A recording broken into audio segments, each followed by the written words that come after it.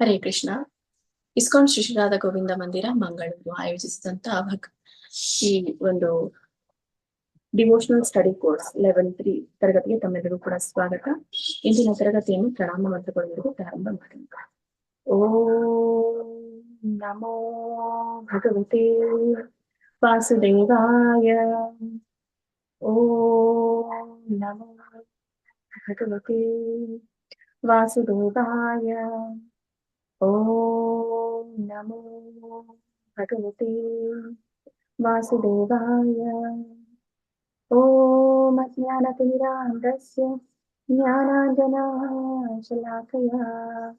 ಚಕ್ಷುರುನ್ಮಿಲಿತಂ ಯೇನ ತಸ್ಮೈ ಶ್ರೀ ಗುರುವೇ ನಮಃ. ಶ್ರೀ ಚೈತನ್ಯ ಮನೋಭೀಷ್ಟಂ ಸ್ಥಾಪಿತಂ ಯೇನ ಭೂತಲೆ ಸ್ವಯಂ ರೂಪಃ ಕದಾ ಮಹ್ಯಂ ದದಾತಿ ಸ್ವಪದಾಂತಿಕಂ. ವಂದೇಹಂ ಶ್ರೀ ಗುರೋಃ ಶ್ರೀಯುತಾಪದಕಮಲಂ ಶ್ರೀ ಗುರೂನ್ ವೈಷ್ಣವಾಂಶ್ಚ ಶ್ರೀರೂಪಂ ಸಾಗ್ರಜಾತಂ ಸಹಗಣ ರಘುನಾಥಾನ್ವಿತಂ तं ಸಜೀವಂ ಸಾದ್ವೈತಂ ಸಾವಧೂತಂ ಪರಿಜನಸಹಿತಂ ಕೃಷ್ಣ ಚೈತನ್ಯ ದೇವಂ ಶ್ರೀ ರಾಧಾ ಕೃಷ್ಣ ಪಾದಾನ್ ಸಹಗಣ ಲಲಿತಾ ಶ್ರೀ ವಿಶಾಖಾನ್ವಿತಾಂಶ್ಚ. ಹೇ ಕೃಷ್ಣ ಕರುಣಾ ಸಿಂಧೋ ದೀನಬಂಧೋ ಜಗತ್ಪತೆ ಗೋಪೇಶ ಗೋಪಿಕಾ ಕಾಂತ ರಾಧಾಕಾಂತ ನಮೋಸ್ತುತೇ. ತಪ್ತ ಕಾಂಚನ ಗೌರಾಂಗಿ ರಾಧೆ ವೃಂದಾವನೇಶ್ವರಿ ವೃಷಭಾನುಸುತೆ ದೇವಿ ಪ್ರಣಮಾಮಿ ಹರಿಪ್ರಿಯೇ. ನಮಃ ಓಂ ವಿಷ್ಣುಪಾದಾಯ ಕೃಷ್ಣ ಪ್ರೇಷ್ಠಾಯ ಭೂತಲೆ ಶ್ರೀಮತೆ ಭಕ್ತಿವೇದಾಂತ ಸ್ವಾಮಿನಿತಿ ನಾಮಿನೇ. ನಮಸ್ತೆ ಸಾರಸ್ವತೆ ದೇವಿ ಗೌರವಾಣಿ ಪ್ರಚಾರಿಣಿ ನಿರ್ವಿಶೇಷ ಶೂನ್ಯವಾದಿ ಪಾಶ್ಚಾತ್ಯ ದೇಶತಾರಿಣಿ. जय श्री कृष्ण चैतन्य प्रभु नित्यानंद श्री अद्वैत गदाधर श्रीवासादि गौर भक्त वृंद. हरे कृष्णा कृष्ण कृष्णा हरे हरे हरे राम राम राम हरे हरे. इस्कॉन श्री श्री राधा गोविंद की जय. श्री श्री गौर निताय की जय. श्रीला गुरुदेव की जय. श्रीला प्रभुपाद की जय. ಎಲ್ಲ ಗುರು ಪರಂಪರೆಗೂ ಜೈ. ಎಲ್ಲ ದೀಕ್ಷಾ ಗುರುಗಳಿಗೂ ಜೈ. ಎಲ್ಲ ಶಿಕ್ಷಾ ಗುರುಗಳಿಗೂ ಜೈ. ಇಲ್ಲಿ ನೆರೆದಿರುವಂತ ಎಲ್ಲ ಭಕ್ತವೃಂದಕ್ಕೂ ಜೈ. ವಾಂಛಾ ಕಲ್ಪತರುಭ್ಯಶ್ಚ ಕೃಪಾ ಸಿಂಧುಭ್ಯೋ ಏವ ಚ ಪತಿತಾನಾಂ ಪಾವನೇಭ್ಯೋ वैष्णवेभ्यो नमो नमः. अनंत कोटि वैष्णव वृंद की जय. श्रील प्रभुपाद की जय. ಹರೇ ಕೃಷ್ಣ. ಎಲ್ಲ ಮಾತಾಡಿ ಪ್ರಭುಜಿಗಳಿಗೆ ನನ್ನ ವಾಯ್ಸ್ ಕ್ಲಿಯರ್ ಇದೆ ಅನ್ಕೊಳ್ತೀನಿ. ಈಗಾಗಲೇ ಮಾತಾಜಿ ಅವರು ಹೇಳಿದ್ರು. ಇವತ್ತು ತರಗತಿಯನ್ನ ಪ್ರಾರಂಭ ಮಾಡೋಕ್ಕಿಂತ ಮುಂಚೆ ಈ ಒಂದು ಶ್ರೀ ಶ್ರೀ ಷಡ್ಗೋಸ್ವಾಮಿ ಅಷ್ಟಕಂ, ಮುಖ್ಯವಾಗಿ ನಮ್ಗೆ ಈ ಭಕ್ತಿ ರಸಾಮೃತ ಸಿಂಧುವನ್ನ ಪ್ರಾರಂಭ ಮಾಡಿದಾಗ 6 ಗೋಸ್ವಾಮಿಗಳನ್ನ ನಾವು ಕಾಣ್ತೇವೆ. 6 ಗೋಸ್ವಾಮಿಗಳಿಗೆ ನಾವು ಒಂದು ಕೊಡುವಂತಹ ಪ್ರಣಾಮಗಳನ್ನ, ಗೌರವ ಪೂರ್ವಕವಾದಂತಹ ಪ್ರಣಾಮಗಳನ್ನ ನಾವು ಸಲ್ಲಿಸಿ ಈ ಒಂದು ತರಗತಿನ ಪ್ರಾರಂಭ ಮಾಡೋಣ. ಮತ್ತೆ ಈ ಪ್ರಣಾಮದ ಅರ್ಥವನ್ನು ಕೂಡ ನಾವು ತಿಳಿದುಕೊಂಡು ಇವತ್ತಿನ ತರಗತಿಯನ್ನು ಪ್ರಾರಂಭ ಮಾಡೋಣ. ಎಲ್ರೂ ಕೂಡ ತಿಳ್ಕೊಳ್ಳೇಬೇಕಾದಂತಹ ಇದು ಒಂದು ಅಷ್ಟಕಂ. ಇದು ಈಗಾಗಲೇ ಕೇಳಿರ್ಬಹುದು ಬಹಳಷ್ಟು ಜನ. PDF ಕೂಡ ಶೇರ್ ಮಾಡಿದ್ದೀನಿ. ನನ್ನ ಜೊತೆಗೇನೆ ನೀವು ಅಲ್ಲಿ ಮ್ಯೂಟ್ ಅಲ್ಲಿ ಇದ್ಕೊಂಡು ಅನ್ಬಹುದು.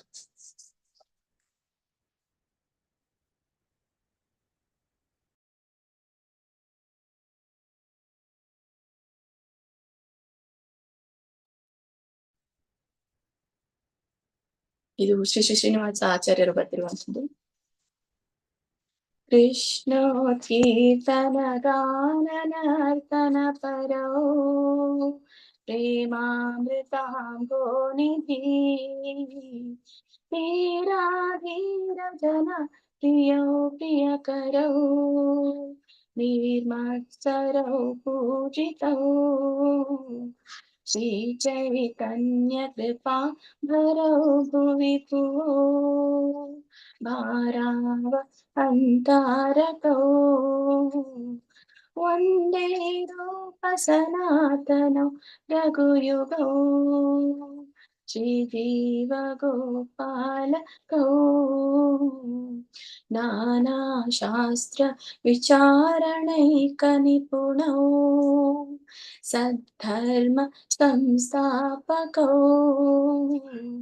लोकानाभितकारिणौ त्रिभुवने मान्यो शरण्याकरो राधा कृष्ण पदारविन्द भजना नन्देन मत्तालिकौ वन्दे रूपसनातनो रघुयुगो श्रीजीवगोपालको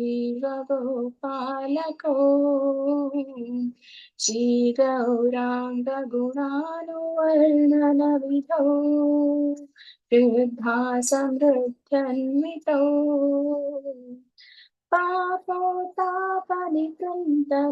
तनुभृता गोविन्दगानामृतैः आनन्दाम्बुदिवदनैकनिपुणौ केवल्यनिस्तारकौ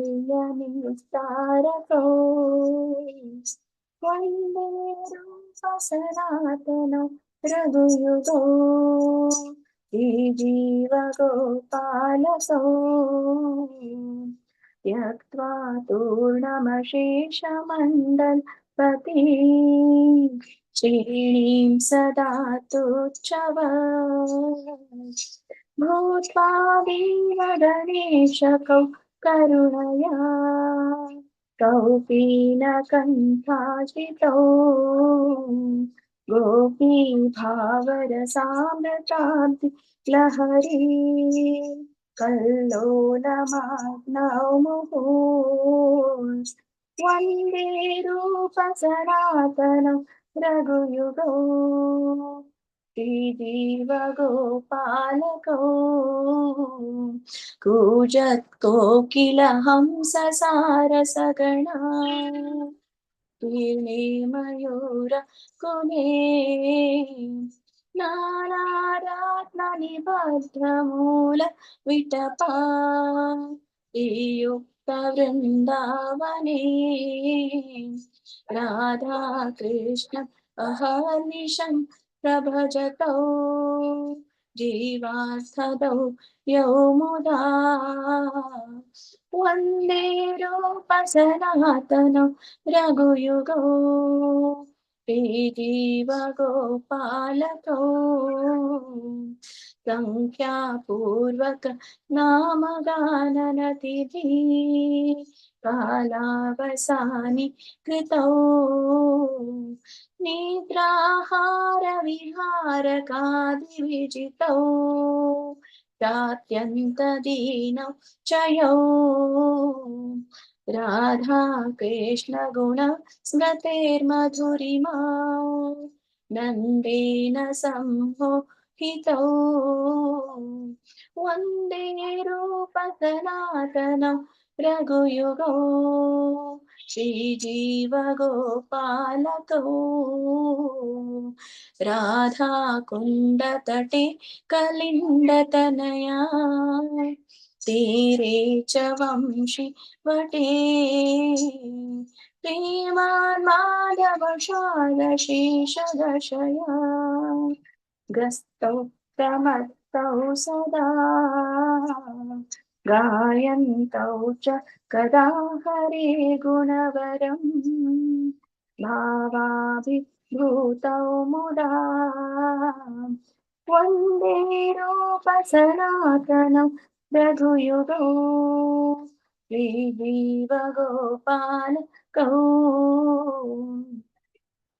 हे राधे व्रजदेवी के चललिते, हे नंद सुनो कुथा, श्री गोवर्धन कल्प पादपतले, कालिंदी वाहने कुथा, घोषन्ताविति सर्वतो व्रजपुरे, खेदैर्महा विप्पलौ, वन्दे रूपसनातनं रघुयुगौ, श्रीजीवगोपालकौ, विष्णु कीर्तन गाननर्तन परौ, प्रेमामृताम्बु निधि, लीलाधीरचन प्रिय प्रियकरौ, निर्मत्सरौ पूजितौ।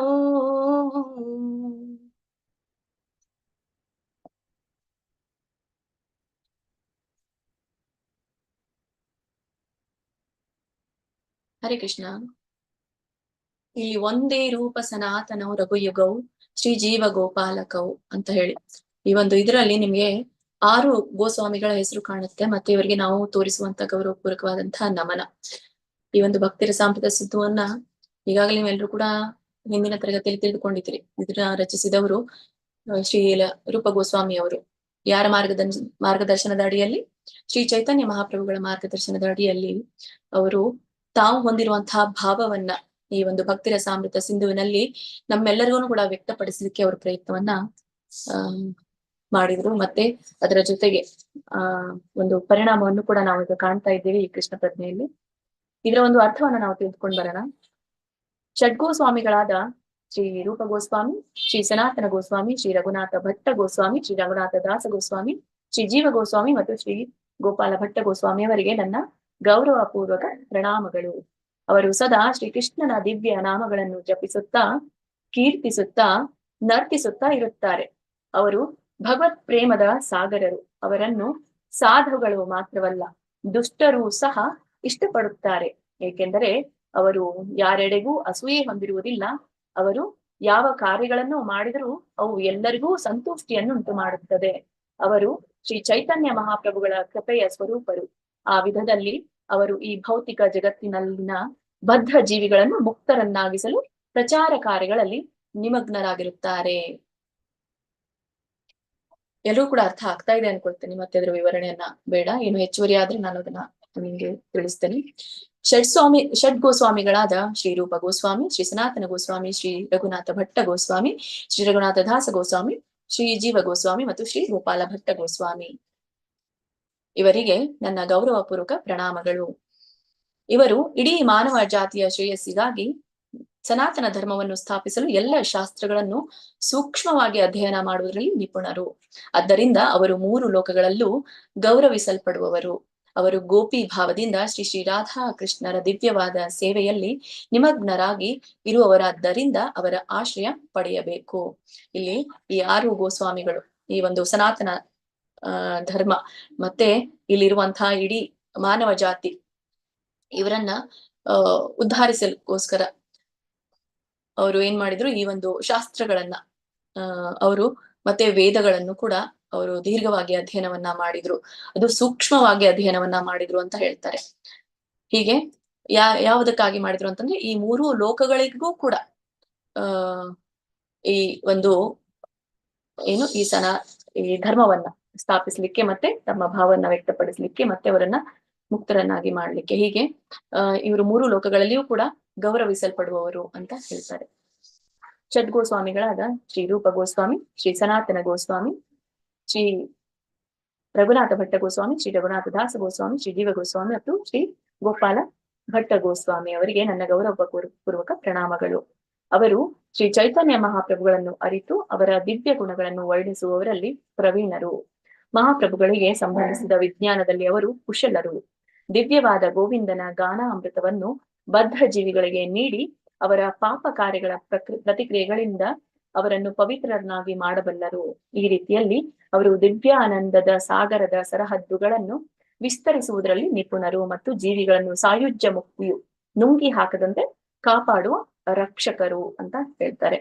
ಇಲ್ಲಿ ಹೇಳಿರುವಂತದ್ದು ಶ್ರೀ ಚೈತನ್ಯ ಮಹಾಪ್ರಭುಗಳು ಅವರನ್ನು ಕೂಡ ಹೀಗೆ ಪ್ರೇಮ ಭಾವದಲ್ಲಿ ಅವರ ಭಾವವನ್ನ ವ್ಯಕ್ತಪಡಿಸ್ಲಿಕ್ಕೆ ಅವರ ದಿವ್ಯ ಗುಣಗಳನ್ನ ಅವರು ತುಂಬಾನೇ ಇಲ್ಲಿ ವರ್ಣಿಸಿದ್ದಾರೆ. ಅದನ್ನು ವರ್ಣಿಸುವುದರಲ್ಲಿ ಕೂಡ ಅವರು ತುಂಬಾ ಪ್ರವೀಣರು, ವಿದ್ವಾಂಸರು ಅಂತ ಹೇಳ್ತಾರೆ. ಹೀಗೆ ಈ ಚೈತನ್ಯ ಮಹಾಪ್ರಭುಗಳಿಗೆ ಸಂಬಂಧಪಟ್ಟ ಹಾಗೆ ಈ ಒಂದು ಕೃಷ್ಣ ಪ್ರಜ್ಞೆಯ ವಿಜ್ಞಾನವನ್ನ ಅವರು ಕುಶಲತೆಯಿಂದ ಎಲ್ಲರಿಗೂ ತಿಳಿಸಿದ್ರು. ಮತ್ತೆ ಜೊತೆಗೆ ಬದ್ಧ ಜೀವಿಗಳನ್ನ ಪಾಪಕರ್ಮಗಳಿಂದ ಮುಕ್ತವನ್ನಾಗಿ ಮಾಡ್ಲಿಕ್ಕೆ, ಪಾಪಕರ್ಮಗಳಿಂದ ಎಷ್ಟು ನಾವು ಮುಕ್ತಿ ಹೊಂತೀವೋ ಅಷ್ಟು ನಾವು ಶುಚಿ ಆಗ್ತೇವೆ, ಅಷ್ಟು ನಾವು ಶುದ್ಧರಾಗ್ತೇವೆ, ಅಂದ್ರೆ ಪವಿತ್ರರಾಗ್ತೇವೆ ಅಂತ ಇಲ್ಲಿ ಅವ್ರು ಹೇಳ್ತಾ ಇದ್ದಾರೆ.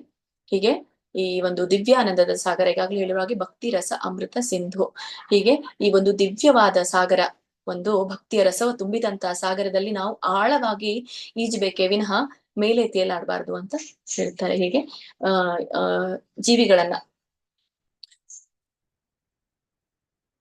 ಈ ಸಾಯುಜ್ಯ ಮುಕ್ತಿ ಅಂತಂದ್ರೆ ಇದು ಮುಂದೆ ನಮ್ಗೆ ಈಗ ತಿಳ್ಕೊಳ್ತೀವಿ ಈ ಮೊದಲನೇ ಅಧ್ಯಾಯದಲ್ಲಿ. ಸಾಯುಜ್ಯ ಮುಕ್ತಿ ನುಂಗಿ ಹಾಕ್ಬಾರ್ದು, ಅದು ಏಕತ್ವಂ ಅಂತೂ ಕೂಡ ಹೇಳ್ತೀವಿ. ಸೊ ಅದನ್ನ ನುಂಗಿ ಹಾಕದಂತೆ ಕಾಪಾಡ್ತಾರೆ ಇವರಾರು ಗೋಸ್ವಾಮಿಗಳು ಅಂತ ಹೇಳ್ತಾರೆ. ಮತ್ತೆ ಷಡ್ ಗೋಸ್ವಾಮಿಗಳಾದ ಶ್ರೀ ರೂಪ ಗೋಸ್ವಾಮಿ, ಶ್ರೀ ಸನಾತನ ಗೋಸ್ವಾಮಿ, ಶ್ರೀ ರಘುನಾಥ ಭಟ್ಟ ಗೋಸ್ವಾಮಿ, ಶ್ರೀ ರಘುನಾಥ ದಾಸ ಗೋಸ್ವಾಮಿ, ಶ್ರೀ ಜೀವ ಗೋಸ್ವಾಮಿ ಮತ್ತು ಶ್ರೀ ಗೋಪಾಲ ಭಟ್ಟ ಗೋಸ್ವಾಮಿ ಅವರಿಗೆ ನನ್ನ ಗೌರವಪೂರ್ವಕ ಪ್ರಣಾಮಗಳು.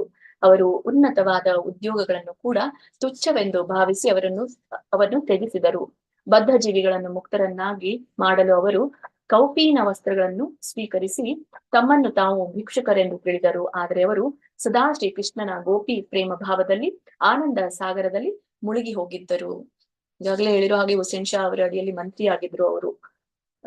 ಯಾರಾದ್ರೂ ಹೇಳ್ತೀರಾ ಅವರ ಹೆಸರನ್ನ ಹೇಗೆ ಮರು ನಾಮಕರಣವನ್ನ ಮಾಡಲಾಗಿತ್ತು? ರೂಪ ಗೋಸ್ವಾಮಿ ಮತ್ತೆ ಶ್ರೀ ಸನಾತನ ಗೋಸ್ವಾಮಿ ಅವರದ್ದು ಹ್ಯಾಂಡ್ ರೈಸ್ ಮಾಡ್ಲಾ?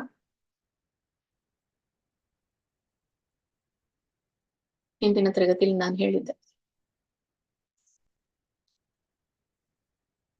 ಮಂತ್ರಿಗಳಾದ್ಮೇಲೆ ಅವರು ಹೆಸರನ್ನ ಅನ್ಮಿಟ್ ಮಾಡ್ಕೊಳ್ಳಿ ಮಾತಾಜಿ. ಹರೇ ಕೃಷ್ಣ ಮಾತಾಜಿ.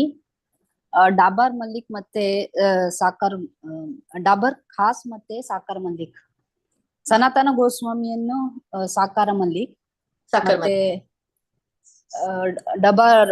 ಡಾಬರ್ ಮಲ್ಲಿಕ್ ಡಬರ್ ಖಾಸ್ ಇವರು ಶ್ರೀಲಾ ರೂಪ ಗೋಸ್ವಾಮಿ. ಓಕೆ ಮಾತಾಜಿ, ಹರೇ ಕೃಷ್ಣ. ಎಸ್ ಜಯಮತಿ ಮಾತಾಜಿ. ದಬೀರ್ ಖಾಸ್ ಅವ್ರ ಸಾಕಾರ ಮಲ್ಲಿಕ್. ದಬೀರ್ ಖಾಸ್ ಯಾರು ಮಾತಾಜಿ? ರೂಪ ಗೋಸ್ವಾಮಿ ಅವರು. ಸಾಕಾರ ಮಲ್ಲಿಕ್ ಸನಾತನ ಗೋಸ್ವಾಮಿ. ಸಾಕರ್ ಮಲ್ಲಿಕ್ ಸನಾತನ ಗೋಸ್ವಾಮಿ ಅವರು. ಹೀಗೆ ಒಂದು ಹುಸೇನ್ ಶಾ ಅದು ಅವರು ಯಾವ ಒಂದು ಇದರ ರಾಜ್ಯ?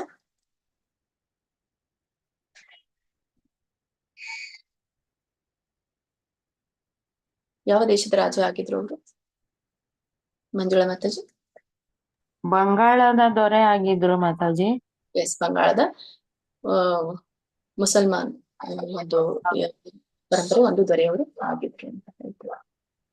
ಹೀಗೆ ಇಲ್ಲಿ ಇವರು ಅಲ್ಲಿ ಇರುವಂತಹ ಮಂತ್ರಿ ಪದವಿಯನ್ನು ಕೂಡ ತೋರಿದ್ರು ಅನ್ನೋದನ್ನ ಇಲ್ಲಿ ಹೇಳ್ತಾರೆ. ಕೌಪಿನ ವಸ್ತ್ರವನ್ನ ಧರಿಸಿ ತಮ್ಮನ್ನ ತಾವು ಭಿಕ್ಷುಕರಂತ ತಿಳ್ಕೊಂಡು ಮತ್ತೆ ಅವರು ಹೀಗೆ ಶ್ರೀಕೃಷ್ಣನ ಗೋಪಿ ಪ್ರೇಮ ಭಾವದಲ್ಲಿ ಆನಂದ ಸಾಗರದಲ್ಲಿ ಮುಳುಗಿದ್ರು ಅಂತ ಹೇಳ್ತಾರೆ. ಷಡ್ಗೋಸ್ವಾಮಿಗಳಾದ ಶ್ರೀ ರೂಪ ಗೋಸ್ವಾಮಿ, ಶ್ರೀ ಸನಾತನ ಗೋಸ್ವಾಮಿ, ಶ್ರೀ ರಘುನಾಥ ಭಟ್ಟ ಗೋಸ್ವಾಮಿ, ಶ್ರೀ ರಘುನಾಥ ದಾಸ ಗೋಸ್ವಾಮಿ, ಶ್ರೀ ಜೀವ ಗೋಸ್ವಾಮಿ ಮತ್ತು ಶ್ರೀ ಗೋಪಾಲ ಭಟ್ಟ ಗೋಸ್ವಾಮಿ ಅವರಿಗೆ ನನ್ನ ಗೌರವಪೂರ್ವಕ ಪ್ರಣಾಮಗಳು. ಅವರು ದಿವ್ಯ ವೃಂದಾವನ ಧಾಮದಲ್ಲಿ ಸದಾ ರಾಧಾಕೃಷ್ಣರನ್ನು ಪೂಜಿಸುತ್ತಿದ್ದರು. ವೃಂದಾವನ ಧಾಮವು ಸುಂದರವಾದ ಮರಗಳು, ಹೂಗಳು, ಹಣ್ಣುಗಳಿಂದ ತುಂಬಿದ್ದು ವಿವಿಧ ಬಗೆಯ ರತ್ನಗಳನ್ನು ತಮ್ಮ ಬೇರುಗಳ ಕೆಳಗೆ ಹೊಂದಿದ್ದವು. ಗೋಸ್ವಾಮಿಗಳು ಜೀವಿಗಳಿಗೆ ಜೀವನದ ಲಕ್ಷ್ಯವೆಂಬ ಉತ್ತಮವಾದ ವರವನ್ನು ಅತ್ಯಾನಂದದಿಂದ ನೀಡಿದರು ಅಂತ ಹೇಳ್ತಾರೆ. ಹೀಗೆ ಕೊನೆಯದಾಗಿ ಯಾರು ಗೋಸ್ವಾಮಿಗಳು ದಿವ್ಯವಾದ ವೃಂದಾವನ ಧಾಮದಲ್ಲಿ ಇರ್ತಿದ್ರು, ರಾಧಾಕೃಷ್ಣನನ್ನ ಪೂಜಿಸ್ತಿದ್ರು. ಆ ಸುಂದರವಾದ ಧಾಮದಲ್ಲಿ ಆ ಸುಂದರವಾದಂತಹ ಸೊಬಗನ್ನ, ಅಲ್ಲಿರುವಂತಹ ಎಲ್ಲ ವೈಭವಗಳನ್ನ ಅವರು ಅನುಭವಿಸ್ತಾ ಇದ್ರು, ಆ ಭಾವವನ್ನ ಅವರು ವ್ಯಕ್ತಪಡಿಸ್ತಾ ಇದ್ರು ಅಂತ, ಅಂತ್ಯಾನಂದದಲ್ಲಿ ಅವರು ಇದ್ರು ಅಂತ ಹೇಳ್ತಾರೆ, ಅತೀಂದ್ರಿಯ ಆನಂದದಲ್ಲಿ. ಷಡ್ಗೋಸ್ವಾಮಿಗಳಾದ ಶ್ರೀ ರೂಪ ಗೋಸ್ವಾಮಿ, ಶ್ರೀ ಸನಾತನ ಗೋಸ್ವಾಮಿ, ಶ್ರೀ ರಘುನಾಥ ಭಟ್ಟ ಗೋಸ್ವಾಮಿ, ಶ್ರೀ ರಘುನಾಥ ದಾಸ ಗೋಸ್ವಾಮಿ, ಶ್ರೀ ಜೀವ ಗೋಸ್ವಾಮಿ ಮತ್ತು ಶ್ರೀ ಗೋಪಾಲ ಭಟ್ಟ ಗೋಸ್ವಾಮಿ ಅವರಿಗೆ ನನ್ನ ಗೌರವಪೂರ್ವಕ ಪ್ರಣಾಮಗಳು. ಅವರು ಭಗವಂತನ ನಾಮದ ಜಪವನ್ನು ಮತ್ತು ಪ್ರಣಾಮಗಳನ್ನು ಒಂದು ನಿರ್ದಿಷ್ಟ ಸಂಖ್ಯೆಯಲ್ಲಿ ಮಾಡುತ್ತಿದ್ದರು. ಈ ರೀತಿಯಲ್ಲಿ ಅವರು ತಮ್ಮ ಅಮೂಲ್ಯವಾದ ಜೀವನವನ್ನು ಉಪಯೋಗಿಸಿದರು. ಈ ಭಗವಂತನ ಸೇವಾ ಕಾರ್ಯಕ್ರಮಗಳಲ್ಲಿ ನಿಮಗ್ನರಾಗಿ ಭಗವಂತನ ದಿವ್ಯ ಗುಣಗಳನ್ನು ಸ್ಮರಿಸುತ್ತಾ ಅವರು ತಮ್ಮ ನಿದ್ರಾ ಮತ್ತು ಆಹಾರಗಳನ್ನು ಜಯಿಸಿದ್ದರು. ಅವರು ಸದಾ ನಮ್ರ ಭಾವದಿಂದ ನಡೆದುಕೊಳ್ತಿದ್ರು ಅಂತ ಹೇಳ್ತಾರೆ. ಸದಾ ಅವರು ನಾಮ ಜಪದಲ್ಲಿ ಇರ್ತಾ ಇದ್ರು, ಸದಾ ಅವರು ಪ್ರಣಾಮವನ್ನ ಮಾಡ್ತಾ ಇದ್ರು, ಈ ತಮ್ಮ ಅಮೂಲ್ಯವಾದಂತಹ ಜೀವನವನ್ನ ಸರಿಯಾಗಿ ಅರ್ಥಕೊಂಡಿದ್ರು. ಮತ್ತೆ ಯಾವಾಗ್ಲೂ ಈ ಒಂದು ನಮ್ಮ ಜೀವನ ಸೇವಾ ಕಾರ್ಯಕ್ಕಾಗಿರುವಂಥದ್ದು ಅಂತ ಹೇಳಿ ಭಗವಂತನ ದಿವ್ಯ ಗುಣಗಾನ ಮತ್ತೆ ಸ್ಮರಣೆ ಎಲ್ಲಿ ಅವ್ರು ಇರ್ತಾ ಇದ್ರು. ಮತ್ತೆ ಜೊತೆಗೆ ಅವರು ನಿದ್ರೆ ಆಹಾರವನ್ನು ಕೂಡ ಜಯಿಸಿದ್ರು ಅಂತ ಹೇಳ್ತಾರೆ. ಹೀಗೆ ಸದಾ ಅವರು ನಮ್ರ ಭಾವದಲ್ಲಿ ಇರ್ತಾ ಇದ್ರು. ಅವರು ಆಗಾಗ ರಾಧಾಕುಂಡದ ಹತ್ತಿರ ಅಥವಾ ಯಮುನಾ ನದಿಯ ತೀರದಲ್ಲಿ ಅಥವಾ ಕೆಲವೊಮ್ಮೆ ವಂಶಿ ಮಠದ ಹತ್ತಿರ ಇರುತ್ತಿದ್ದರು. ಅಲ್ಲಿ ಅವರು ಕೃಷ್ಣ ನೆಡಗಿನ ಪ್ರೇಮಾನಂದದಿಂದ ವಿವಿಧ ದಿವ್ಯ ಅನುಭೂತಿಗಳನ್ನು ಪ್ರದರ್ಶಿಸುತ್ತಾ ಕೃಷ್ಣ ಪ್ರಜ್ಞೆಯ ಪರಮಾನಂದ ಸಾಗರದಲ್ಲಿ ಮುಳುಗಿ ಹೋಗಿದ್ದರು ಅಂತ ಹೇಳ್ತಾರೆ. ಹೀಗೆ ಅವರು ಎಲ್ಲಿ ಇರ್ತಿದ್ರು ಅಂತಂದ್ರೆ, ಈ ಚೈತನ್ಯ ಮಹಾಪ್ರಭುಗಳು ಹೇಳಿರೋ ಹಾಗೆ ಅವರ ಒಂದು ಉಪದೇಶ ಕೇಳಿದ ಮೇಲೆ ಎಲ್ಲಿ ಪ್ರಯಾಗದಲ್ಲಿ 7 ದಿನಗಳ ಕಾಲ ಅವರಿಗೆ ಚೈತನ್ಯ ಮಹಾಪ್ರಭುಗಳು ಒಂದು ಬೋಧನೆಯನ್ನ ನೀಡಿದ್ರು. ಆ ಬೋಧನೆಯಲ್ಲಿ ಈ ಒಂದು ವೃಂದಾವನದಲ್ಲಿ ಇರುವಂತಹ ಎಲ್ಲ ಲೀಲೆಯ ಜಾಗಗಳನ್ನು ಕೂಡ ಅವರು ಹುಟ್ಟು ಹಾಕಿ ಅದನ್ನ ತೆರವುಗೊಳಿಸ್ಬೇಕು ಅಂತ ಅವರ ಒಂದು ಬೋಧನೆ ಆಗಿತ್ತು, ಒಂದು ಆದೇಶ ಆಗಿತ್ತು. ಹೀಗೆ ಅವರು ಅದನ್ನ ಹುಟ್ಟು ಹಾಕಿದ ಮೇಲೆ ಯಾವಾಗ್ಲೂ ಅವರು ರಾಧಾಕುಂಡದ ಹತ್ರ ಇರ್ತಾ ಇದ್ರು, ಯಮುನಾ ನದಿಯ ತೀರದಲ್ಲಿ ಅವರು ಇರ್ತಿದ್ರು. ಮತ್ತೆ ವಂಶಿವಟ ಅಂತ ಹೇಳ್ತಾರೆ. ವಂಶಿವಟ, ವಂಶಿ ಅಂತಂದ್ರೆ ಕೊಳಲು, ಆ ಕೊಳಲಿನ ವಟ ಅಂತ ಕೊಳಲಿನ ಸ್ಥಳದಲ್ಲಿ ಅವರು ಇರ್ತಾ ಇದ್ರು ಅಂತ ಹೇಳ್ತಾರೆ. ಅಂದ್ರೆ ಕೃಷ್ಣ ಕೊಳಲನ್ನ ನುಡಿಸುವಂತಹ ಜಾಗ. ಅಲ್ಲಿ ಅವರು ಕೃಷ್ಣನೆಡೆಗೆ ಪ್ರೇಮಾನಂದದಿಂದ ವಿವಿಧ ದಿವ್ಯ ಅನುಭೂತಿಗಳನ್ನು ಪ್ರದರ್ಶಿಸ್ತಾ ಇದ್ರು.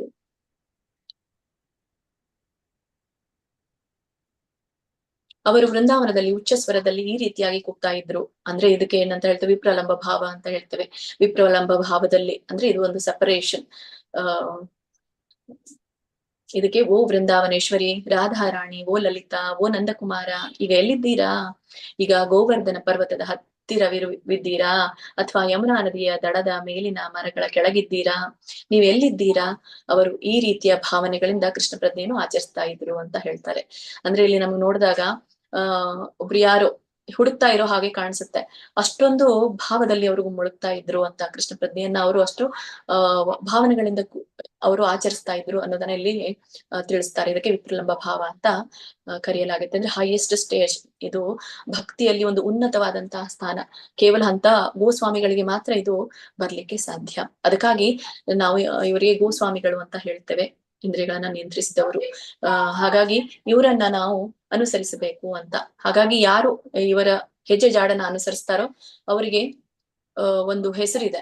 ಏನಂತ ಹೇಳ್ತಾರೆ, ಹೇಳ್ತೀರಾ?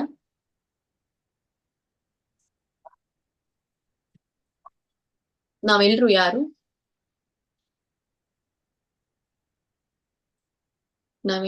ನಮ್ಗೆಲ್ರಿಗೂ ಕೂಡ ಏನಂತ ಹೇಳ್ತಾರೆ ಅಂದ್ರೆ, ಈಗ ನಾವು ಭಕ್ತಿರ ಸಾಮ ಸಿಂಧುವನ್ನ ಕಲಿತಾ ಇದ್ದೇವೆ. ರುಚಿಲ ರೂಪ ಗೋಸ್ವಾಮಿ ಅವರು ನಮ್ಗೆ ಭಕ್ತಿರ ಸಾಮೃತ ಸಿಂಧು ಗ್ರಂಥವನ್ನ ಕೊಟ್ಟಿದ್ದಾರೆ. ಹಾಗಾಗಿ ಈ ಗ್ರಂಥವನ್ನ ಓದುವವರು ಅವರನ್ನ ಅನುಸರಿಸುವವರಿಗೆ ಏನಂತ ಕರೀತಾರೆ? ಹರೇ ಕೃಷ್ಣ. ಮಂಜುಳಾ ಮಾತಾಜಿ. ಎಸ್ ಮಾತಾಜಿ, ಅನ್ಮ್ಯೂಟ್ ಇದೆ. ಓಕೆ, ಹರೇ ಕೃಷ್ಣ. ಪ್ರಶ್ನೆ ಏನ್ ಮಾತಾಜಿ? ನಮ್ಗೆ ನಾವೆಲ್ಲ ಏನು ಅಂತ ಕೇಳಿದ್ರಿ ಅಲ್ವಾ? ಅಂದ್ರೆ ಮಾತಾಜಿ ಓಕೆ, ಶ್ರೀಲರೂಪ ಗೋಸ್ವಾಮಿ ಅವ್ರನ್ನ ಬೇರೆ ತರ ಕೇಳ್ತೇನೆ ಈಗ. ಶ್ರೀಲರೂಪ ಗೋಸ್ವಾಮಿ ಅವರನ್ನ ಅನುಸರಿಸುವವರಿಗೆ ಏನಂತ ಹೇಳ್ತಾರೆ? ಅವರ ಹೆಜ್ಜೆಯನ್ನ ಅನುಸರಿಸುವವರಿಗೆ ಏನಂತ ಹೇಳ್ತಾರೆ? ಶಿಷ್ಯರು ಅಂತಾರೆ ಮಾತಾಜಿ. ಶಿಷ್ಯರು. ಓಕೆ, ಮತ್ತೆ ಯಾರಾದ್ರೂ ಹೇಳ್ತೀರಾ? ಓಕೆ ಮಾತಾಜಿ, ಧನ್ಯವಾದಗಳು. ಲತಾ ಮಾತಾಜಿ. ರೂಪಾನುಗರು. ಎಸ್ ಮಾತಾಜಿ, ಧನ್ಯವಾದಗಳು. ಏನಂತ ಹೇಳ್ತಾರೆ? ರೂಪಾನುಗರು ಅಂತ ಹೇಳ್ತಾರೆ. ಈ ಒಂದು ಷಡ್ಗೋಸ್ವಾಮಿಗಳ ಅಷ್ಟಕವನ್ನ ನಿಮ್ಗೆ ತೋರಿಸಿರೋದು ಅದಕ್ಕೋಸ್ಕರನೇ. ಅವ್ರು ಎಂತ ಭಾವವನ್ನ ಹೊಂದಿದ್ರು ಅಲ್ಲಿ ಒಂದು ವೃಂದಾವನದಲ್ಲಿ ಅನ್ನೋದನ್ನ ಇದು ನಮ್ಗೆ ತಿಳಿಸುತ್ತೆ. ಸೊ ಹೇಗೆ ಅವರು ಭಕ್ತಿಯಲ್ಲಿ ಇದ್ರು ಅನ್ನೋದನ್ನ, ಅದಕ್ಕಾಗಿಯೇ ಅವರಿಗೆ ಶ್ರೀ ಚೈತನ್ಯ ಮಹಾಪ್ರಭುಗಳು ಅವರಿಗೆ ಈ ಒಂದು ಭಕ್ತಿ ರಸಾಮೃತ ಸಿಂಧುವನ್ನ ಎಲ್ಲ ಭಕ್ತರಿಗೆ ಪರಿಚಯಿಸಲಿಕ್ಕೆ ಹೇಳಿರುವಂತದ್ದು ಅಂತ. ಓಕೆ, ನಿನ್ನೆಯ ತರಗತಿಯ ಕುರಿತು ಅಂದ್ರೆ ಹಿಂದಿನ ತರಗತಿಯ ಕುರಿತು ಸ್ವಲ್ಪ ನಾವು ರೀಕ್ಯಾಪ್ ಅನ್ನ ಮಾಡ್ಕೊಂಡು ಬರೋಣ. ಈ ಹಿಂದಿನ ತರಗತಿಯಲ್ಲಿ ನಾವು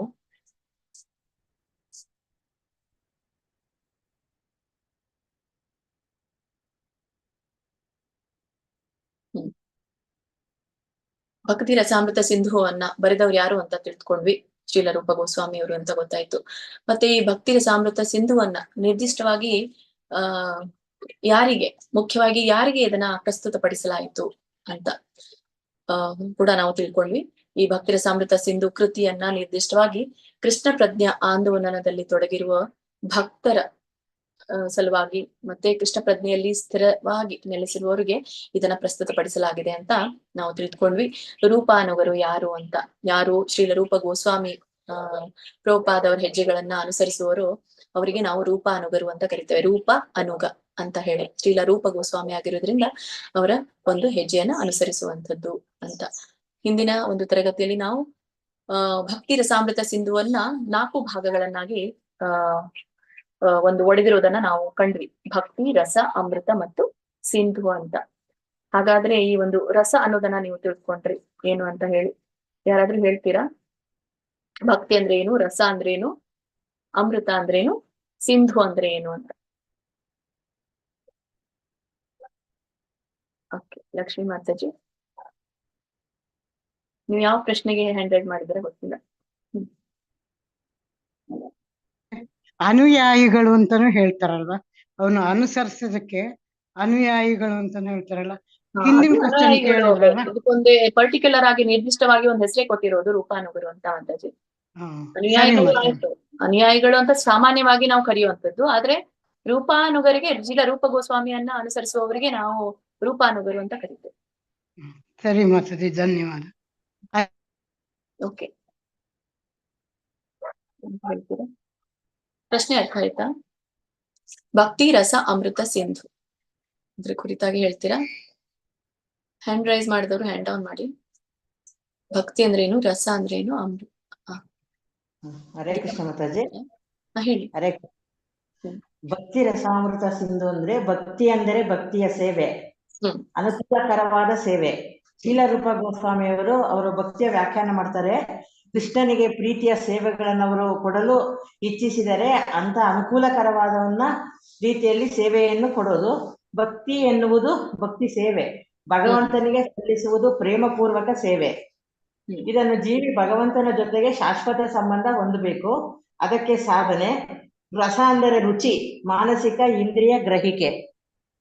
ಮತ್ತೆ ಈ ದೇಹ ನಾವು ಮಾತಾಜಿ. ಓಕೆ, ಭಕ್ತಿ ಅಂದ್ರೆ ಭಕ್ತಿ ಸೇವೆ, ರಸ ಅಂತಂದ್ರೆ ಅದಕ್ಕೆ ನಾವು ಮಧು ಅಂತ ಹೇಳ್ತೀವಿ, ಮಾನಸಿಕ ಇಂದ್ರಿಯ ಗ್ರಹಿಕೆ. ಮತ್ತೆ ಭಕ್ತಿ ಸೇವೆ ಸಮಯ, ಶಕ್ತಿ, ಸಂಪನ್ಮೂಲ 3 ಇರಬೇಕು. ಇದು ಆದಿ ಅಂತ್ಯ, ನಾವು ಇರೋರು 2 ಮಧ್ಯ ಕಾಲ. ಇದು ಅಶಾಶ್ವತ. ಶಕ್ತಿ ನಮ್ಮ ಇಂದ್ರಿಯಗಳನ್ನ ನಿಗ್ರಹಿಸುತ್ತದೆ. ಯೋಗ ಮಾಯೆಯಲ್ಲಿ ತಟಸ್ಥ ಶಕ್ತಿ ಇರಬೇಕು. ಜೀವಿಗಳನ್ನು ನಾವೆಲ್ಲರೂ ಭಗವಂತನ ವಿಭಿನ್ನ ಅಂಶಗಳು. ಇನ್ನ ಅಮೃತ ಮತ್ತೆ ಸಿಂಧು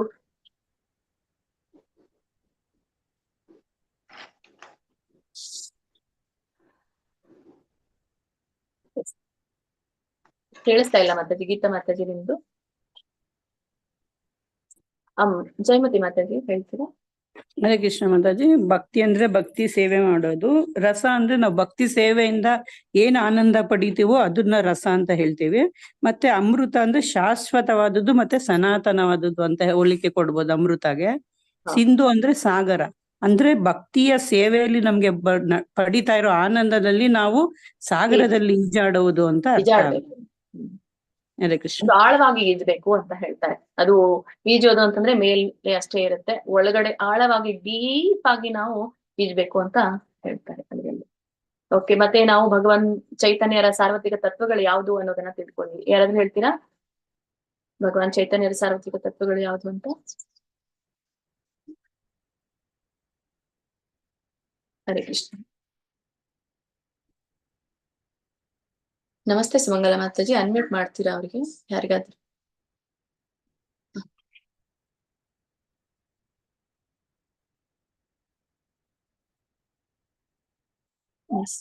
ಹರೇ ಕೃಷ್ಣ ಮಾತಾಜಿ. ಹರೇ ಕೃಷ್ಣ ಮಾತಾಜಿ. ಯಾರಿಗ್ ಮಾಡ್ಬೇಕಿತ್ತು? ಇಲ್ಲ, ನೀವು ಫ್ರೀ ಇದ್ರೆ ಅವ್ರಿಗೆ ಅನ್ಮ್ಯೂಟ್ ಮಾಡ್ತೀರಾ? ನಾನು ಯಾರಿಗಾದ್ರು ಅಂದ್ರೆ ಮ್ಯೂಟ್ ಮಾಡಿದ್ದೇನೆ ಎಲ್ರಿಗೂ.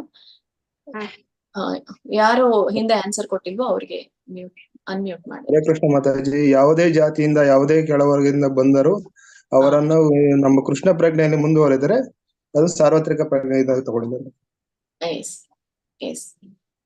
ಧನ್ಯವಾದಗಳು ಪ್ರಭುಜಿ. ಹೌದು, ಕೃಷ್ಣ ವಿಜ್ಞಾನವನ್ನ ತಿಳಿದಿರುವ ಅಂತ ಹೇಳ್ತಾರೆ. ಕೃಷ್ಣ ವಿಜ್ಞಾನವನ್ನ ತಿಳಿದಿರುವಂತವನು ಮತ್ತೆ ಭಗವಂತನ ಸೇವೆಯಲ್ಲಿ ತೊಡಗಿರುವವರು ಬ್ರಾಹ್ಮಣರ ಕುಟುಂಬದಲ್ಲಿ ಜನಿಸಿದ ವ್ಯಕ್ತಿಗಿಂತ ಉನ್ನತ ಸ್ಥಾನದಲ್ಲಿ ಇರ್ತಾರೆ ಅಂತ ಹೇಳ್ತಾರೆ. ಮತ್ತೆ ಈಗ ಪ್ರಭುಜಿ ಅವರು ಹೇಳಿದ ಹಾಗೆ ಇದು ಎಷ್ಟೇ ಶೂದ್ರ ಕುಟುಂಬದಲ್ಲಿ ಅವರು ಜನಿಸಿದ್ರು ಕೂಡ ಅವನು ಕೃಷ್ಣ ವಿಜ್ಞಾನವನ್ನ ತಿಳಿದ ಮಾತ್ರದಿಂದಲೇ ಅವರು ಒಂದು ಉನ್ನತ ಸ್ಥಾನಕ್ಕೆ, ಒಂದು ವೈಷ್ಣವರ ಸ್ಥಾನಕ್ಕೆ ಏರ್ಬಹುದು. ಇದೇ ಒಂದು ಭಗವಾನ್ ಚೈತನ್ಯರ ಸಾರ್ವತ್ರಿಕ ತತ್ವ ಅನ್ನೋದನ್ನ ನಾವು ತಿಳ್ಕೊಳ್ತೀವಿ. ನಾನು ಓದ್ಲಿಕ್ಕೆ ಹೇಳಿದ್ದೆ, ನಿಮ್ಗೆ ಓದಿದೀರಾ ಅಂತ ಅನ್ಕೊಳ್ತೀನಿ ಇದು ಪ್ರಸ್ತಾವನೆಯಲ್ಲಿ. ಅದ್ರ ಕುರಿತಾಗಿ ನಾನು ಒಂದು ಪ್ರಶ್ನೆಯನ್ನ ಕೇಳ್ತೀನಿ. ಈಗಾಗ್ಲೇ ಒಂದು ಶ್ರೀಲ ರೂಪ ಗೋಸ್ವಾಮಿ ಅವರು ಭಕ್ತರಿಗೆ, ಸಾಮಾನ್ಯ ಜನರಿಗೆ ಒಂದು ಆದರ್ಶವಾದಂತಹ ಉದಾಹರಣೆಯನ್ನ ಕೊಟ್ಟಿದ್ದಾರೆ. ಈಗ ಹೇಗೆ ಅವರು ಸೆನ್ಶಾ ಅವರ ಒಂದು ದೊರೆಯ ರಾಜ್ಯದಲ್ಲಿ ಅವರು ಮಂತ್ರಿಯಾಗಿ ಕಾರ್ಯವನ್ನ ನಿರ್ವಹಿಸ್ತಾ ಇದ್ರು. ಅಲ್ಲಿ ಅವರು ಜನಸಾಮಾನ್ಯರಿಗೆ ಆದರ್ಶವಾಗುವಂತೆ ಒಂದು ಉದಾಹರಣೆಯನ್ನು ಕೊಟ್ಟಿದ್ದಾರೆ ತಮ್ಮ ಪರವಾಗಿ. ಸೊ ಅದನ್ನ ನಾನು ಹೇಳ್ಬಿಡ್ತೀನಿ ಏನು ಅಂತ ಹೇಳಿ. ಈಗ ತಾವು ಗಳಿಸಿಟ್ಟಿದ ಹಣವನ್ನ ಹೇಗೆ ನಾವು ಅನುಕರಣೀಯ ರೀತಿಯಲ್ಲಿ ಅದನ್ನ ಹಂಚಬೇಕು, ಅನುಕರಣೀಯ ರೀತಿಯಲ್ಲಿ ನಾವು ಅದನ್ನ ತೊಡಗಿಸ್ಬೇಕು ಅನ್ನೋದನ್ನ ಇಲ್ಲಿ ಹೇಳ್ತಾರೆ. ವಿಶೇಷವಾಗಿ ಇದು ಭಕ್ತರಿಗೆ ಅದನ್ನ ತಿಳಿಸಿಕೊಟ್ಟಿರುವಂತದ್ದು.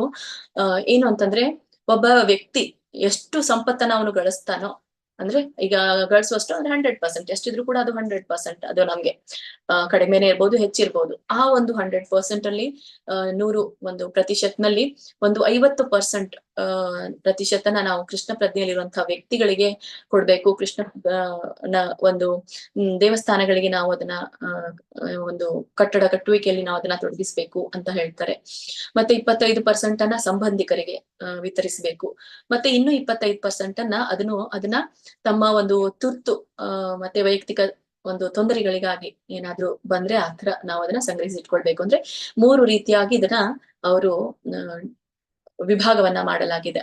50%, 25%, 25% ಅಂತ. 50% ಕೃಷ್ಣ ಪ್ರಜ್ಞೆಯಲ್ಲಿರುವಂತಹ ಜನರಿಗೆ ಅಥವಾ ಕೃಷ್ಣನ ದೇವಾಲಯಗಳಿಗೆ, ಮತ್ತೆ 25% ಅನ್ನ ಸಂಬಂಧಿಕರಿಗೆ, ಮತ್ತೆ 25% ತಮ್ಮ ವೈಯಕ್ತಿಕ ಕುಂದುಕೊರತೆಗಳನ್ನ ನೀಗಿಸ್ಕೊಳ್ಳಿಕ್ಕೆ ಇಟ್ಕೋಬಹುದು ಅಂತ ಅವರು ತಿಳಿಸಿದ್ರು. ಓದಿದ್ದೀರಾ ಅನ್ಕೊಳ್ತೀನಿ ಎಲ್ರು ಕೂಡ. ಮತ್ತೆ ಇನ್ನೊಂದು, ಶ್ರೀಲರೂಪ ಗೋಸ್ವಾಮಿನಿಯವರು ಚೈತನ್ಯ ಮಹಾಪ್ರಭುಗಳನ್ನು ಮೊದಲು ಭೇಟಿಯಾಗಿದ್ದು ಎಲ್ಲಿ? ಯಾರಾದ್ರೂ ಹೇಳ್ತೀರಾ? ಸೊ ನೀವು ಪ್ರಶ್ನೆಗಳನ್ನು ಕೂಡ ಬರೆದು ಇಟ್ಕೊಳ್ಬಹುದು, ಯಾಕಂದ್ರೆ ಅನುಕೂಲ ಆಗುತ್ತೆ ನಿಮ್ಗೆ ಮುಂದಿನ ಪರೀಕ್ಷೆಗಳಿಗೆ.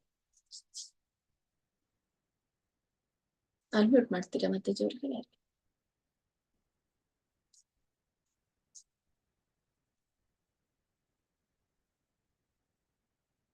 ಹರೇ ಕೃಷ್ಣ.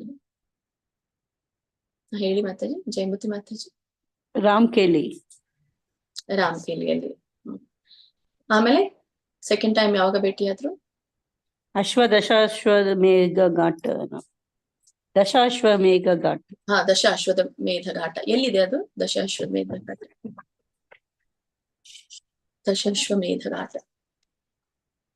ಎಲ್ಲಿದೆ ಮಾತಾಜಿ ಅದು?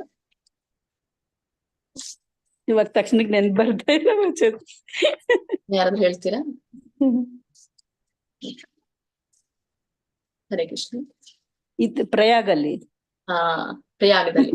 ಸೊ ಅಂದ್ರೆ ಮೊದಲನೇ ಬಾರಿ ರಾಮಕೇಲಿಯಲ್ಲಿ ಭೇಟಿಯಾದ್ರು, ಎರಡನೇ ಬಾರಿ ಅವರು ಪ್ರಯಾಗದಲ್ಲಿ. ಸೊ ರಾಮಕೇಲಿಯಲ್ಲಿ ಭೇಟಿಯಾದಾಗಲೇ ಅವರಿಗೆ ಚೈತನ್ಯ ಮಹಾಪ್ರಭುಗಳಿಂದ ಪ್ರೋತ್ಸಾಹ ದೊರಕಿತ್ತು. ಅವರು ಚೈತನ್ಯ ಮಹಾಪ್ರಭುಗಳನ್ನ ಸೇರ್ಬೇಕು ಅಂತ ಅನ್ಕೊಂಡ್ರು.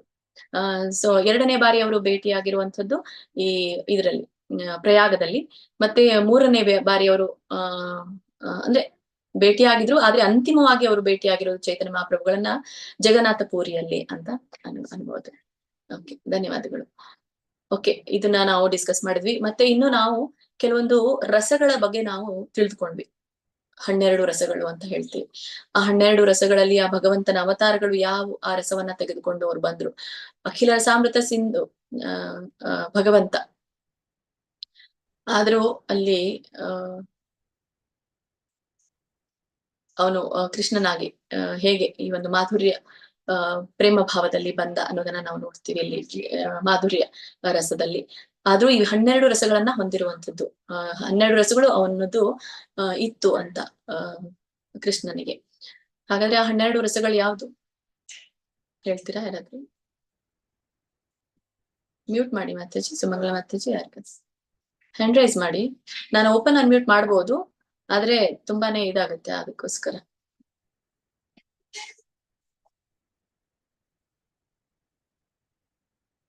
ಹರೇ ಕೃಷ್ಣ. ಇದು ಹೇಳಿರುವಂತದ್ದು ಹಿಂದಿನ ತರಗತಿಯಲ್ಲಿ.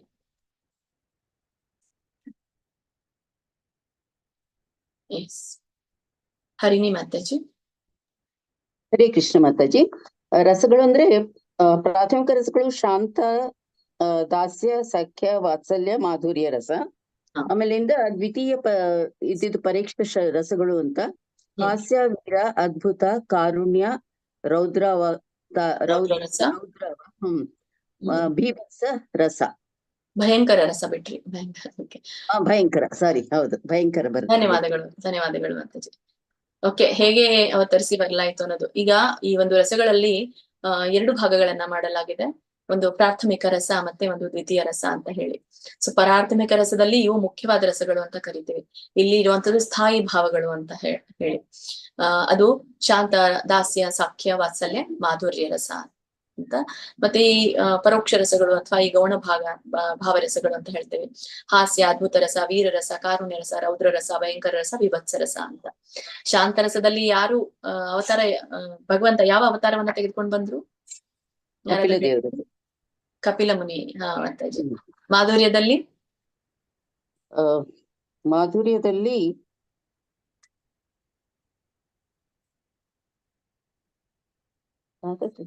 ಮಾಧುರ್ಯದಲ್ಲಿ ಯಾರು ಬಂದ್ರು?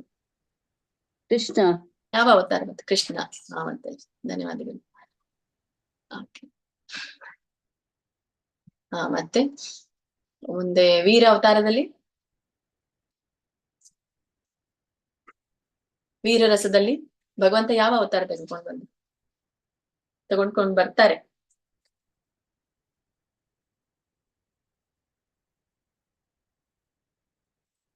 ಹರೇ ಕೃಷ್ಣ. ಸುಮಂಗಲ ಮಾತಾಜಿ.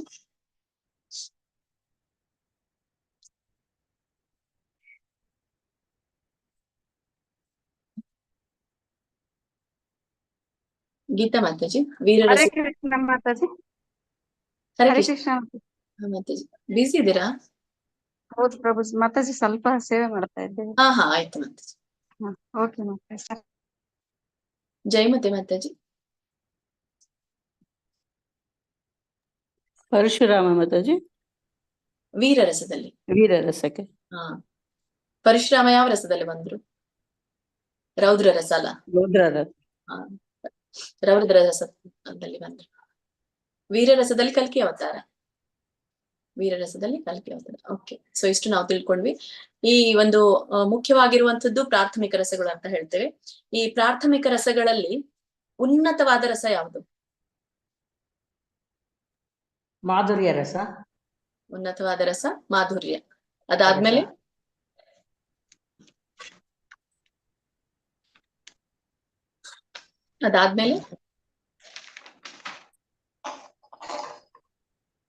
ಹರೇ ಕೃಷ್ಣ. ಜಯಮತಿ ಮಾತಾಜಿ.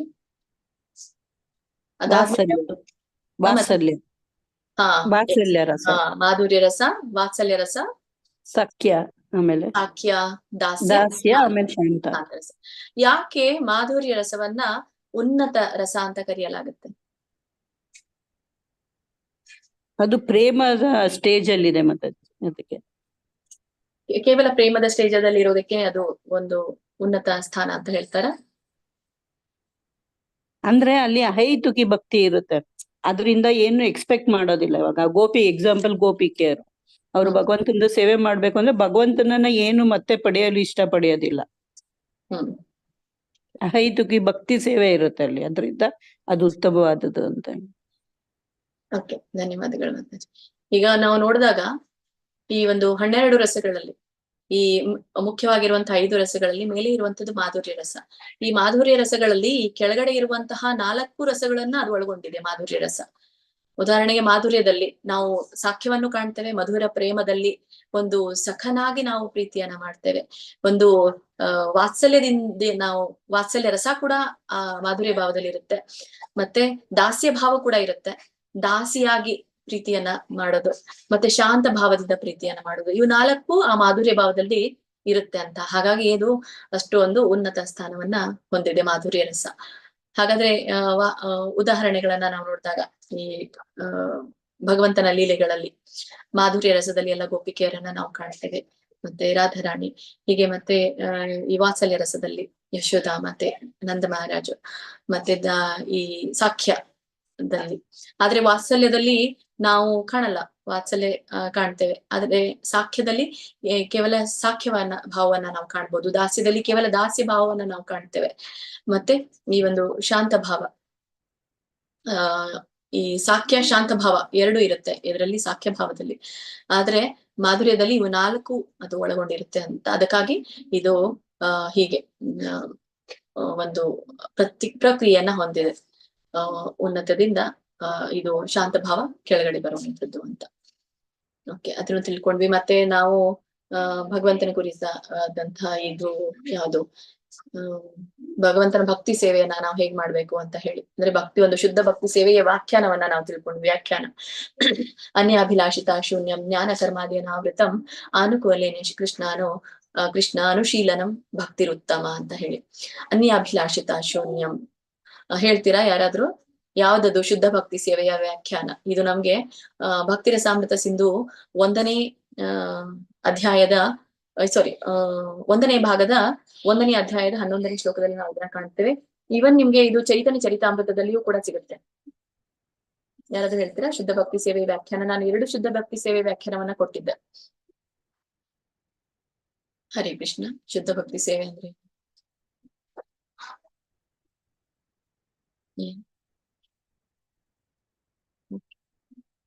ಯಾರು ಇಲ್ವಾ? ಯಾರು ಕೇಳಿಸ್ಕೊಳ್ಳಿಲ್ವಾ? ಹರೇ ಕೃಷ್ಣ.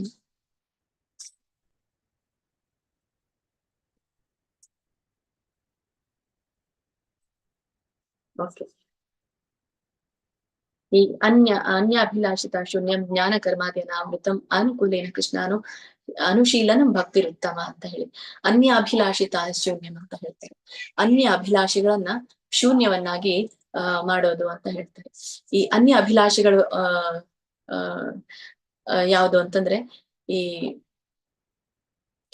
ಒಂದು ಭಕ್ತಿ ಅಂದ್ರೆ ಶುದ್ಧ ಭಕ್ತಿ ಸೇವೆ ಕೇವಲ ಕೃಷ್ಣನಿಗಾಗಿ ಮಾತ್ರ ನಾವು ಕೊಡುವಂಥದ್ದು. ಮತ್ತೆ ಅನ್ಯ ಅಭಿಲಾಷೆಗಳನ್ನ ಅಂದ್ರೆ ಇರುವಂತಹ ಬೇರೆ ಅಭಿಲಾಷೆಗಳು ಅಂದ್ರೆ ನಮ್ಮ ಒಂದು ಭೌತಿಕ ಅಭಿಲಾಷೆಗಳನ್ನ ನಾವು ಶೂನ್ಯವನ್ನಾಗಿ ಮಾಡೋದು, ಇಲ್ಲದ ಹಾಗೆ ಮಾಡೋದು. ಭೌತಿಕ ಅಭಿಲಾಷೆಗಳನ್ನ ತೊರೆದು ಕೇವಲ ಭಗವಂತನ ಶುದ್ಧ ಭಕ್ತಿ ಸೇವೆಯಲ್ಲಿ ಮಾತ್ರ ನಾವು ಕೃಷ್ಣನನ್ನ ಶುದ್ಧ ಭಕ್ತಿ ಸೇವೆಯನ್ನ ಕೃಷ್ಣನಿಗಾಗಿ ಮಾಡೋದು ಅಂತ ಹೇಳ್ತಾರೆ.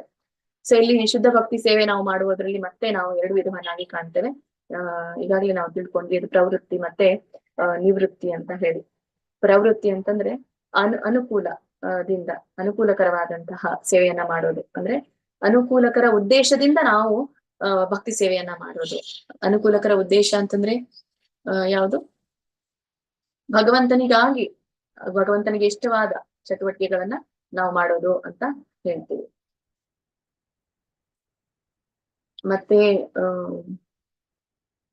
ಅನ್ಯಾಭಿಲಾಷಿತ ಶೂನ್ಯ ಜ್ಞಾನ ಕರ್ಮಾದಿ ಅನಾವೃತ.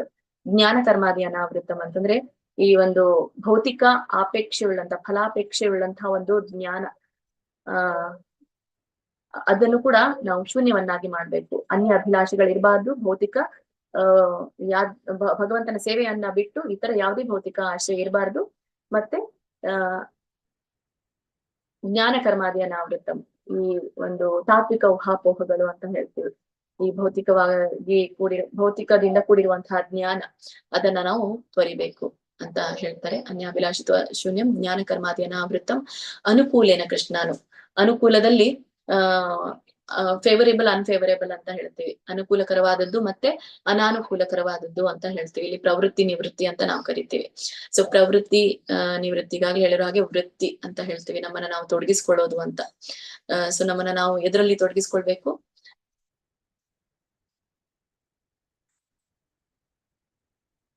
ನಮ್ಮನ್ನ ನಾವು ಈ ಒಂದು ಭಗವಂತನಿಗೆ ಅನುಕೂಲಕರವಾದ ಚಟುವಟಿಕೆಗಳಲ್ಲಿ ನಾವು ನಮ್ಮನ್ನ ತೊಡಗಿಸ್ಕೊಳ್ಬೇಕು, ಅಂದ್ರೆ ಭಗವಂತನಿಗೆ ಇಷ್ಟವಾಗುವಂತ ಚಟುವಟಿಕೆಗಳಲ್ಲಿ ಅಂತ. ನಿವೃತ್ತಿ ಅಂತಂದ್ರೆ ಏನು? ಈ ನಕಾರಾತ್ಮಕ ಕ್ರಿಯೆ ಅಂತ ಹೇಳ್ತೀವಿ. ಭಗವಂತನಿಗೆ ಇದು ಇಷ್ಟ ಇಲ್ಲ, ಭಗವಂತನಿಗೆ ಯಾವ್ದು ಪ್ರತಿಕೂಲಕರವಾದ ಚಟುವಟಿಕೆಗಳನ್ನ ಮಾಡ್ತೀವೋ ಅದನ್ನ ಬಿಟ್ಟು ತೊಳಿಬೇಕು ಅಂತ ಹೇಳುತ್ತೆ.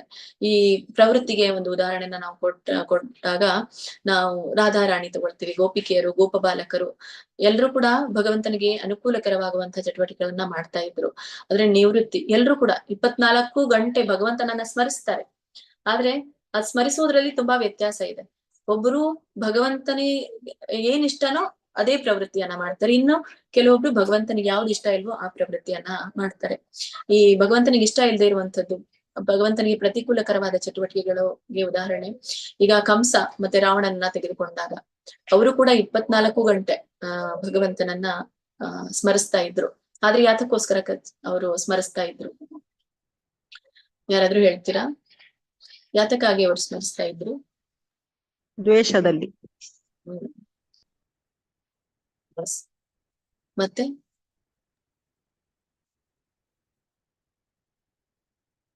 ಹರೇ ಕೃಷ್ಣ. ಹರೇ ಕೃಷ್ಣ. ಹರಿಣಿ ಮಾತಾಜಿ. ಅದೇ ಜಲಸಿಯಿಂದಾಗಿ ಅವರು ಭಯ, ಜಲಸಿ ಒಂದು ಕ್ರೋಧ, 3 ಇದರಿಂದಾಗಿ ಅವ್ರು ಸ್ಮರಿಸ್ತಾ ಇರ್ತಾರೆ. ಹೀಗೆ ಅವ್ರು ಸ್ಮರಿಸ್ತಾ ಇದ್ರು. ಅದಕ್ಕೋಸ್ಕರ ಇದು ನಿವೃತ್ತಿ ಮಾಡ್ಬೇಕು ಅಂತ ಹೇಳಿ ಇದನ್ನ ನಾವು ಬಿಡ್ಬೇಕು ಅಂತ ಇಲ್ಲಿ ನಮ್ಗೆ ತಿಳಿಸಿದ್ರು. ಮತ್ತೆ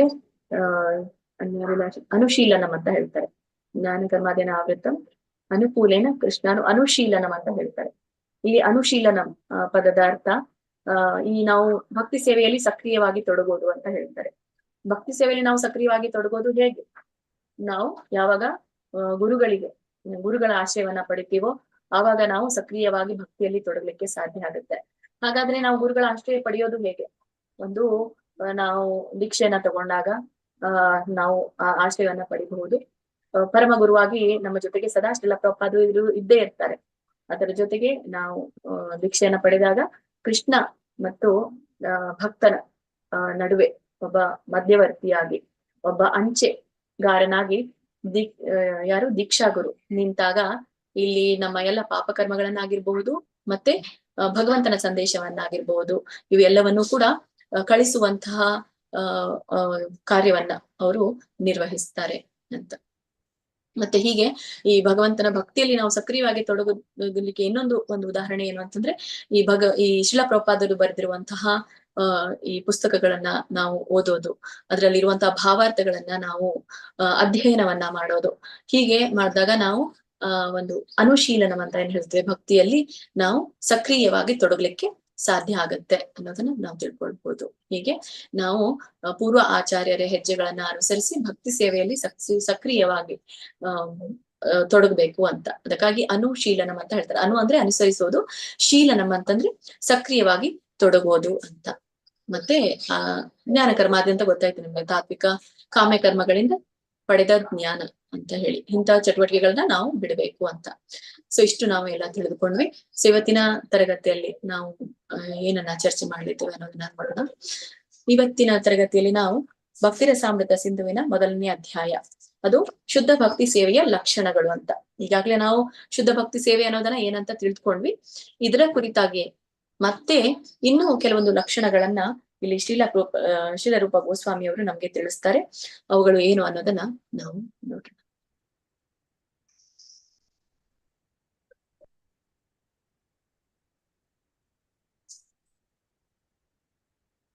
ಎಲ್ರಿಗೂ ಕೂಡ ಕಾಣಿಸ್ತಾ ಇದೆ ಅನ್ಕೊಳ್ತೀನಿ. ಸ್ಕ್ರೀನ್ ಕಾಣಿಸ್ತಾ ಇದೆ.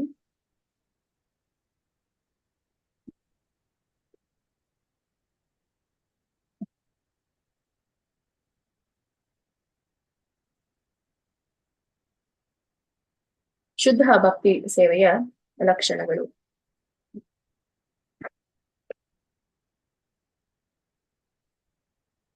ಇಲ್ಲಿ ಶ್ರೀಮದ್ ಭಾಗವತದ 3ನೇ ಸ್ಕಂದದಲ್ಲಿ ನಮ್ಗೆ ಕಪಿಲ ಮಹರ್ಷಿಗಳು ತಮ್ಮ ತಾಯಿಗೆ ಈ ಒಂದು ಶುದ್ಧ ಭಕ್ತಿ ಸೇವೆ ಅನ್ನೋದು ಏನು ಅಂತ ತಿಳಿಸ್ತಾ ಇರ್ತಾರೆ. ಸೊ ಅದರಲ್ಲಿ ಅವರು ತಿಳಿಸಿರೋದ್ರನ್ನ ಇಲ್ಲಿ ತಿಳಿಸಲಾಗಿದೆ. ಏನಂತ, ಲಕ್ಷಣಂ ಭಕ್ತಿ ಯೋಗಸ್ಯ ನಿರ್ಗುಣಸ್ಯ ಯದಾಹೃತಂ ಅಹೇತುಕ್ಯ ವ್ಯವಹಿತ ಯಾ ಭಕ್ತಿ ಪುರುಷೋತ್ತಮೇ ಸಾಲೋಕ್ಯ ಸಾಷ್ಟಿ ಸಾಮೀಪ್ಯ ಸಾರೂಪ್ಯ ಕತ್ವಂ ಉಪ್ಯತ ದೀಯಮಾನಂ ನ ಗೃಹ್ಣಂತಿ ವಿನಾ ಮತ್ಸೇವನಂ ಜನಃ ಸ ಏವ ಭಕ್ತಿ ಯೋಗಾಖ್ಯ ಆತ್ಯಂತಿಕ ಉದಾಹೃತಃ ಏನಾತಿವ್ರಜ್ಯ ತ್ರಿಗುಣಂ ಮದ್ಭಾವಯೋಪಪದ್ಯತೆ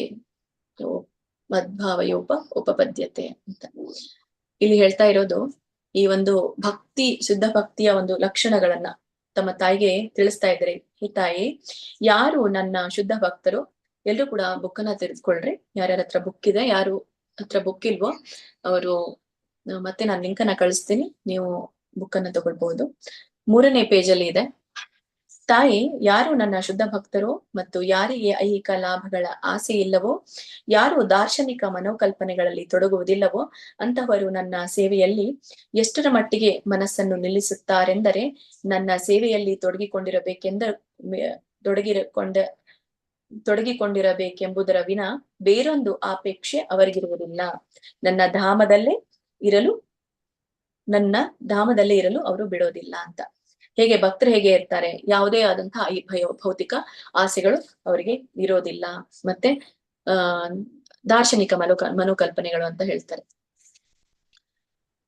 ಈ ದಾರ್ಶನಿಕ ಮನೋಕಲ್ಪನೆಗಳು ಗಳಲ್ಲಿ ಅವರು ತೊಡಗೋದಿಲ್ಲ ಅಂತ. ಅಂದ್ರೆ ಯಾವುದು ಅವರನ್ನ ಈ ಭಗವಂತನ ಭಕ್ತಿಯಿಂದ ತೆಗೆದುಕೊಂಡು ಭೌತಿಕ ಒಂದು ಅಭಿಲಾಷೆಗಳಲ್ಲಿ ಅವರನ್ನ ತೊಡಗಿಸುತ್ತೋ ಅದರಲ್ಲಿ ಅವರು ನಿರತರಾಗೋದಿಲ್ಲ ಅಂತ ಹೇಳ್ತಾರೆ. ಹೀಗೆ ಅವರು ಭಕ್ತಿ ಸೇವೆಯಲ್ಲಿ ಅಷ್ಟ ಮಟ್ಟಿಗೆ ಮುಳುಗೋಗಿದ್ದಾರೆ ಅಂತ, ತಮ್ಮ ಮನಸ್ಸನ್ನ ನಿಲ್ಲಿಸ್ತಾರೆ ಅಂತ, ನನ್ನ ಸೇವೆಯಲ್ಲಿ ಸದಾ ಅವರು ನಿರತರಾಗಿರ್ತಾರೆ ಅನ್ನೋದನ್ನ ಇಲ್ಲಿ ಕಪಿಲ ಮಹರ್ಷಿಗಳು ತಮ್ಮ ತಾಯಿಗೆ ತಿಳಿಸಿರುವಂತದ್ದು.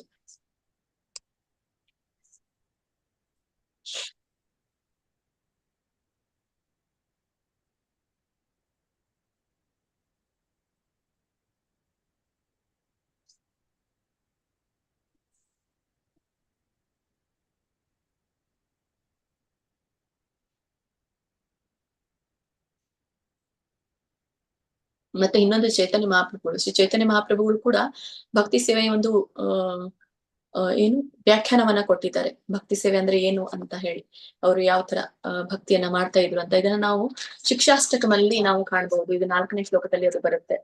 ಏನಿದೆ ಅಂತಂದ್ರೆ, ಶಿಕ್ಷಾಷ್ಟಕಮಲ್ಲಿ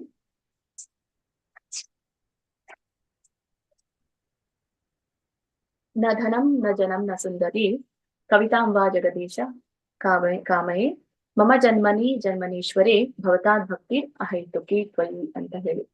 ಅಂದ್ರೆ ಇಲ್ಲಿ ಮಹಾಪ್ರಭುಗಳು ಇಲ್ಲಿ ಏನ್ ತಿಳಿಸ್ತಾ ಇದ್ದಾರಂದ್ರೆ, ಓ ಭಗವಂತನೇ, ನನಗೆ ಸಂಪತ್ತನ್ನ ಗಳಿಸೋ ಬಯಕೆ ಇಲ್ಲ. ಯಾವ ಸುಂದರವಾದಂತಹ ಸ್ತ್ರೀಯೂ ನನಗೆ ಬೇಕಾಗಿಲ್ಲ. ನನಗೆ ಯಾವುದೇ ನನ್ನ ಮುಂದೆ ಓಡಾಡುವಂತಹ ಅನುಯಾಯಿಗಳು ಬೇಕಾಗಿಲ್ಲ. ನನ್ನ ಪ್ರತಿ ಜನ್ಮದಲ್ಲೂ ನಿನ್ನ ಒಂದು ಕಾರಣವಿಲ್ಲದ ಕರುಣೆಯನ್ನ ಒದಗಿಸು ಅಂತ ಹೇಳಿ, ಅಂದ್ರೆ ನಿನ್ನ ಅವ್ಯಾಜ ಕರುಣೆಯನ್ನ ಮಾತ್ರ ನನಗೆ ಕೊಡು ಅಂತ ಹೇಳ್ತಾರೆ. ಅಂದ್ರೆ ಒಬ್ಬ ಶುದ್ಧ ಭಕ್ತ ಯಾವ ತರದ ಭಾವವನ್ನ ಒಂದು ಭಗವಂತನ ಪರವಾಗಿ ಹೊಂದಿರ್ತಾನೆ ಅನ್ನೋದನ್ನ ಇಲ್ಲಿ ನಮ್ಗೆ ಯಾರು ತಿಳಿಸ್ತಾರೆ, ಒಂದು ಕಪಿಲ ಮಹರ್ಷಿಗಳು ಮತ್ತೆ ಜೊತೆಗೆ ಚೈತನ್ಯ ಮಹಾಪ್ರಭುಗಳು ಕೂಡ ನಮಗೆ ತಿಳಿಸಿದ್ದಾರೆ. ಮತ್ತೆ ಇನ್ನೊಂದು, ನಾವು ಈ ಭಕ್ತಿ ರಸಾಮೃತ ಸಿಂಧುವಿನಲ್ಲಿ 16 ಶ್ಲೋಕದಲ್ಲಿ ಬರುತ್ತೆ. ಈ ಒಂದು ಗ್ರಂಥದಲ್ಲಿ ಶ್ಲೋಕಗಳನ್ನ ನಮ್ಗೆ ಕೊಡಲಾಗಿಲ್ಲ. ಆದ್ರೆ ಶಿಲರೂಪ ಗೋಸ್ವಾಮಿ ಅವರು ಬರೆದಂತಹ ಗ್ರಂಥಗಳಲ್ಲಿ ಆ ಶ್ಲೋಕ ಇದೆ. ಶಿಲ ಪ್ರಭುಪಾದವರು ನಮ್ಗೆ ಸರಳೀಕರಣಗೊಳಿಸಿ ಇದನ್ನ ತಿಳಿಯೋ ಹಾಗೆ ನಮ್ಗೆ ಮಾಡಿರುವಂತದ್ದು. ಒಂದು ಅಲೆಗಳು ಅಂತ ಕರಿತೇವೆ. 4 ಅಲೆಗಳಲ್ಲಿ ಮೊದಲನೇ ಅಲೆಯನ್ನ ಅಷ್ಟೇ ನಾವು ಕಲಿತಾ ಇರುವಂತದ್ದು. ಅದು 1 ರಿಂದ 19ನೇ ಶ್ಲೋಕದವರೆಗೆ ಮಾತ್ರ ಇದೆ. ಸೊ ಇದರಲ್ಲಿ ನಮ್ಗೆ ಭಕ್ತಿ, ಸ್ವಾಭಾವಿಕವಾದಂತಹ ಭಕ್ತಿ ಮತ್ತೆ ಅಸ್ವಾಭಾವಿಕವಾದಂತಹ ಭಕ್ತಿಗಳು ಹೇಗಿರುತ್ತೆ ಅನ್ನೋದನ್ನ ನಮ್ಗೆ ತಿಳಿಸ್ತಾರೆ. ಈಗ ನಾವೆಲ್ಲರೂ ಕೂಡ ಯಾವ ಭಾವದಲ್ಲಿ ಇರುವಂತಹ ಭಕ್ತಿ ಅನ್ನೋದನ್ನ ನಾವು ನೋಡ್ತೇವೆ. ಸ್ವಾಭಾವಿಕನ ಅಸ್ವಾಭಾವಿಕನ ಅಂತ ಹೇಳಿ ಅವುಗಳನ್ನೆಲ್ಲ ನಾವು ಇಲ್ಲಿ ತಿಳ್ಕೊಳ್ತೀವಿ. ಇನ್ನೊಂದು ಇಲ್ಲಿ 14 ಶ್ಲೋಕದಲ್ಲಿ ಕೂಡ ಏನ್ ಹೇಳ್ತಾರೆ, ಈ ಒಂದು ಶುದ್ಧ ಭಕ್ತಿಯ ಲಕ್ಷಣಗಳು ಯಾವ್ಯಾವುದು ಅನ್ನೋದನ್ನ ನಮ್ಗೆ ತಿಳಿಸ್ತಾರೆ. ಹಾಗಾಗಿ 14 ಶ್ಲೋಕದಲ್ಲಿ ಇದು ಸಾಲೋಕ್ಯಾದಿ ಪದ್ಯಸ್ಥ ಭಕ್ತೋತ್ಕರ್ಷ ನಿರೂಪಣಂ ಭಕ್ತೇರ್ ವಿಶುದ್ಧತಾ ವ್ಯಕ್ತ ಲಕ್ಷಣೆ ಪರ್ಯವಶ್ಯತಿ ಅಂತ ಹೇಳ್ತಾರೆ. ಅಂದ್ರೆ ಇದರರ್ಥ ಈ ಒಂದು ಮುಂದೆ ನಾವು ತಿಳಿಸುವ ಪದ್ಯದಲ್ಲಿ ಭಕ್ತನ ಶ್ರೇಷ್ಠತೆ ಮತ್ತೆ ಭಕ್ತಿಯ ಲಕ್ಷಣಗಳನ್ನ ವಿವರಿಸಲಾಗುತ್ತೆ. ಮತ್ತೆ ಒಂದು ಭಕ್ತಿಯ ಶುದ್ಧತೆಯನ್ನ ನಾವು ಬಹಿರಂಗ ಪಡಿಸ್ತಾ ಇದ್ದೇವೆ. ಒಂದು ಭಕ್ತಿ ಎಷ್ಟು ಶುದ್ಧವಾದದ್ದು ಅನ್ನೋದನ್ನ ನಾವು ತಿಳಿಸ್ತಾ ಇದ್ದೀವಿ ಅನ್ನೋದನ್ನ ಪ್ರಾರಂಭ ಮಾಡಿ ಯಾರು ಶಿಲಾರೂಪ ಗೋಸ್ವಾಮಿ ಅವರು ಮತ್ತೆ ಈ ಒಂದು ಭಕ್ತಿಯ ಶ್ರೇಷ್ಠತೆಯ ಭಕ್ತಿಯ ಗುಣಲಕ್ಷಣಗಳನ್ನ ನಮ್ಗೆ ತಿಳಿಸ್ತಾರೆ. ಅವು ಯಾವುದನ್ನೋದನ್ನ ನೋಡೋಣ.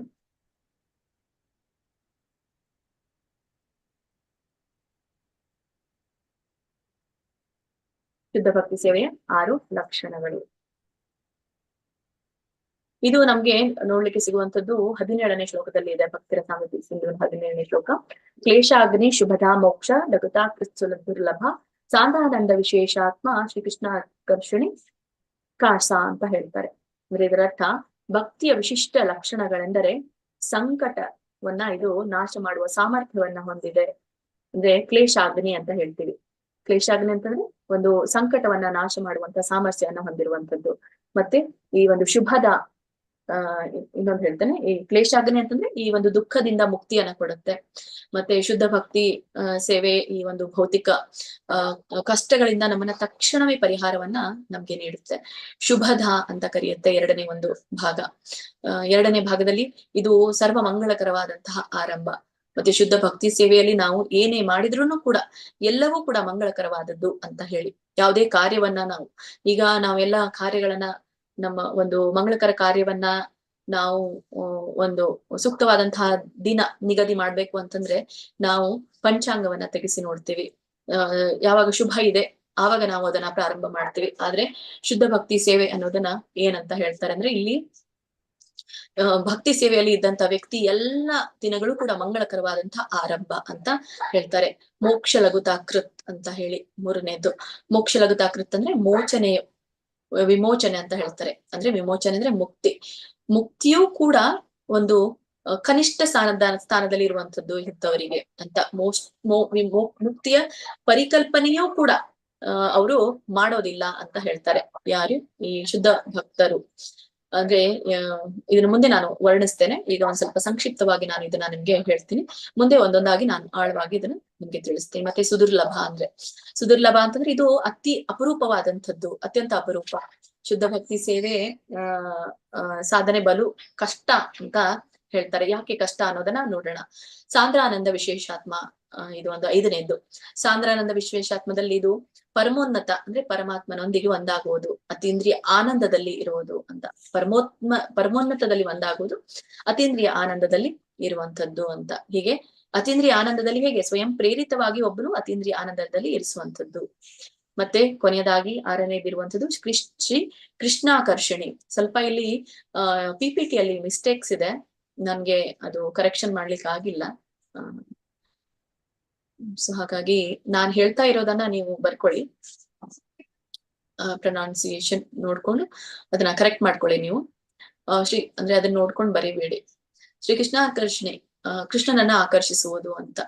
ಅಂದ್ರೆ ಕೃಷ್ಣನನ್ನ ಆಕರ್ಷಿಸ್ಲಿಕ್ಕೆ ಇರುವಂತಹ ಏಕೈಕ ಸಾಧನ ಇದು ಶುದ್ಧ ಭಕ್ತಿ ಸೇವೆ ಅಂತ ಹೇಳ್ತಾರೆ. ಈಗ ನೋಡೋಣ ಒಂದೊಂದಾಗಿ. ಕ್ಲೇಶಾಗ್ನಿ ಅಂದ್ರೆ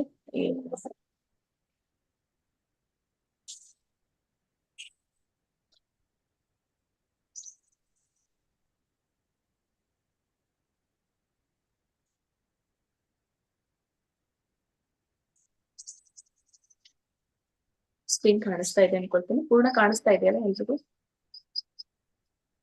ಪೂರ್ಣ ಇಲ್ಲ ಮಾತಾಜಿ. ಓಕೆ. ಸೊ ಮೊದಲನೇದು ಕ್ಲೇಶಾಗ್ನಿ, ತುಂಬಾ ಮುಖ್ಯವಾದಂತದ್ದು. ಇವುಗಳನ್ನ ನಾವು ತಿಳ್ಕೊಳ್ಳೇಬೇಕು. ಹೇಗೆ ಭಕ್ತಿ ಸೇವೆ ನಮ್ಮನ್ನ ಉನ್ನತ ಸ್ಥಾನಕ್ಕೆ, ಶುದ್ಧ ಭಕ್ತರ ಸ್ಥಾನಕ್ಕೆ ಒಯ್ಯುತ್ತೆ ಅನ್ನೋದನ್ನು ಇಲ್ಲಿ ನಮ್ಗೆ ತಿಳಿಸುತ್ತೆ. ಒಂದು ಕ್ಲೇಶಾಗ್ನಿ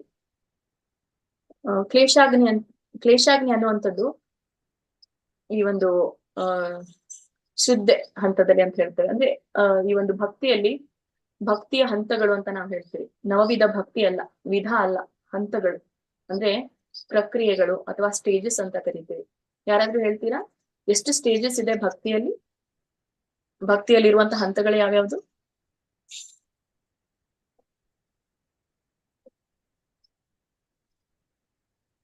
ಹರೇ ಕೃಷ್ಣ.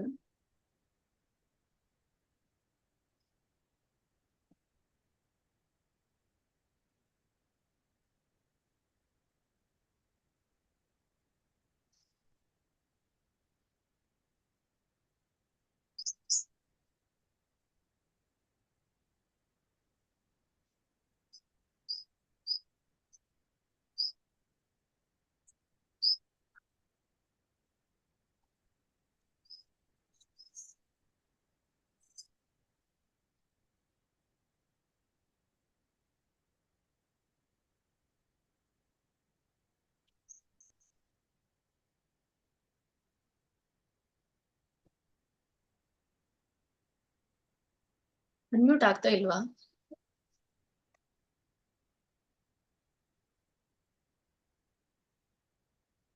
ಹರೇ ಕೃಷ್ಣ.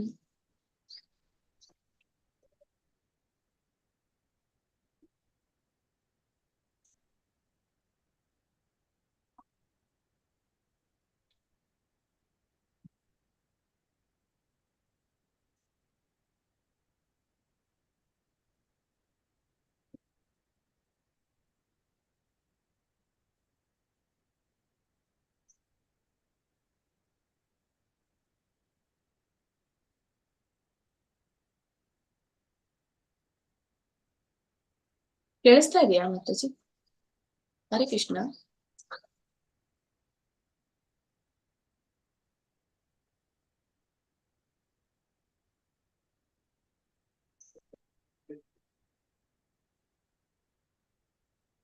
ಓಕೆ, ಧನ್ಯವಾದಗಳು. ಏನು ಪ್ರಾಬ್ಲಮ್ ಆಗ್ತಾ ಇದೆ? ಎಸ್, ಹರೇ ಕೃಷ್ಣ. ಹರೇ ಕೃಷ್ಣ ಮಾತಾಜಿ.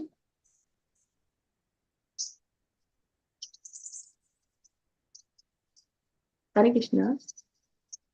ಅನ್ಮ್ಯೂಟ್ ಆಗ್ತಾ ಇಲ್ವಾ?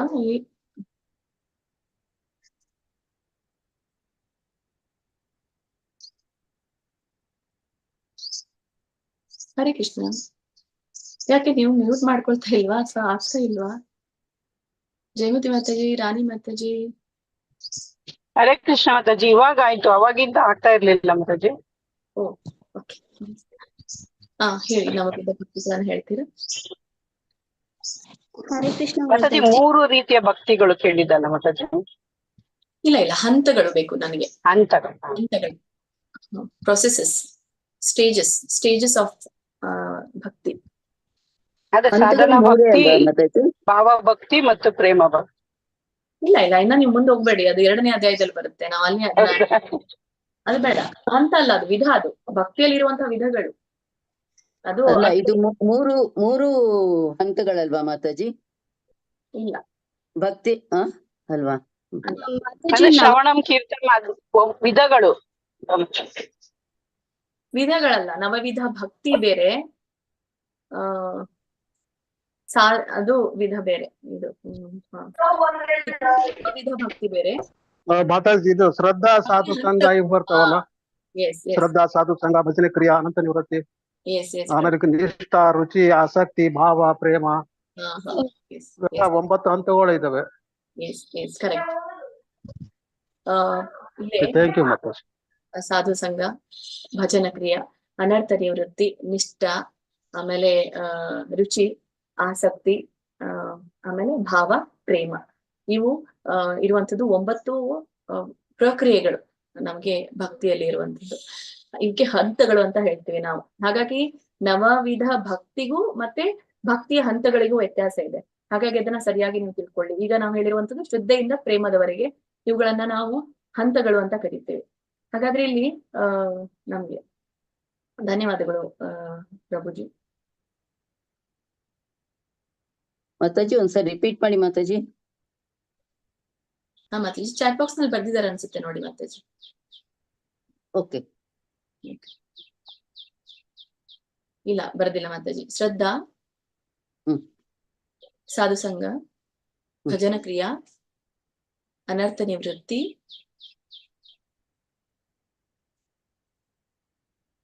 ನಿಷ್ಠಾ,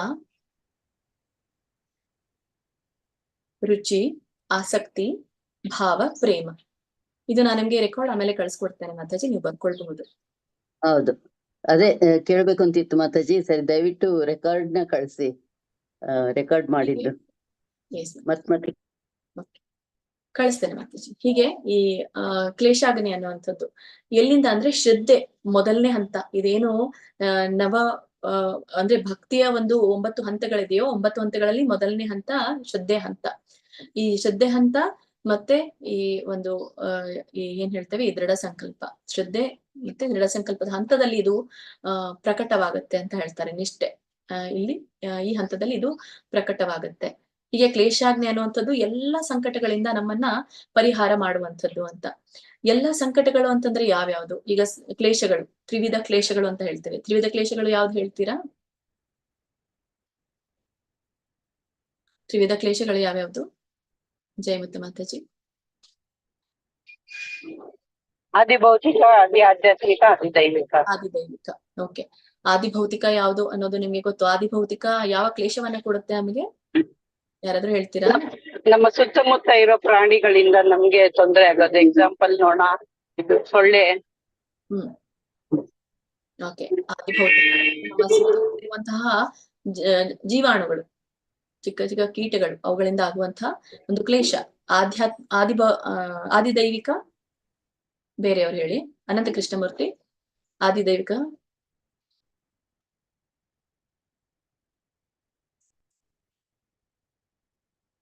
ಅನಂತ ಕೃಷ್ಣ ಪ್ರಭು, ಅನಂತ ಕುಲಕರ್ಣಿ ಪ್ರಭುಜಿ. ಅನ್ಮ್ಯೂಟ್ ಯಾಕೆ ಆಗ್ತಾ ಇಲ್ಲ? ಮೌಸ್ ಏನಾದ್ರು ಪ್ರಾಬ್ಲಮ್ ಆಗಿದೆ? ಅನ್ಮ್ಯೂಟ್ ಮಾಡ್ಕೊಳ್ಳಿ. ಎಸ್, ಲಕ್ಷ್ಮೀ ಬೀವಿ Mataji. Mataji, floods, earthquakes ದೇವರಿಂದ ಆಗಿರೋದು. ಅತಿವೃಷ್ಟಿ, ವೃಷ್ಟಿ ಎಲ್ಲ ಆಗತ್ತಲ್ಲ, ಪ್ರಳಯ, ಇವೆಲ್ಲವೂ ಕೂಡ ಆದಿದೈವಿಕ ಅಂತ ಹೇಳ್ತೇವೆ. ಆಧ್ಯಾತ್ಮಿಕ ಕ್ಲೇಶ, ಆಧ್ಯಾತ್ಮಿಕ ಕ್ಲೇಶಗಳು ಯಾರಿಗೂ ಗೊತ್ತಿಲ್ವಾ? ವೆಂಕಟೇಶ್ ಪ್ರಭು. ಹರೇ ಕೃಷ್ಣ ಮಾತಾಜಿ. ಮಾನಸಿಕ ಕ್ಲೇಶಗಳು ಮಾತಾಜಿ. ಮಾನಸಿಕ ಖಿನ್ನತೆ, ಒತ್ತಡ, ಹೀಗೆ ಇವು ಯಾವುದು ಆಧ್ಯಾತ್ಮಿಕ ಕ್ಲೇಶಕ್ಕೆ ಸಂಬಂಧಪಟ್ಟವು ಅಂತ ಹೇಳ್ತಾರೆ. ಸೊ ಇವೆಲ್ಲ ಈ 3 ವಿಧವಾದಂತಹ ಕ್ಲೇಶಗಳಿಂದ, ಈ ಸಂಕಟಗಳಿಂದ ನಮಗೆ ಇದು ಪರಿಹಾರವನ್ನ ಕೊಡುವಂಥದ್ದು ಅಂತ. ಮತ್ತೆ ಈ ಹಿಂದಿನ ಜನ್ಮದಲ್ಲಿ ಮತ್ತೆ ಈ ಜನ್ಮದಲ್ಲಿ ಮಾಡಿದ ಪಾಪಗಳ ಪರಿಣಾಮದಿಂದ ನಾವೀಗ ದುಃಖವನ್ನ ಅನುಭವಿಸ್ತಾ ಇದ್ದೇವೆ. ಈ ದುಃಖಗಳಿಗೂ ಕೂಡ 3 ರೀತಿಯಾದಂತಹ ಕಾರಣಗಳನ್ನ ನಾವು ಕಾಣ್ತೀವಿ.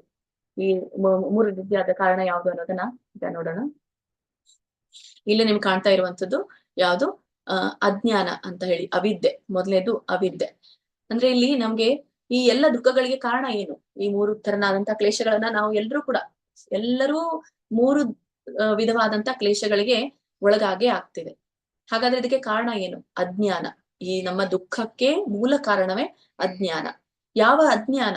ನಾವು ಮಾಡುವಂತಹ ಈ ಭೌತಿಕ ಅಭಿಲಾಷೆಯ ಅಜ್ಞಾನ ಅಂತ ಹೇಳ್ತೀವಿ. ಯಾವುದೇ ಕೆಲಸವನ್ನ ಮಾಡಿದಾಗ ನಾವು ಭೌತಿಕ ಆಸೆಯನ್ನ ಇಟ್ಟುಕೊಂಡು ಮಾಡ್ತೀವೋ ಅದು ಭಗವಂತನಿಗೆ ಅನುಕೂಲಕರವಾಗಿರುವುದಿಲ್ವೋ, ಸೊ ಆವಾಗ ಅದು ನಮ್ಮ ಕರ್ಮಗಳ ಆಧಾರದ ಮೇಲೆ ಏನೋ ಅದು ಒಂದು ಫಲವನ್ನ ಕೊಡುತ್ತೆ. ಹಾಗಾಗಿ ಆ ಫಲವನ್ನ ನಾವೇನಂತ ಹೇಳ್ತೇವೆ? ಈ ಒಂದು ಬೀಜ, ಪಾಪ ಮತ್ತೆ ಪಾಪದ ಪ್ರತಿಕ್ರಿಯೆಗಳು ಅಂತ ಹೇಳ್ತೀವಿ. ಈಗ ಬೀಜ ಅಂತ ಹೇಳಿದಾಗ ಇಲ್ಲಿ ಇರುವಂತದ್ದು ಈ ಭೌತಿಕ ಆಸೆಗಳನ್ನ ಪೂರೈಸಲು ಏನಾಗ್ತಾ ಇದೆ?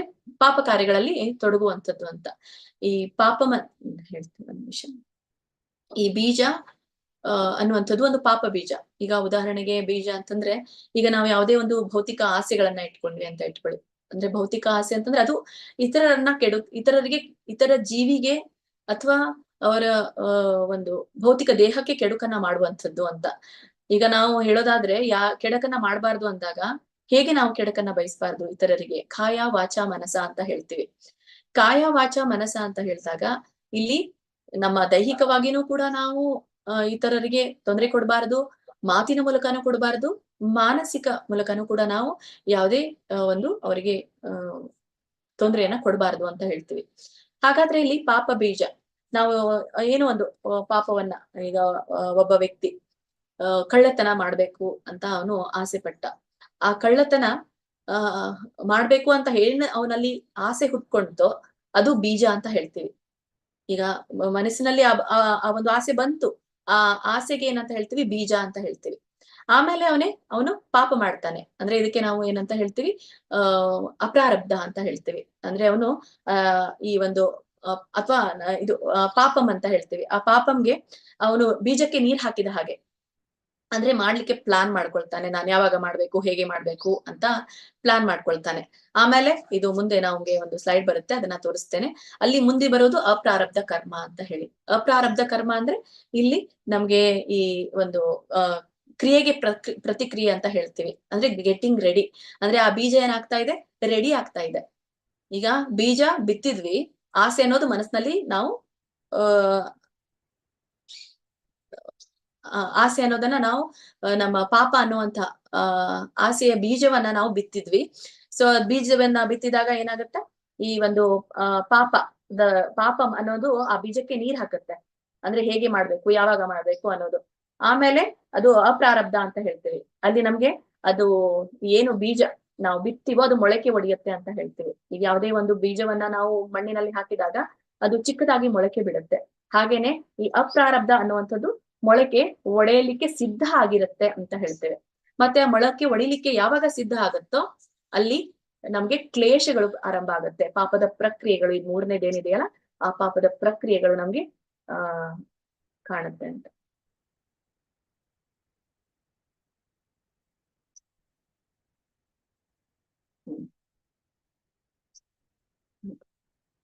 ಹೀಗೆ ಇಲ್ಲಿ ಒಂದು ಬೀಜ, ಪಾಪಂ, ಅಪ್ರಾರಬ್ಧ ಮತ್ತೆ ಪ್ರಾರಬ್ಧ ಅಂತ ಹೇಳ್ತೇವೆ.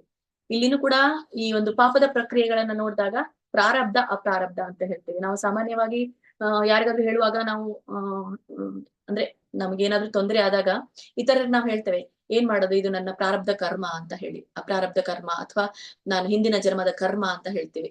ಅಂದ್ರೆ ನಾವು ಹಿಂದಿನ ಜನ್ಮದಲ್ಲಿ ಏನು ಬೀಜವನ್ನ ಬಿತ್ತಿದೀವೋ ಅದು ಬೀಜು ಪಾಪಮಾಗಿ ಅದು ಮೊಳಕೆ ಒಡೆಯೋದು ಏನಾಗುತ್ತೆ, ಆ ಪ್ರಾರಬ್ಧ ಕರ್ಮದ ಮೂಲಕ ನಮ್ಗೆ ಅಭಿವ್ಯಕ್ತಿ ಆಗುತ್ತೆ. ಅಂದ್ರೆ ನಾವೀಗ ಪ್ರಸ್ತುತವಾಗಿ ಪಡ್ತಾ ಇರುವಂತಹ ಸಂಕಟಕ್ಕೆ ಏನಂತ ಹೇಳ್ತೀವಿ, ಪ್ರಾರಬ್ಧ ಕರ್ಮ ಅಂತ ಹೇಳ್ತೀವಿ. ಹಾಗಾಗಿ ಪ್ರಾರಬ್ಧ ಕರ್ಮ ಅನ್ನುವಂಥದ್ದು ವ್ಯಕ್ತವಾಗ್ತಾ ಇರುವಂಥದ್ದು. ಅಪ್ರಾರಬ್ಧ ಅಂತಂದ್ರೆ ಅವ್ಯಕ್ತವಾಗಿರೋದು ಅಂತ, ಅಂದ್ರೆ ಕಾಣೋದಿಲ್ಲ. ಈಗ ನಾನ್ ಬಿತ್ತಿದ್ದೀನಿ, ನನ್ನ ಆಸೆ ಅನ್ನೋದು ದಿನೇ ದಿನೇ ದಿನೇ ದಿನೇ ಪ್ರತಿಯೊಂದು ಬೇರೆ ಬೇರೆ ತರದ ಆಸೆ ಇರುತ್ತೆ. ಕಾಯ ವಾಚ ಮನಸ್ಸ ನಾವು ಬೇರೆ ಬೇರೆ ತರದ ಆಸೆ ಮಾಡ್ತಾ ಇರ್ತೇವೆ. ಯಾರಿಗೆ ನಾವು ಹೊರಗಡೆಯಿಂದ ತೊಂದರೆ ಕೊಡ್ಲಿಲ್ಲ ಅಂದ್ರೂ ಒಳಗಡೆ ನಾವು ಕೆಟ್ಟು ಬಯಸಿದ್ರೆ ಅದು ಏನಂತ ಹೇಳ್ತೀವಿ, ಅಪ್ರಾರಬ್ಧವಾದಂತಹ ಕರ್ಮ ಅಂತ ಹೇಳ್ತೀವಿ. ಇದಕ್ಕೆ ಒಂದು ನೀವು ಕಥೆಯನ್ನು ಕೂಡ ತೆಗೆದುಕೊಳ್ಬಹುದು.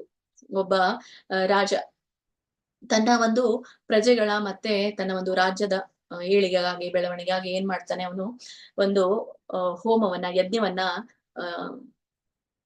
ಸಿದ್ಧ ಮಾಡಿರ್ತಾನೆ. ಅಲ್ಲಿ ಬಹಳಷ್ಟು ಬ್ರಾಹ್ಮಣರನ್ನ ಅವನು ಕರೆಸಿರ್ತಾನೆ ಈ ಒಂದು ಅಪ್ರಾರಬ್ಧ ಕರ್ಮಕ್ಕೆ, ಹೇಗೆ ಆ ಒಂದು ಪ್ರಾರಬ್ಧ ಅಪ್ರಾರಬ್ಧದ ಕರ್ಮ ಅನ್ನೋದು ಮಾಡ್ಬೇಕು ಅಂತ ಹೇಳಿ.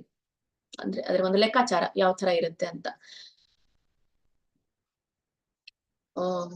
ಒಂದು ಹೋಮ ಹವನ ಮಾಡಿ ಎಲ್ಲ ಬ್ರಾಹ್ಮಣರಿಗೆ ಊಟವನ್ನ ಉಣಬಡಿಸ್ಬೇಕು ಅಂತ ಹೇಳಿ ಅವನು ಒಂದು ಸಮಾರಂಭವನ್ನ ಏರ್ಪಡಿಸ್ತಾನೆ. ಅಲ್ಲಿ ಬಹಳಷ್ಟು ಜನರು ಬ್ರಾಹ್ಮಣರು ಬಂದಿರ್ತಾರೆ. ಅಲ್ಲಿ ಏನಾಗುತ್ತೆ, ಅಡಿಗೆಯನ್ನ ಮಾಡುವಂತಹ ಸಮಯದಲ್ಲಿ ಅದೇ ಒಂದು ಆಕಾಶದ ಮೇಲ್ಗಡೆ ಒಂದು ಹದ್ದು ಏನ್ ಮಾಡ್ತಾ ಇರುತ್ತೆ ಅಂದ್ರೆ, ಒಂದು ತನ್ನ ಕಾಲಲ್ಲಿ ಸತ್ತಿರುವಂತಹ ಹಾವನ್ನ, ಅದೇ ತಾನೇ ಆ ಸತ್ತಿರುವಂತಹ ಹಾವನ್ನ ಹಿಡಿದುಕೊಂಡು ಹೋಗ್ತಾ ಇರುತ್ತೆ. ಅದೇ ತಾನೇ ಸತ್ತಿರುವಂತಹ ಹಾವಿನ ಬಾಯಿಯಿಂದ ಏನಾಗುತ್ತೆ, ಒಂದು ವಿಷದ ತೊಟ್ಟು ಅಲ್ಲಿ ಕೆಳಗಡೆ ಆ ರಾಜ ಏನು ಅಡಿಗೆ ಮಾಡ್ಲಿಕ್ಕೆ ಸಿದ್ಧ ಮಾಡಿರುವಂತಹ ಅಡಿಗೆ ಮಾಡ್ಲಿಕ್ಕೆ ನೇಮಿಸಿರುವಂತಹ ಒಂದು ಅಡಿಗೆ ಮನೆ, ಅಲ್ಲಿ ಇರುವಂತಹ ಒಂದು ಪಾಯಸ, ಆ ಪಾಯಸದ ಇದರಲ್ಲಿ ಅದು ವಿಷ ಬೀಳುತ್ತೆ.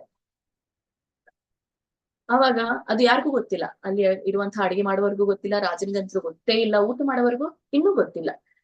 ಸೊ ಇವರೆಲ್ಲರೂ ಊಟಕ್ಕೆ ಬಳಸ್ತಾರೆ, ಎಲ್ಲ ಬ್ರಾಹ್ಮಣರು ಊಟ ಮಾಡ್ತಾರೆ. ಇನ್ನೇನು ಊಟ ಮಾಡಿ ಹೇಳ್ಬೇಕು ಅನ್ನುವಷ್ಟರಲ್ಲಿ ಅಲ್ಲಿಂದ ಸ್ವಲ್ಪ ಬ್ರಾಹ್ಮಣರು ಅಲ್ಲಿ ಅವರು ವಿಷವನ್ನ ನುಂಗಿ ಮೂರ್ಛೆ ತಪ್ಪಿ ಅವರು ಬಿದ್ದು ಬಿಡ್ತಾರೆ.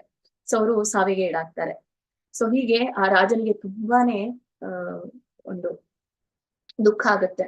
ನಾನು ಒಳಿತಿಗಾಗಿ ಮಾಡಿರುವಂತಹ ಯಜ್ಞ ಯಾಗಾದಿಗಳಲ್ಲಿ ಇಂಥ ಒಂದು ಸಮಾರಂಭದಲ್ಲಿ ಈ ತರ ಆಯ್ತಲ್ಲ ಅಂತ ಹೇಳಿ ಅವನು ಯೋಚನೆ ಮಾಡ್ತಾ ಇರುವಾಗ ಇದ್ರದ್ದೊಂದು ಲೆಕ್ಕಾಚಾರ ಆಗ್ಬೇಕಲ್ಲ.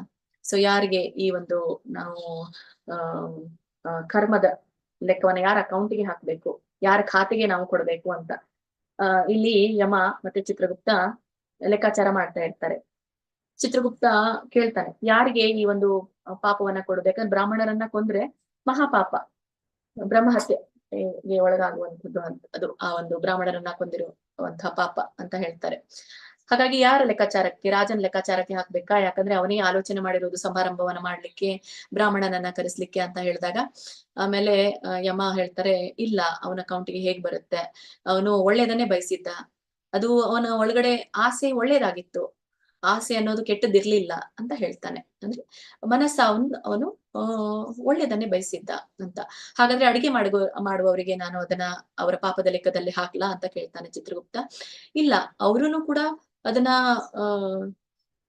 ಮುಗ್ಧರಾಗಿ ಅವರು ಅಡಿಗೆಯನ್ನ ಮಾಡಿರುವಂಥದ್ದು, ಅವ್ರಿಗೂ ಕೂಡ ಅದು ಕಂಡು ಬಂದಿಲ್ಲ, ಮತ್ತೆ ಅವರು ಅದನ್ನ ಉಣಬಡಿಸಿದ್ದಾರೆ, ಅವರು ಕೂಡ ಈ ತರ ಆಗ್ಬೇಕು ಅಂತ ಆಲೋಚನೆ ಮಾಡಿಲ್ಲ, ಅವ್ರಿಗೂ ಕೂಡ ಬೇಡ ಅಂತ ಹೇಳ್ತಾನೆ. ಹಾಗಾದ್ರೆ ಅದು ಯಾರಿಗೆ? ಆ ಒಂದು ಹದ್ದಿಗೆ ಹಾಕ್ಬೇಕಾ?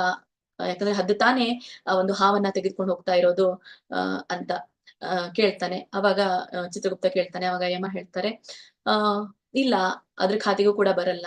ಯಾಕೆ ಅಂತಂದ್ರೆ ಆ ಹದ್ದು ತನ್ನ ಒಂದು ಆಹಾರ ಹುಡುಕೊಂಡು ಹೋಗುತ್ತೆ, ಆಹಾರವನ್ನ ಹುಡುಕೊಂಡು ಅದು ಹೋಯ್ತು. ಪ್ರಾಣಿಗಳಿಗೆ ಇರುವುದು ಅದೇ ಆಹಾರ, ಹಾಗಾಗಿ ಅದ್ರ ಲೆಕ್ಕದಲ್ಲಿ ಹಾಕ್ಲಿಕ್ಕೆ ಬರಲ್ಲ ಅಂತ. ಆಮೇಲೆ ಅದು ಅಂದ್ರೆ ಈ ಪ್ರಾಣಿಗಳಿಗೆ ಪಾಪಕರ್ಮ ಅನ್ನೋದು ಕೂಡ ಇರೋದಿಲ್ಲ.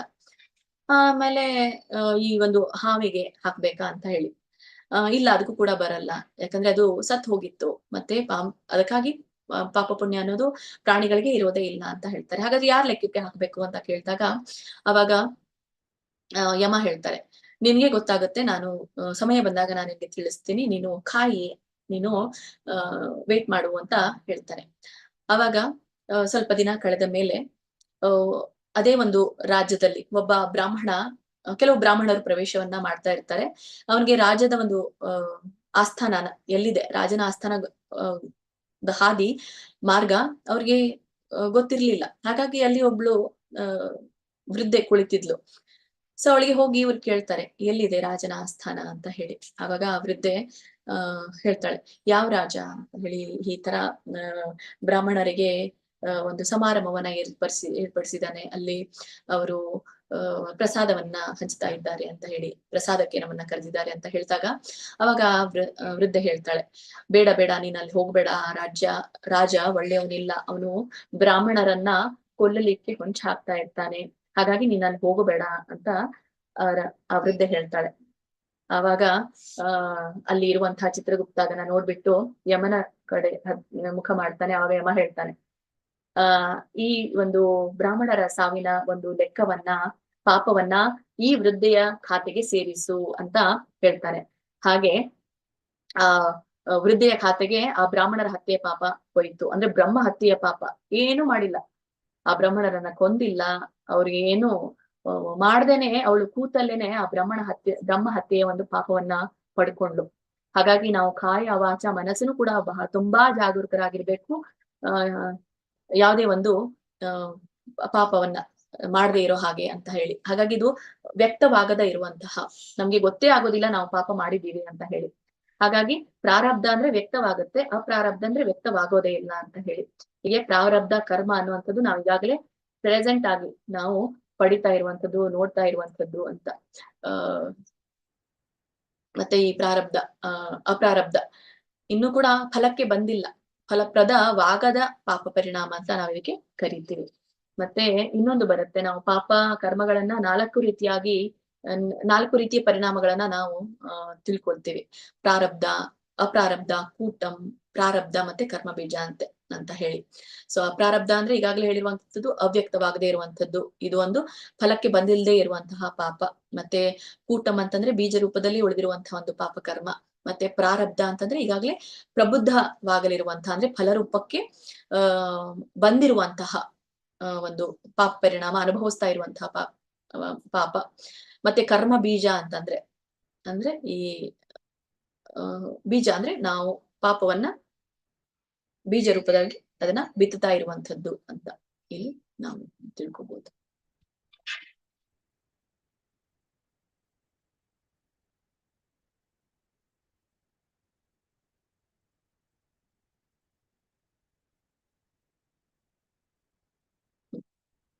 ಮತ್ತೆ ಇನ್ನೂ ನಾವು ಉದಾಹರಣೆಯನ್ನ ನೋಡೋದಾದ್ರೆ ಸ್ಲೈಡ್ ಚೇಂಜ್ ಆಗ್ಲಿಲ್ವಾ?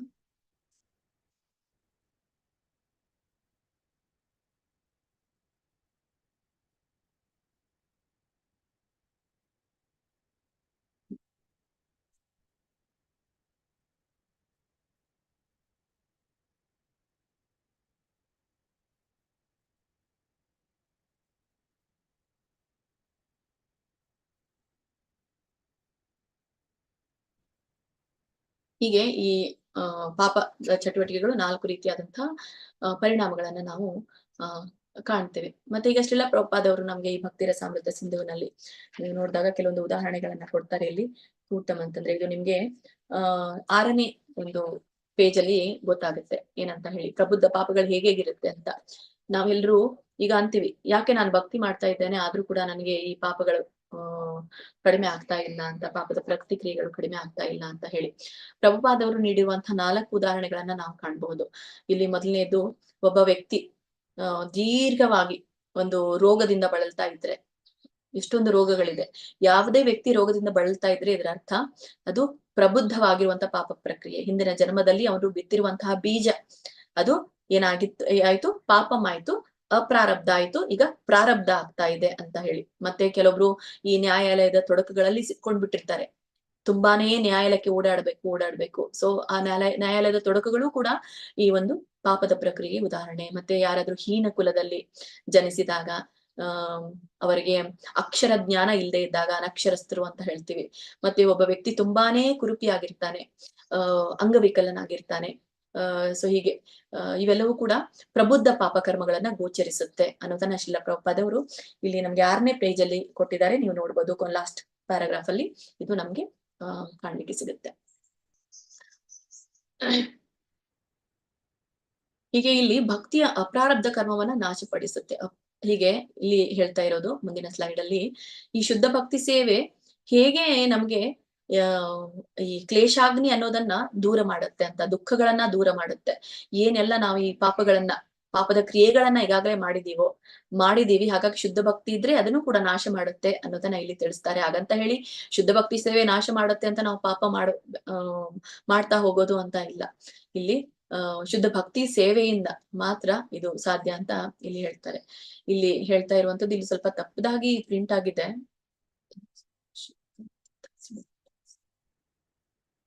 ಓಕೆ, ನಾನು ಹೇಳ್ತಾ ಇರುವಂತದ್ದು ಶ್ಲೋಕನ ನೀವು ನೋಡಿ. ಇದು ನಮಗೆ ಶ್ರೀಮದ್ ಭಾಗವತದ 11ನೇ ಸ್ಕಂದದ 14ನೇ ಅಧ್ಯಾಯದ 19ನೇ ಶ್ಲೋಕದಲ್ಲಿ ನಾವು ಇದನ್ನ ಕಾಣ್ತೇವೆ. ಯಥಾಗ್ನಿಸು ಸಮೃದ್ಧಾಶ್ಚಿ ಕರೋತಿ ಏಂಧಾಸಿ ಭಸ್ಮಸಾತ್ ತಥಾ ಮದ್ ವಿಷಯ ಭಕ್ತಿ ಉದ್ಧೈವನ್ನಸಿ ಕೃತ್ನಾಂಶಃ ಅಂತ ಹೇಳಿ ಇದರ ಅರ್ಥ ಇಲ್ಲಿ ಇದನ್ನ ಹೇಳ್ತಾ ಇರೋದು ಉದ್ಧವನಿಗೆ, ಭಗವಂತ ಇಲ್ಲಿ ಉದ್ಧವನಿಗೆ ಹೇಳ್ತಾ ಇದ್ದಾರೆ. ಹೇಗೆ ಈ ಉರಿಯುತ್ತಿರುವ ಬೆಂಕಿ ಈ ಒಂದು ಕಟ್ಟಿಗೆಗಳನ್ನ ಬೂದಿಯನ್ನಾಗಿ ಮಾಡುತ್ತೋ, ಹಾಗೆ ನನ್ನ ಮೇಲಿನ ಭಕ್ತಿಯು ನನ್ನ ಭಕ್ತರು ಮಾಡಿದ ಪಾಪಗಳನ್ನ ಸಂಪೂರ್ಣವಾಗಿ ಸುಟ್ಟು ಹಾಕುತ್ತೆ ಅಂತ ಹೇಳ್ತಾರೆ. ಅಂದ್ರೆ ಶುದ್ಧ ಭಕ್ತಿ ಸೇವೆಗೆ ಅಷ್ಟೊಂದು ಏನಿದೆ, ಶಕ್ತಿ ಇದೆ ಅಂತ ಹೇಳ್ತಾರೆ. ಹೆಂಗೆ ಶಕ್ತಿ ಇದೆ ಅಂತಂದ್ರೆ, ಒಂದು ಕಟ್ಟಿಗೆಗೆ ಬೆಂಕಿ ಹಚ್ಚಿದಾಗ ಎಷ್ಟು ಕ್ಷಣಾರ್ಧದಲ್ಲಿ ಅದೇನಾಗುತ್ತೆ, ಸುಟ್ಟು ಬೂದಿ ಆಗ್ಬಿಡತ್ತೆ. ಹಾಗೆ ಶುದ್ಧ ಭಕ್ತಿಯನ್ನ ನಾನು ಮಾಡಿದಾಗ, ನಾನು ಎಷ್ಟೇ ಪಾಪಕರ್ಮಗಳನ್ನ ಮಾಡ್ಲಿ, ಬ್ರಹ್ಮ ಹತ್ಯೆ ಮಾಡಿರ್ಲಿ, ಏನೇ ಮಾಡಿದ್ರು ಕೂಡ ಹಿಂದಿನ ಪಾಪಕರ್ಮಗಳು ಸುಟ್ಟು ಬೂದಿ ಆಗುತ್ತೆ ಅನ್ನೋದನ್ನ ಈ ಒಂದು ಇದರಲ್ಲಿ ತಿಳಿಸ್ತಾರೆ.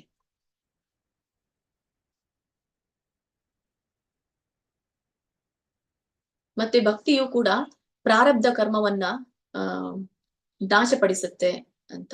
ಮತ್ತೆ ಹೇಗೆ ಇದು ನಾಶಪಡಿಸುತ್ತೆ, ಇದು ಎಲ್ಲ ಉಲ್ಲೇಖಗಳು. ಹೇಗೆ ಇವು ಶ್ರೀಮದ್ ಭಾಗವತದಲ್ಲಿ ಇವುಗಳನ್ನ ತಿಳಿಸಿದ್ದಾರೆ. 3ನೇ ಸ್ಕಂದದ ಇದು 3ನೇ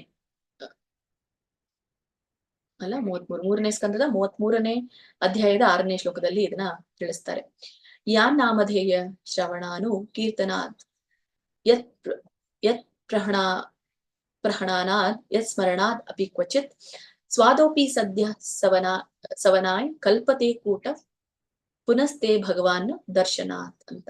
ಇಲ್ಲಿ ನಾನ್ ಪ್ರನೌನ್ಸ್ ಮಾಡಿರೋದನ್ನ ನೀವು ಬರ್ಕೊಳ್ಳಿ, ಸ್ವಲ್ಪ ಅಲ್ಲಿ ಕರೆಕ್ಷನ್ ಮಾಡ್ಬೇಕು. ಇಲ್ಲಿ ಅನುವಾದದಲ್ಲಿ ಅಂದ್ರೆ ಭಗವಂತ ಏನ್ ಹೇಳ್ತಾ ಇದ್ದಾರೆ ಅಂತಂದ್ರೆ, ಒಬ್ಬ ನಾಯಿ ಭಕ್ಷಕ ಅಂತ ಹೇಳ್ತೀವಿ, ನರರಲ್ಲಿ ಅಧಮನಾಗಿರುವ ನಾಯಿ ಭಕ್ಷಕ ಕುಟುಂಬದಲ್ಲಿ ಜನಿಸಿರುವಂಥವನು. ಇಂಥ ವ್ಯಕ್ತಿಯೂ ಸಹ ಭಗವಂತನ ಪವಿತ್ರ ನಾಮವನ್ನ ಅವನೇನಾದ್ರೂ ಜಪ ಮಾಡಿದ್ರೆ, ಪವಿತ್ರ ನಾಮವನ್ನ ಸ್ಮರಣೆಯನ್ನ ಮಾಡಿದ್ರೆ ತಕ್ಷಣವೇ ಅವನು ಏನು ಏನು ಈ ಎಲ್ಲ ಪಾಪಗಳಿಂದ ಏನು ಪ್ರಾರಬ್ಧ ಕರ್ಮಗಳು ನಡೀತಾ ಇದೆಯೋ, ಅಂದ್ರೆ ಈಗಾಗ್ಲೇ ಅವನು ಏನು ಸಂಕಟವನ್ನ ಪಡ್ತಾ ಇದ್ದಾನೋ ಅವುಗಳು ಕೂಡ ನಾಶವಾಗುತ್ತೆ ಅಂತ ಹೇಳ್ತಾನೆ. ಅವನು ಯಾಗಗಳನ್ನ ಮಾಡಲು ಅರ್ಹನಾಗಿರ್ತಾನೆ, ಪಠಣ ಮಾಡಲು ಅರ್ಹನಾಗಿರ್ತಾನೆ. ಅಂದ್ರೆ ಮೊದಲಿನ ದಿನಮಾನಗಳಲ್ಲಿ ಕೇವಲ ಬ್ರಾಹ್ಮಣರಿಗೆ ಮಾತ್ರ ಮೀಸಲಾಗಿತ್ತು ಯಜ್ಞ ಯಾಗಾದಿಗಳನ್ನ. ಆದ್ರೆ ಒಬ್ಬ ನಾಯಿ ಭಕ್ಷಕ ಕೂಡ ಒಂದು ಶುದ್ಧ ಭಕ್ತಿ ಸೇವೆಯನ್ನ ಮಾಡಿದ್ರೆ, ಪವಿತ್ರ ನಾಮವನ್ನ ಜಪಿಸಿದ್ರೆ ಅವನು ಯಾಗ ಮಾಡ್ಲಿಕ್ಕೂ ಕೂಡ ಅರ್ಹನಾಗ್ತಾನೆ ಅನ್ನೋದನ್ನ ಇಲ್ಲಿ ಹೇಳ್ತಾರೆ.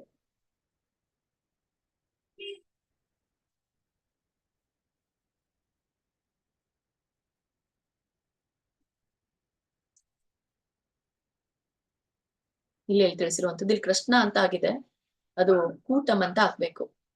ಅಪ್ರಾರಬ್ಧ, ಕೂಟಂ, ಬೀಜ ಮತ್ತೆ ಪ್ರಾರಬ್ಧ. ಅಂದ್ರೆ ಅಪ್ರಾರಬ್ಧ ವ್ಯಕ್ತವಾಗದೇ ಇರುವಂತದ್ದು, ನನ್ನ ಮನಸ್ಸಿನಲ್ಲಿ ಒಂದು ಬಯಕೆ ಹುಟ್ಟಿದೆ, ಆಮೇಲೆ ಅದು ಏನಾಗ್ತಾ ಇದೆ, ಬೀಜ ಆಗ್ತಾ ಇದೆ, ಆಮೇಲೆ ಅದು ಬೀಜದ ರೂಪದಲ್ಲಿ ಅದು ಪಾಪದ ಬಯಕೆಯಿಂದ ಬಿತ್ತುತ್ತಾ ಇದೆ, ಅಂದ್ರೆ ಬೀಜವಾಗಿ ಉಳಿದಿದೆ. ಆಮೇಲೆ ಬೀಜ ಅದು ಒಡಿಲಿಕ್ಕೆ ರೆಡಿ ಆಗಿದೆ, ಆಮೇಲೆ ಅಲ್ಲಿ ನಾವು ಪಡಿತೀವಿ ನಮ್ಮ ಪ್ರಾರಬ್ಧ ಒಂದು ಸ್ಪಷ್ಟ ಪ್ರತಿಕ್ರಿಯೆ ವ್ಯಕ್ತವಾಗುವಂಥದ್ದು ಅಂತ. ಇಲ್ಲಿ ಹೇಳಿರುವಂತದ್ದು ಅಪ್ರಾರಬ್ಧ ಮತ್ತೆ ಕೂಟಂ, ಇವು ಎರಡು ಕೂಡ ಭವಿಷ್ಯದ ಜೀವನ, ಮತ್ತೆ ಬೀಜ ಮತ್ತೆ ಪ್ರಾರಬ್ಧ ಈ ಜೀವನ ಅಂತ ಹೇಳಿ. ಅಂದ್ರೆ ಇದು ಭವಿಷ್ಯದ ಜೀವನ ಅಂದ್ರೆ ಇನ್ ಫ್ಯೂಚರ್. ಈಗ ನಾನು ಏನ್ ಮಾಡ್ತಾ ಇದ್ದೀನೋ, ಅಪ್ರಾರಬ್ಧ ಬಯಕೆ ಏನ್ ನನ್ ಬಂದಿದೆಯೋ, ನನ್ನ ಮನಸ್ಸಿನಲ್ಲಿ ಕೆಟ್ಟ ಆಲೋಚನೆಗಳು ಹುಟ್ಟಿದೆಯೋ, ಅದು ನನಗೆ ನನ್ನ ಮುಂದಿನ ಜನ್ಮದಲ್ಲಿ ಇದು ಪಾಪದಗಳ ರೂಪದಲ್ಲಿ ನನಗೆ ಅದು ಬರುತ್ತೆ.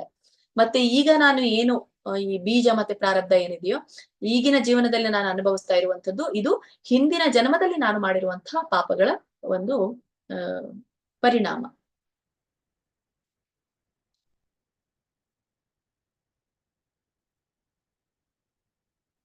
ಇನ್ನೊಂದು ಭಕ್ತಿಯ ಬೀಜವು ಹೇಗೆ ಈ ಬಯಕೆಗಳನ್ನು ಕೂಡ ನಾಶಪಡಿಸುತ್ತೆ. ಮೂಲವಾಗಿ ನಮ್ಮ ಪಾಪಕ್ಕೆ ಕಾರಣ ಏನು, ಈ ಬಯಕೆಗಳು. ಹೀಗೆ ಆ ಬಯಕೆಗಳನ್ನು ಕೂಡ ಇದು ನಾಶ ಮಾಡುತ್ತೆ ಅನ್ನೋದನ್ನ 6ನೇ ಸ್ಕಂದದ 2ನೇ ಅಧ್ಯಾಯದ 17ನೇ ಶ್ಲೋಕದಲ್ಲಿ ನಮ್ಗೆ ಇದು ತಿಳಿಸುತ್ತೆ. ತೈಸತಾನಿ ಅಘಾನಿ ಪೂಯಂತೆ ತಪೋದಾನ ವ್ರತಾದಿಭಿ ನಾಧರ್ಮಜಂ ತದ್ ದೃಢಯಂ ತದ್ ಅಪಿಶಾಂಗ್ರಿ ಸೇವಾಯ ಅಂತ ಹೇಳಿ, ಸೇವಯ ಅಂತ. ಅಂದ್ರೆ ಇದೇನ್ ಹೇಳುತ್ತೆ ಅಂದ್ರೆ, ಇಲ್ಲಿ ತಪೋದಾನ ವ್ರತಾದಿಭಿ ಅಂತ. ತಪೋದಾನ ತಪಸ್ಸು, ದಾನ, ಪ್ರತಿಜ್ಞೆ ಮತ್ತೆ ಇತರ ವಿಧಾನಗಳ ಮೂಲಕ ಈ ನಮ್ಮ ಜೀವನದಲ್ಲಿ ನಾವು ಮಾಡಿರುವಂತಹ ಪಾಪದ ಪ್ರತಿಕ್ರಿಯೆಗಳು ತಟಸ್ಥಗೊಳಿಸುತ್ತೆ. ಅಂದ್ರೆ ಪಾಪದ ಪ್ರತಿಕ್ರಿಯೆಗಳನ್ನ ಹೋಗಲಾಡಿಸುತ್ತೆ. ಯಾವ್ದು ಈಗ ನಾವು ಮಾಡ್ತಾ ಇರುವಂತಹ ಏಕಾದಶಿ ವ್ರತ ಆಗಿರ್ಬೋದು, ಈ ತಪಸ್ಸು, ದಾನ, ಪ್ರತಿಜ್ಞೆ ಇವೆಲ್ಲವೂ ಕೂಡ ಮಾಡ್ಬೋದು. ಆದ್ರೆ ಈ ಧಾರ್ಮಿಕ ಚಟುವಟಿಕೆಗಳು ಏನಿದೆಯೋ ನಮ್ಮ ಹೃದಯದಲ್ಲಿ ಇರುವ ಭೌತಿಕ ಆಸೆಗಳನ್ನ ತೆಗೆಯೋದಿಲ್ಲ. ಏನ್ ಮಾಡ್ತೀನಿ, ನಾನೀಗ ತಪಸ್ಸನ್ನ ಮಾಡ್ತೀನಿ, ದಾನ ಮಾಡ್ತೀನಿ, ಯಾಗ ಮಾಡ್ತೀನಿ, ಇದರಿಂದ ಏನಾಗುತ್ತೆ, ನಮ್ಮ ಪಾಪದ ಪಾಪಗಳನ್ನ ಕಡಿಮೆ ಮಾಡ್ಬೋದು. ಆದ್ರೆ ಆ ಬೀಜವನ್ನ ಹೋಗ್ಲಾಡ್ಸ್ಲಿಕ್ಕೆ ಸಾಧ್ಯ ಇಲ್ಲ. ಅದೊಂದು ಏನು ಕೆಟ್ಟ ಬೀಜ ಇರುತ್ತೋ ಆ ಬೀಜ ಹಾಗೆ ಉಳಿಯುತ್ತೆ. ಆ ಬೀಜವನ್ನ ನಾವು ಬೇರು ಸಮೇತವಾಗಿ ಕಿತ್ತು ತೆಗಿಬೇಕು. ತೆಗೆದಾಗ ಅದು ಮತ್ತೆ ಪಾಪ ಅನ್ನೋದು ಆಗೋದಿಲ್ಲ, ಪಾಪ ಅನ್ನೋದು ಹುಟ್ಕೊಳ್ಳೋದಿಲ್ಲ, ಬೀಜ ರೂಪಕ್ಕೂ ಬರೋದಿಲ್ಲ, ಮೊಳಕೆನೂ ಒಡೆಯೋದಿಲ್ಲ. ಅದರಿಂದ ನಾವು ಏನು ನಮ್ಮ ಜೀವನದಲ್ಲಿ ದುಃಖವನ್ನು ಕೂಡ ನಾವು ಅನುಭವಿಸೋದಿಲ್ಲ. ಹಾಗಾಗಿ ಈ ಭೌತಿಕ ಆಸೆ ಅನ್ನುವಂತಹ ಬೀಜವನ್ನ ಕಿತ್ತು ಹಾಕೋದು ಕೇವಲ ಈ ಶುದ್ಧ ಭಕ್ತಿ ಸೇವೆಯಿಂದ ಮಾತ್ರ ಸಾಧ್ಯ ಅನ್ನೋದನ್ನ ಇಲ್ಲಿ ತಿಳಿಸ್ತಾರೆ. ಮತ್ತೆ ಯಾರು ಭಗವಂತನ ಪಾದಕಮಲಗಳಿಗೆ ಸೇವೆಯನ್ನ ಸಲ್ಲಿಸ್ತಾರೋ, ಭಕ್ತಿ ಸೇವೆ ಸಲ್ಲಿಸ್ತಾರೋ ಅಂತವ್ರು ತಕ್ಷಣವೇ ಈ ಒಂದು ಭೌತಿಕ ಮಾಲಿನ್ಯ ಅಂತ ಹೇಳ್ತೀವಿ, ಇದರಿಂದ ಮುಕ್ತರಾಗ್ತಾರೆ ಅಂತ ಇಲ್ಲಿ ತಿಳಿಸ್ತಾರೆ.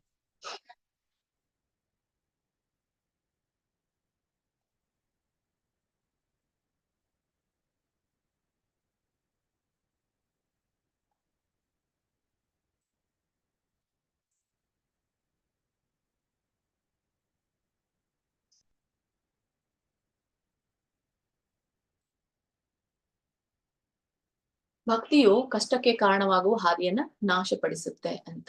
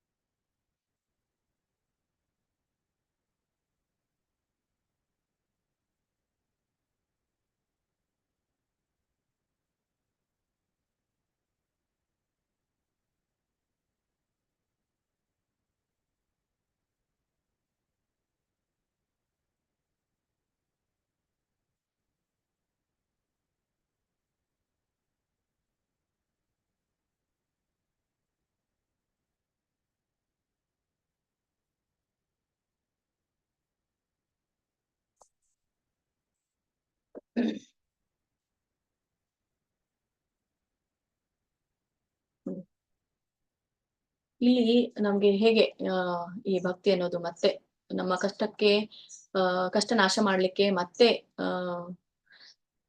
ಇದು ಹೇಗೆ ಅವಿದ್ಯೆ ಅನ್ನೋದನ್ನ ನಾಶ ಮಾಡುತ್ತೆ ಅನ್ನೋದನ್ನ ಮತ್ತೆ ಒಂದು ಉಲ್ಲೇಖದ ಮೂಲಕ ಇಲ್ಲಿ ತಿಳಿಸಲಾಗಿದೆ. ಇಲ್ಲಿ ಹೇಳ್ತಾ ಇರೋದು ಯತ್ಪಾದ ಪಂಕಜ ಪಲಾಶ ವಿಲಾಸ ಭಕ್ತಿಯ ಕರ್ಮಾಶಯಂ ಗ್ರತೀತಂ ಉದ್ಗ್ರಥಯಂತಿ ಸಂತಹಂ ತದ್ವನ್ನ ರಿಕ್ತ ಮತಯೋ ಯತಯೋಪಿರುದ್ಧ ಶ್ರೋತ್ರೋ ಗಣಾಸ್ತಮರಣಂ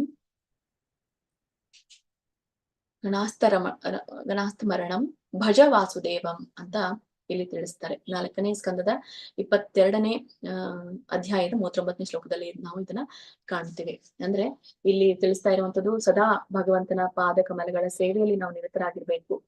ಈ ಭಕ್ತರು ಫಲಪ್ರದ ಚಟುವಟಿಕೆಗಳನ್ನು ಕೂಡ ಅವರು ಜಯಿಸ್ತಾರೆ ಅಂತ ಹೇಳಿ, ಅಂದ್ರೆ ಈ ಕಠಿಣವಾದಂತಹ ಆಸೆಗಳನ್ನು ಕೂಡ ಅವರು ತ್ಯಜಿಸ್ತಾರೆ, ಇದರಿಂದ ಜಯವನ್ನ ಪಡಿಬಹುದು ಅಂತ ಹೇಳ್ತಾರೆ.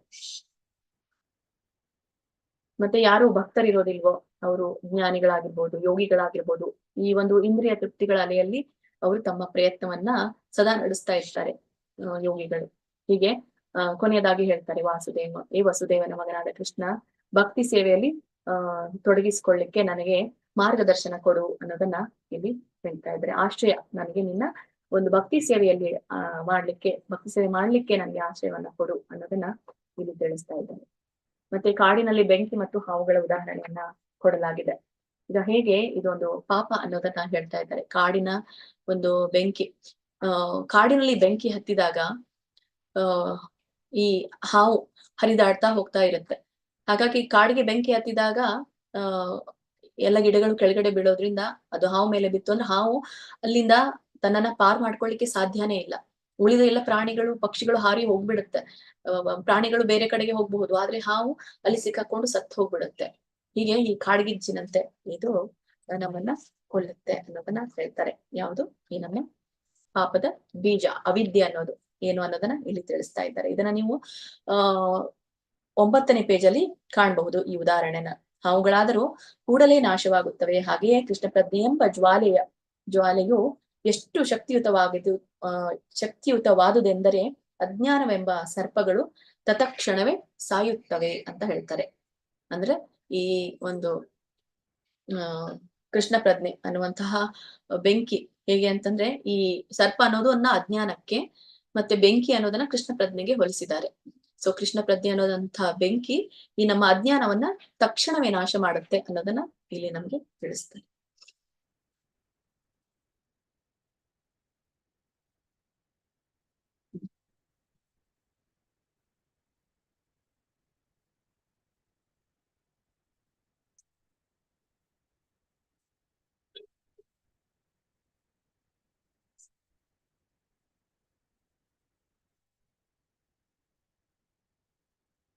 ಹೀಗೆ ನಾವು ಈ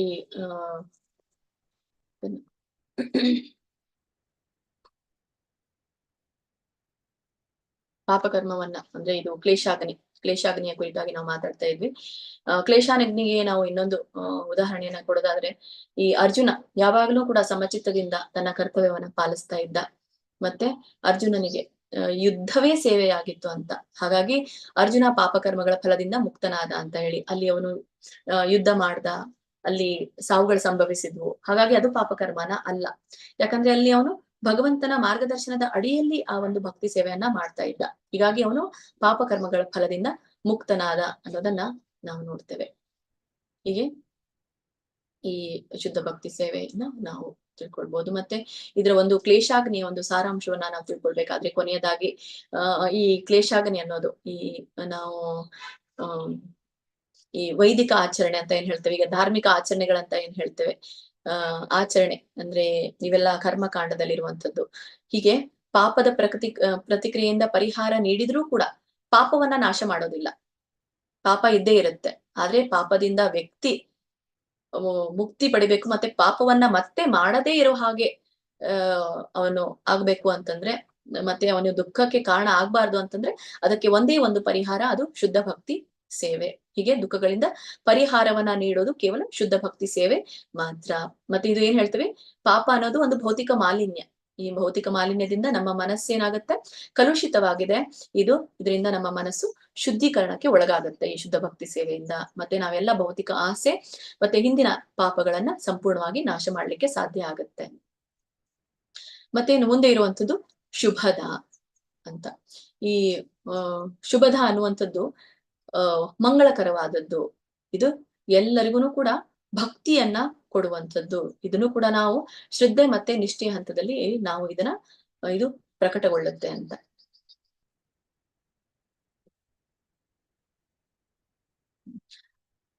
ಮತ್ತೆ ಈ ಶುಭದ ಅನ್ನೋದು ಕೂಡ ತುಂಬಾನೇ ಶುಭದಾಯಕವಾದದ್ದು. ಹೇಗೆ ಅಂತಂದ್ರೆ, ಈ ಶುದ್ಧ ಭಕ್ತಿಯ ಸೇವೆ ಏನು ಆಚರಿಸಿದ್ರು ಕೂಡ ತುಂಬಾನೇ ಮಂಗಳಕರವಾದದ್ದು ಅಂತ. ಇದಕ್ಕೆ ಯಾವುದೇ ಮುಹೂರ್ತ, ಯಾವುದೇ ಒಂದು ಒಳ್ಳೆಯ ದಿನವನ್ನ ನಾವು ಒಂದು ಪಂಚಾಂಗದಲ್ಲಿ ಕಾಣೋ ಅವಶ್ಯಕತೆ ಇಲ್ಲ. ಒಬ್ಬ ಶುದ್ಧ ಭಕ್ತ ಇವುಗಳಿಂದನೂ ಕೂಡ ಮುಕ್ತನಾಗ್ತಾನೆ ಅಂತ ಹೇಳಿ. ಮತ್ತೆ ಹೀಗೆ ಪ್ರಯೋಜನಕಾರಿ, ಮತ್ತೆ ಎಲ್ಲರನ್ನೂ ಕೂಡ ಇದು ಆಕರ್ಷಿಸುತ್ತೆ ಅಂತ ಹೇಳ್ತಾರೆ. ಮತ್ತೆ ಜೊತೆಗೆ ನಮಗೆ ಒಳ್ಳೆಯ ಗುಣಗಳನ್ನ ಬೆಳೆಸುತ್ತೆ, ಉನ್ನತ ಸಂತೋಷವನ್ನ ಇದು ನಮ್ಗೆ ನೀಡುತ್ತೆ. ನಮ್ಗೆ ಈ ಬ್ರಾಹ್ಮಣರ ಗುಣಗಳನ್ನ ನಮಗೆ ಅಳವಡಿಸ್ಕೊಳ್ಳಿಕ್ಕೆ ಇದು ಸಹಾಯವನ್ನ ಮಾಡುತ್ತೆ. ಸದಾ ನಮ್ಮನ್ನ ಒಳ್ಳೆಯ ಚಟುವಟಿಕೆಯಲ್ಲಿ ತೊಡಗಿಸಿ ಇಡುತ್ತೆ ಯಾವುದು ಈ ಶುದ್ಧ ಭಕ್ತಿ ಸೇವೆ. ಹೀಗೆ ಇದರ ಒಂದು ಪ್ರಯೋಜನವನ್ನ ನಾವು ಪದ್ಮಪುರಾಣದಲ್ಲಿಯೂ ಕೂಡ ಕಾಣ್ತೇವೆ. ಏನಂದ್ರೆ, ಈ ಭಕ್ತಿ ಸೇವೆಯಲ್ಲಿ ತೊಡಗಿರುವಂತಹ ವ್ಯಕ್ತಿ ಇಡೀ ಜಗತ್ತಿಗೆ ಅತ್ಯುತ್ತಮ ಸೇವೆ ಸಲ್ಲಿಸುವುದರ ಮೂಲಕ ಎಲ್ಲರನ್ನ ಸಂತೋಷ ಪಡಿಸ್ತಾನೆ ಅಂತ ಹೇಳಿ. ಉದಾಹರಣೆಗೆ ಶಿಲಾ ಪ್ರಭುಪಾದ ಅವರನ್ನ ನೋಡ್ತೇವೆ.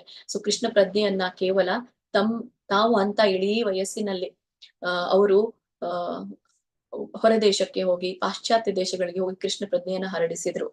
ಅವರು ಕೇವಲ ತಮ್ಮ ಒಂದು ಭಕ್ತಿ ಸೇವೆಯನ್ನ ಮಾಡಿದ್ರೆ ಸಾಕಿತ್ತು. ಬೃಂದಾವನಕ್ಕೆ ಹೋಗಿ ಅವರು ತಮ್ಮ ಉಳಿದಿರುವ ಜೀವನವನ್ನ ಕಳೆದಿದ್ರೆ ಆಗ್ತಿತ್ತು. ಆದ್ರೆ ಅವರು ಹಾಗೆ ಮಾಡ್ಲಿಲ್ಲ. ಎಲ್ಲರಿಗೂ ಕೂಡ ಅವರು ಈ ಭಕ್ತಿಯನ್ನ ಹಂಚಿದ್ರು. ಹೀಗೆ ಅವರು ಭಗವಂತನಿಗೆ ಸೇವೆಯನ್ನ ಸಲ್ಲಿಸಿದ್ರು, ಅದು ತಮ್ಮ ಗುರುಗಳ ಆದೇಶದ ಮೇರೆಗೆ. ಸೊ ಹೀಗೆ ಅವರೆಲ್ಲರನ್ನ ಕೂಡ ಸಂತೋಷ ಪಡಿಸ್ತಾ ಇದ್ದಾರೆ. ಇದು ಈ ಒಂದು ಶುಭದ ಅನ್ನುವಂತಹ ಮಂಗಳಕರ ಕಾರ್ಯ ಕೇವಲ ನಮ್ಮಷ್ಟಕ್ಕಷ್ಟೇ ಸೀಮಿತ ಅಲ್ಲದೆ ಇತರರಿಗೂ ಕೂಡ ನಾವು ಆ ಸಂತೋಷವನ್ನ ಕೊಡುವಂಥದ್ದು ಅಂತ ಇಲ್ಲಿ ನಾವು ಇದರಿಂದ ತಿಳ್ಕೊಳ್ಬಹುದು. ಮತ್ತೆ ಒಳ್ಳೆಯ ಗುಣಗಳನ್ನ ಬೆಳೆಸುತ್ತೆ ಅನ್ನೋದನ್ನ ನಾವು ತಿಳ್ಕೊಂಡ್ವಿ. ಒಳ್ಳೆಯ ಗುಣಗಳನ್ನ ಅಂದ್ರೆ ಶುದ್ಧ ಭಕ್ತಿ ಸೇವೆಯನ್ನ ಮಾಡ್ಲಿಕ್ಕೆ, ಅಭ್ಯಾಸ ಮಾಡ್ಲಿಕ್ಕೆ ನಮ್ಗೆ ಒಬ್ಬ ಸಂತನಿಗೆ, ಒಬ್ಬ ಬ್ರಾಹ್ಮಣನಿಗೆ ಯಾವ ಗುಣಗಳಿರ್ಬೇಕೋ ಆ ಗುಣಗಳನ್ನ ಇದು ಬೆಳೆಸುತ್ತೆ ಅಂತ. ಮತ್ತೆ ಉದಾಹರಣೆಗೆ ಇಲ್ಲಿ ನಾವು ಹಿಪ್ಪಿಗಳನ್ನ ನೋಡಿದಾಗ, ಹಿಪ್ಪಿಗಳು ಹೇಗಿದ್ರು ಅವರನ್ನ ನೋಡಿದ್ರೆ ಅಲ್ಲಿ ಅಂತ ಒಂದು ಸ್ಥಳದಲ್ಲಿ ಅವ್ರು ಹೇಗ್ ಕೂಡ್ತಾ ಇದ್ರು, ಹೇಗೆ ಮಲಗ್ತಾ ಇದ್ರು, ಯಾವ ಕಾರ್ಯಗಳನ್ನ ಮಾಡ್ತಾ ಇದ್ರು, ಯಾವ ಹವ್ಯಾಸಗಳನ್ನ ಮಾಡ್ತಾ ಇದ್ರು, ಅದನ್ನ ನೋಡಿದ್ರೆ ಅಂತ ಒಬ್ಬ ಬ್ರಾಹ್ಮಣರ ಕುಟುಂಬದಲ್ಲಿ ಹುಟ್ಟಿದಂತಹ ಶ್ರೀಲ ಪ್ರಭುಪಾದರು ಅಂತವರ ಮಧ್ಯೆ ಇದ್ದು ಆ ಹಿಪ್ಪಿಗಳನ್ನೆಲ್ಲನೂ ಕೂಡ ಅವರು ಹ್ಯಾಪಿಗಳನ್ನಾಗೆ ಮಾಡಿದ್ರು. ಜೊತೆಗೆ ಕೃಷ್ಣನ ಪ್ರಾಮಾಣಿಕ ಗಂಭೀರ ಭಕ್ತರಾಗೋ ಹಾಗೆ ಶ್ರೀಲ ಪ್ರಭುಪಾದವರು ಮಾಡಿದ್ರು. ಇದು ಒಳ್ಳೆಯ ಗುಣಗಳನ್ನೇ ಬೆಳೆಸುತ್ತೆ ಅಂತ ಹೇಳಿ. ಒಬ್ಬ ಭಕ್ತ, ಶುದ್ಧ ಭಕ್ತ ಇತರರೊಂದಿಗೆ ಇದ್ದಾಗ ಅದು ಒಳ್ಳೆಯ ಗುಣಗಳನ್ನೇ ಬೆಳೆಸುತ್ತೆ. ಈಗ ದೇವತೆಗಳ ಎಲ್ಲ ಉತ್ತಮ ಗುಣಗಳನ್ನ ಅವನು ಪಡಿತಾನೆ, ದೈವಿ ಗುಣಗಳನ್ನು ಕೂಡ ಪಡಿಲಿಕ್ಕೆ ಸಾಧ್ಯ ಆಗುತ್ತೆ. ಇದನ್ನ ನಾವು ಭಾಗವತದಲ್ಲಿ ನಾವು ನೋಡ್ಬೋದು. ಸರ್ವೈ ಗುಣೈ ಸತ್ರ ಸಮಾಸತೆ ಸುರಾಹ ಅಂತ ಹೇಳಿ, ಅಂದ್ರೆ ಎಲ್ಲ ದೇವತೆ ಗುಣಗಳನ್ನ ಕೂಡ ನಾವು ಪಡಿತೀವಿ ಅಂತ. ಮತ್ತೆ ಈ ಶುಭದ ಅಂತಂದ್ರೆ, ಈ ಶುಭದಾಕ್ಕೆ ಮೂಲ ಕಾರಣ ಇಲ್ಲಿ ನಮ್ಗೆ ಇದರಲ್ಲಿ ನಾವು ನೋಡ್ಬೋದು. ಪೇಜ್ ನಂಬರ್ 11 ಅನ್ನ ನೀವು ಓಪನ್ ಮಾಡ್ಕೊಳ್ಳಿ. ಸಂತೋಷದ 3 ಮೂಲಗಳು.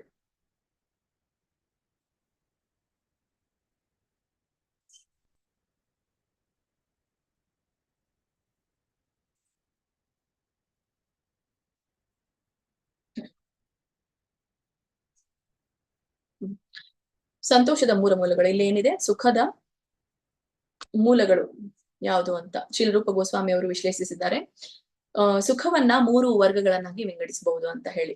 ಸೊ ಮೊದಲನೇದು ಐಹಿಕ ಭೋಗ ತರುವ ಸುಖ, ಪರಬ್ರಹ್ಮನ ಜೊತೆ ತನ್ನನ್ನ ಗುರುತಿಸಿಕೊಂಡಾಗ ವ್ಯಕ್ತಿಗೆ ಸಿಗುವಂತಹ ಸುಖ, ಮತ್ತೆ ಕೃಷ್ಣ ಪ್ರಜ್ಞೆ ನೀಡುವಂತಹ ಸುಖ ಅಂತ ಹೇಳಿ. ಎಲ್ಲರಿಗೂ ಈ 3 ತರದ ಸುಖಗಳಲ್ಲಿ ನಾವು ಕೊನೆಯದಾಗಿ ಸ್ವಲ್ಪ ಸರಳವಾಗಿದ್ರು ಕೂಡ ಆ ಒಂದು ಸುಖವನ್ನ ಬಯಸುವವರು ಕಡಿಮೆ. ಆದ್ರೆ ಐಹಿಕ ಭೋಗದಿಂದ ತರುವ ಸುಖವನ್ನ ನಾವು ನೋಡೋಣ.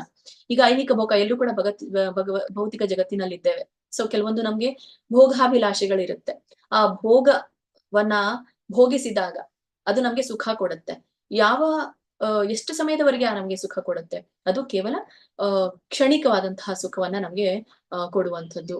ಹೀಗೆ ಇದಕ್ಕೆ ನಾವು ಉದಾಹರಣೆಯನ್ನ ಕೊಡೋದಾದ್ರೆ, ಈ ಒಂದು ಯೋಗಿಗಳು ಸಾಧಿಸುವಂತಹ ಸಿದ್ಧಿಗಳು ಮತ್ತೆ ಭೌತಿಕ ಸಿದ್ಧಿಗಳು ಅಂತ ಹೇಳ್ತೇವೆ. ಯೋಗ ಸಿದ್ಧಿ, ಭೌತಿಕ ಸಿದ್ಧಿ ಅಂತ 2 ತರನಾಗಿ ನಾವು ಈ ಐಹಿಕ ಸುಖವನ್ನ ವಿಭಾಗಿಸಬಹುದು.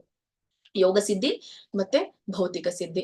ಈ ಯೋಗ ಸಿದ್ಧಿಗಳು ಅಂತ ಹೇಳಿದಾಗ ನಮ್ಗೆ ಈಗ ಯೋಗಿಗಳು ಹಿಂದಿನ ಯೋಗಿಗಳ ಪಡ್ಕೊಂಡಂತ ಸಿದ್ಧಿಗಳನ್ನ ನೋಡಿದಾಗ ಅದಕ್ಕೆ ಏನ್ ಹೇಳ್ತೇವೆ? ಇಲ್ಲಿ ಮುಂದಿನ ಪೇಜ್ ಅಲ್ಲಿ ಇದೆ ನೋಡಿ, ಯಾವ್ದು 12ನೇ ಪೇಜ್ ಅಲ್ಲಿ ನಾವು ನೋಡ್ತೇವೆ. ಅಣಿಮಾ ಸಿದ್ಧಿ, ಮಹಿಮಾ, ಅಣಿಮಾ, ಮಹಿಮಾ, ಗರಿಮಾ, ಲಘಿಮಾ, ಪ್ರಾಪ್ತಿ, ಇಶಿತ, ವಶಿತ, ಪ್ರಾಕಾಮ್ಯ ಅಂತ ಕರಿತೀವಿ. ಸೊ ಇವೆಲ್ಲವೂ ಕೂಡ ಇರುವಂತದ್ದು. ಎಷ್ಟು ಸಿದ್ಧಿಗಳಾಯ್ತು? ಇದು 8 ಭೌತಿಕ ಸಿದ್ಧಿಗಳು. ಇನ್ನೊಮ್ಮೆ ನಾನು ಹೇಳ್ತೇನೆ, 8 ಭೌತಿಕ ಸಿದ್ಧಿಗಳು: ಅಣಿಮಾ, ಮಹಿಮಾ, ಗರಿಮಾ, ಲಘಿಮಾ, ಪ್ರಾಪ್ತಿ, ಇಶಿತ, ವಶಿತ, ಪ್ರಾಕಾಮ್ಯ. ಸೊ ಇವು 8 ತರದ ಸಿದ್ಧಿಗಳನ್ನ ನಾವು ಕಾಣ್ತೇವೆ. ಹೀಗೆ ಈ 8 ಸಿದ್ಧಿಗಳು ಕೇವಲ ಯೋಗಿಕವಾಗಿ ಸಿದ್ಧಿಗಳೇ ಅಂತ ಅಲ್ಲ, ಈ ಭೌತಿಕವಾಗಿಯೂ ಇದೇ ಸಿದ್ಧಿಗಳನ್ನ ನಾವು ಕಾಣಬಹುದು. ಈಗ ನಾವು ನೋಡಿದಾಗ ಯೋಗ ಸಿದ್ಧಿ, ಭೌತಿಕ ಸಿದ್ಧಿ. ಉದಾಹರಣೆಗೆ ಅಣಿಮಾ ಸಿದ್ಧಿ ಅಂತ ತಗೊಳ್ಳೋಣ. ಅಣಿಮಾ ಸಿದ್ಧಿಯಲ್ಲಿ ಈಗ ಯೋಗ ಸಿದ್ಧಿ, ಯೋಗಿಗಳು ಏನ್ ಮಾಡ್ತಾ ಇದ್ರು?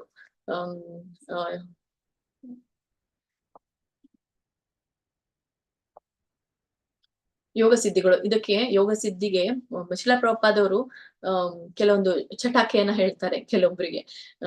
ಅವರು ಪ್ರಯಾಣವನ್ನ, ಒಂದು ಹಡಗಿನಲ್ಲಿ ಪ್ರಯಾಣವನ್ನ ಬೆಳೆಸುವಾಗ ಅಲ್ಲಿ ಒಬ್ಬ ಯೋಗಿ ಹೇಳ್ತಾನಂತೆ, ನಾನು ನೀರಿನ ಮೇಲೆ ನಡೆಯಬಲ್ಲೆ ಅಂತ ಹೇಳಿ. ಸೊ ನೀರಿನ ಮೇಲೆ ನಡಿಲಿಕ್ಕೆ ನೀನ್ ಎಷ್ಟು ವರ್ಷ ತಗೊಂಡಿ ಅಂತ ಹೇಳಿದಾಗ ಅವನು 15-20 ವರ್ಷದಿಂದ ನಾನು ಈ ಒಂದು ಸಿದ್ಧಿಯನ್ನ ಪಡಿಲಿಕ್ಕೆ ಅಭ್ಯಾಸವನ್ನ ಮಾಡ್ತಾ ಇದ್ದೇನೆ ಅಂತ ಹೇಳಿದಾಗ, ಅವಾಗ ಅವರು ನಕ್ಕು ಹೇಳ್ತಾರೆ, ನೀನು 20 ವರ್ಷದಿಂದ ಅಭ್ಯಾಸ ಮಾಡ್ತಾ ಇದೀಯಾ, ಕೇವಲ ನೀನು ಈ ನೀರಿನ ಮೇಲೆ ನಡಿಲಿಕ್ಕೆ ಕೇವಲ ಒಂದು 5 ರೂಪಾಯಿ ಕೊಟ್ರೆ ನೀನು ಈ ಹಡಗಿನ ಮೂಲಕ ನೀನ್ ದಾಟ್ಬೋದಿತ್ತಲ್ಲ ಅಂತ ಹೇಳಿ ಚಟಾಕಿಯನ್ನ ಹಾಕ್ತಾರೆ ಅವರಿಗೆ, ಅಂದ್ರೆ ನಗೆ ಚಟಾಕಿಯನ್ನ. ಸೊ ಈ ತರ ಅವರು ಸಿದ್ಧಿ ಪಡೆದವರಿಗೆ ಈ ತರ ಅವರು ಹೇಳ್ತಾ ಇದ್ರು. ಅಂದ್ರೆ ಅಷ್ಟು ವರ್ಷ ನಾವು ಆ ಒಂದು ಸಿದ್ಧಿಯ ಅಭ್ಯಾಸಕ್ಕಾಗಿ ನಾವು ವ್ಯರ್ಥ ಮಾಡಿದ್ವಿ ಅಂತ ಶ್ರೀಲ ಪ್ರಭುಪಾದವರು ಹೇಳ್ತಾರೆ. ಸೊ ಹೀಗೆ ಅಣಿಮಾ ಸಿದ್ಧಿಯನ್ನ ಉದಾಹರಣೆಗೆ ತಗೊಂಡಾಗ ಈಗ ಯೋಗ ಸಿದ್ಧಿಗಳು. ಯೋಗ ಸಿದ್ಧಿ ಹೇಗೆ? ಅಣಿಮಾ ಅಂತಂದ್ರೆ ಏನು? ಅಣು, ಚಿಕ್ಕದು ಅಂತ ಹೇಳಿ, ಅದಕ್ಕಾಗಿ ಅಣಿಮಾ ಅಂತ ಹೇಳ್ತೇವೆ. ಈಗ ಯೋಗ ಸಿದ್ಧಿಯಲ್ಲಿ ಈ ಚಿಕ್ಕ ರೂಪ ತಾಳುವ ಶಕ್ತಿಯನ್ನ ಪಡೆಯುವಂಥದ್ದು, ಮತ್ತೆ ಒಂದು ಅಣುವಾಗಿ ಬೇರೆ ಒಂದು ವಸ್ತುವಿನಲ್ಲಿ ಸೇರಿಕೊಳ್ಳುವಂಥದ್ದು, ಇವೆಲ್ಲವೂ ಕೂಡ ನಾವು ಉದಾಹರಣೆಯಾಗಿ ತಗೊಳ್ತೇವೆ. ಅಣಿಮಾ ಸಿದ್ಧಿ, ಚಿಕ್ಕ ರೂಪವನ್ನ ತಾಳಿದವರು ಯಾರು ಅಂತ ಹೇಳಿ ಯಾರಾದ್ರೂ ಉದಾಹರಣೆಯನ್ನ ಕೊಡ್ತೀರಾ ಸ್ಕ್ರಿಪ್ಚರ್ಸ್ ಗಳಲ್ಲಿ? ಅಂದ್ರೆ ದೊಡ್ಡವರಿದ್ದವರು ಚಿಕ್ಕ ರೂಪವನ್ನ ತಾಳಿರುವಂಥವ್ರು. ಹರೇ ಕೃಷ್ಣ. ಎಸ್, ಶಿವಶಂಕರ್ ಪ್ರಭುಜಿ. ಹನುಮಂತ. ಏನ್ ಪ್ರಭು? ಹನುಮಂತ ಮಾತಾಜಿ, ಹನುಮಂತ ಆಂಜನೇಯ ಒಂದು ಹಾರ್ಕೊಂಡು ಹೋಗ್ಬೇಕಾದ್ರೆ ರಾಕ್ಷಸಿ ಬಾಯಲ್ಲಿ ಸಣ್ಣದಾಗಿ ಹೋಗ್ತಾನಲ್ಲ. ಹಾ, ಯಾವಾಗಿನ ಸನ್ನಿವೇಶ ಹೇಳ್ತಾ ಇದ್ದೀರಾ? ರಾವಣ ಲಂಕೆ ಕಳಿಸ್ಬೇಕಾರೆ ಆ ಸಮುದ್ರದಲ್ಲಿ ರಾಕ್ಷಸಿ ಅವನ ಅಡ್ಡ ಕಟ್ಟಿದಾಗ ಅವನು ಏನೋ ನುಂಗಾಕ್ ಹೋಗ್ತಾನೆ. ನನ್ನ ಹೊಟ್ಟೆ ಒಳಿಕ್ ಹೋಗ್ಬೇಕು ಅಂದಾಗ ಅವ್ನು ಸಣ್ಣ ಇದಾಗಿ ಹೊಟ್ಟೆ ಒಳಿಕ್ ಹೋಗಿ ವಾಪಸ್ ಬರ್ತಾನೆ. ಹೌದು, ಅದೊಂದು ಅಣಿಮ. ಮತ್ತೆ ಯಾರಾದ್ರೂ ಹೇಳ್ತೀರಾ? ಹರೇ ಕೃಷ್ಣ. ಹರಿಣಿ ಮಾತಾಜಿ. ನಾನು ಅದೇ ಹೇಳ್ಬೇಕಂತಿದ್ದೆ ಮಾತಾಜಿ, ಹನುಮಂತಂದೆ.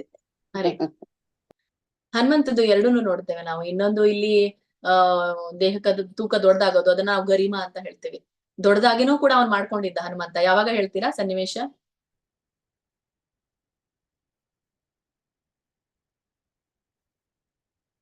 ಲಕ್ಷ್ಮೀ ಮಾತಾಜಿ.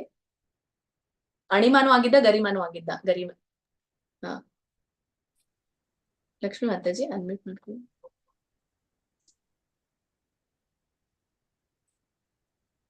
ಹರೇ ಕೃಷ್ಣ. ಓಕೆ, ಮ್ಯೂಟ್ ಆಗ್ತಾ ಇರ್ಲಿಲ್ಲ, ಈಗ ಆಯ್ತು. ಬಲಿ ಚಕ್ರವರ್ತಿ ವಾಮನ ಅವತಾರ. ವಾಮನ ಅವತಾರ, ಓಕೆ, ದೊಡ್ಡದಾಗಿ ಮಾಡ್ಕೊಂಡಿರುವಂತದ್ದು.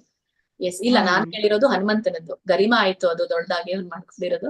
ಇಲ್ಲಿ ಹನುಮಂತನದ್ದು ಚಿಕ್ಕ ರೂಪವನ್ನ ಕೂಡ ತಾಳ್ದ, ದೊಡ್ಡ ರೂಪವನ್ನು ಕೂಡ ತಾಳ್ದ. ಅದ್ ಯಾವಾಗ ಹೇಳ್ತೀರಾ? ಅದು ರಾಕ್ಷಸರಿಗೆ ಮಾಡಿರೋದು ಮಾತಾಜಿ, ಯಾರೋ ರಾಕ್ಷಸರಿಗೆ ದೊಡ್ಡದಾಗಿದ್ದು. ಓಕೆ, ಉಮಾದೇವಿ ಮಾತಾಜಿ. ಹರೇ ಕೃಷ್ಣ ಮಾತಾಜಿ. ಸಿಂಹಿಣಿ ಅನ್ನೋ ರಾಕ್ಷಸಿ ಅವ್ನು ನುಂಗ್ಬಿಡ್ತಾಳೆ ಆಂಜನೇಯನ. ಅವಾಗ ಅವನು ಹೊಟ್ಟೆ ಒಳಗೆ ದಪ್ಪ ಆಗಿ ಹೊರಗೆ ಬರ್ತಾನೆ, ಹೊಟ್ಟೆ ಹೊಡ್ಕೊಂಡು ಸೀಳ್ಕೊಂಡು. ಯಾರು? ಹನುಮಂತನ ಮಾತಾಜಿ. ಹನುಮಂತ ಹೊಟ್ಟೆ ನುಂಗ್ತಾಳೆ ಸಿಂಹಿಣಿ. ಅವ್ನು ಸಾಮಾನ್ಯ ದೇಹಕ್ಕೆ ಬರ್ತಾನೆ, ನುಂಗಿದ್ಮೇಲೆ ಸಾಮಾನ್ಯ ದೇಹಕ್ಕೆ ಬರ್ತಾನೆ ಅಷ್ಟೇ. ಆಮೇಲೆ ಹೊಟ್ಟೆ ಒಳಗೆ ಬೆಳೆದ್ಬಿಟ್ಟು ಈಚೆಗೆ ಬರ್ತಾನೆ. ಹಾ, ಅದೇ ಸಾಮಾನ್ಯವಾಗಿನೇ ಬೆಳಿತಾನಲ್ಲ ಮಾತಾಜಿ, ಚಿಕ್ಕದಾಗಿ ಒಳಗೆ ಹೋಗಿ ಸಾಮಾನ್ಯವಾಗಿ ಬೆಳಿತಾನೆ, ಅಂದ್ರೆ ತಂದೇನು ಅಂತ ಹೇಳಿ. Okay okay Mataji. ಹಾ, ಮತ್ತೆ ಅನಂತ ಕುಲಕರ್ಣಿ ಪ್ರಭು, ಬೇರೆ ಉತ್ತರ ಇದೆ? ಅಂಜನೇಯ ಲಕ್ಷ್ಮಣ, ರಾಮ ಲಕ್ಷ್ಮಣರಿಗೆ ಬತ್ಕೊಂಡು ಕಿಷ್ಕಿಂಧೆ ಬೆಟ್ಟದ ಮೇಲೆ ಹಾಯ್ದು ಹೋಗ್ತಾರೆ. ತುಂಬಾ ಇದು ದೊಡ್ಡ ರೂಪದಲ್ಲಿ ಬಂದಿರ್ತಾರೆ. ಅವರಿಬ್ಬರನ್ನ ಹೆಗಲ ಮೇಲೆ ತಗೊಂಡು ರಾಮದ ಲಕ್ಷ್ಮಣ ಮೇಲೆ ಕೂಡ್ಸ್ಕೊಂಡು ಅವರು ಬೆಟ್ಟನ ದಾಟ್ತಾರೆ. ಹಾ, ಹರೇ ಕೃಷ್ಣ. ಭೀಮನ ಸನ್ನಿವೇಶ ನೆನಪಿದೆಯಾ ಯಾರಿಗಾದ್ರು? ಹ್ಯಾಂಡ್ ರೈಸ್ ಮಾಡಿ. ಭೀಮ ಮತ್ತೆ ಹನುಮಂತನ ಒಂದು ಇದು ಕಾನ್ವರ್ಸೇಷನ್.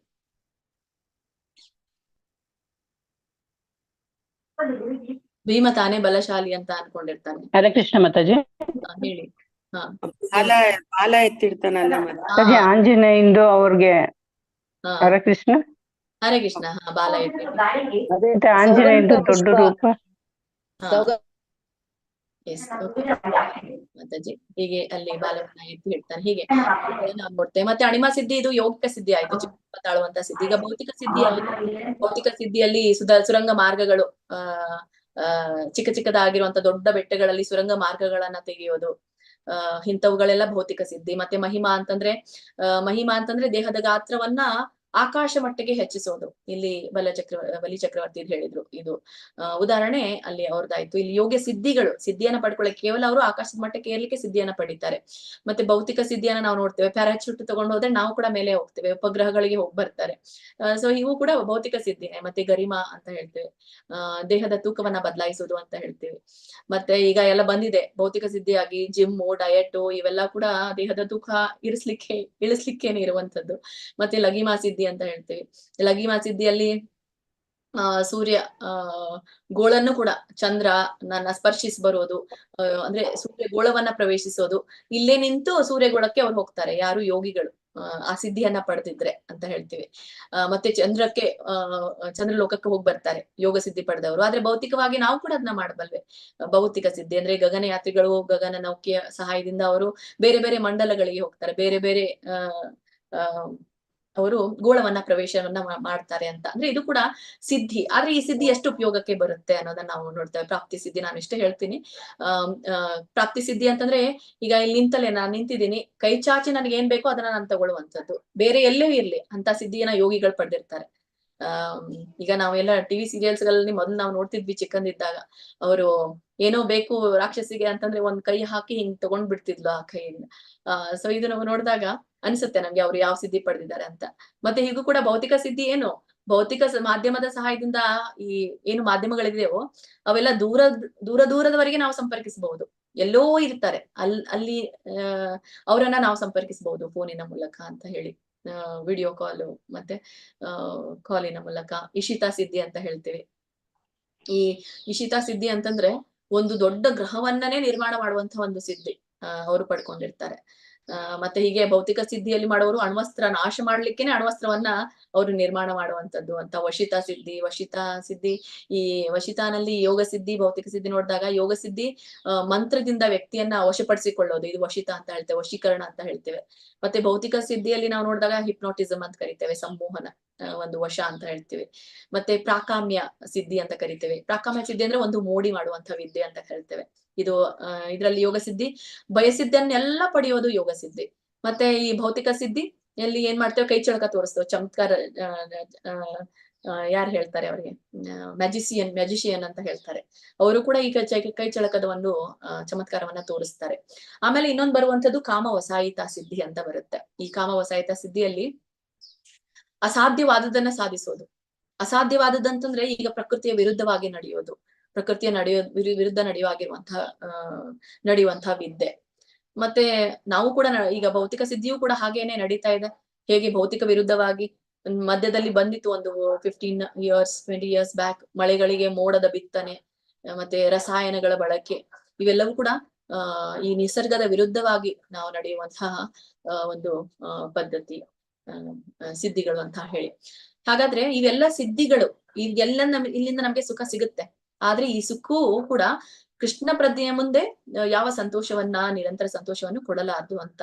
ಮತ್ತೆ ಎರಡನೇದಾಗಿ ಪರಬ್ರಹ್ಮನೊಂದಿಗೆ ತನ್ನನ್ನು ತಾನು ಗುರುತಿಸಿಕೊಳ್ಳುವಂತಹ ಮೂಲಕ ಪಡೆಯುವಂತಹ ಸಂತೋಷ. ಮತ್ತೆ ಆದ್ರೆ ಇವೆಲ್ಲದಕ್ಕೂ ಕೂಡ ಇವೆರಡು ಸಿದ್ಧಿ ಅಂದ್ರೆ ಏನು, ಇದು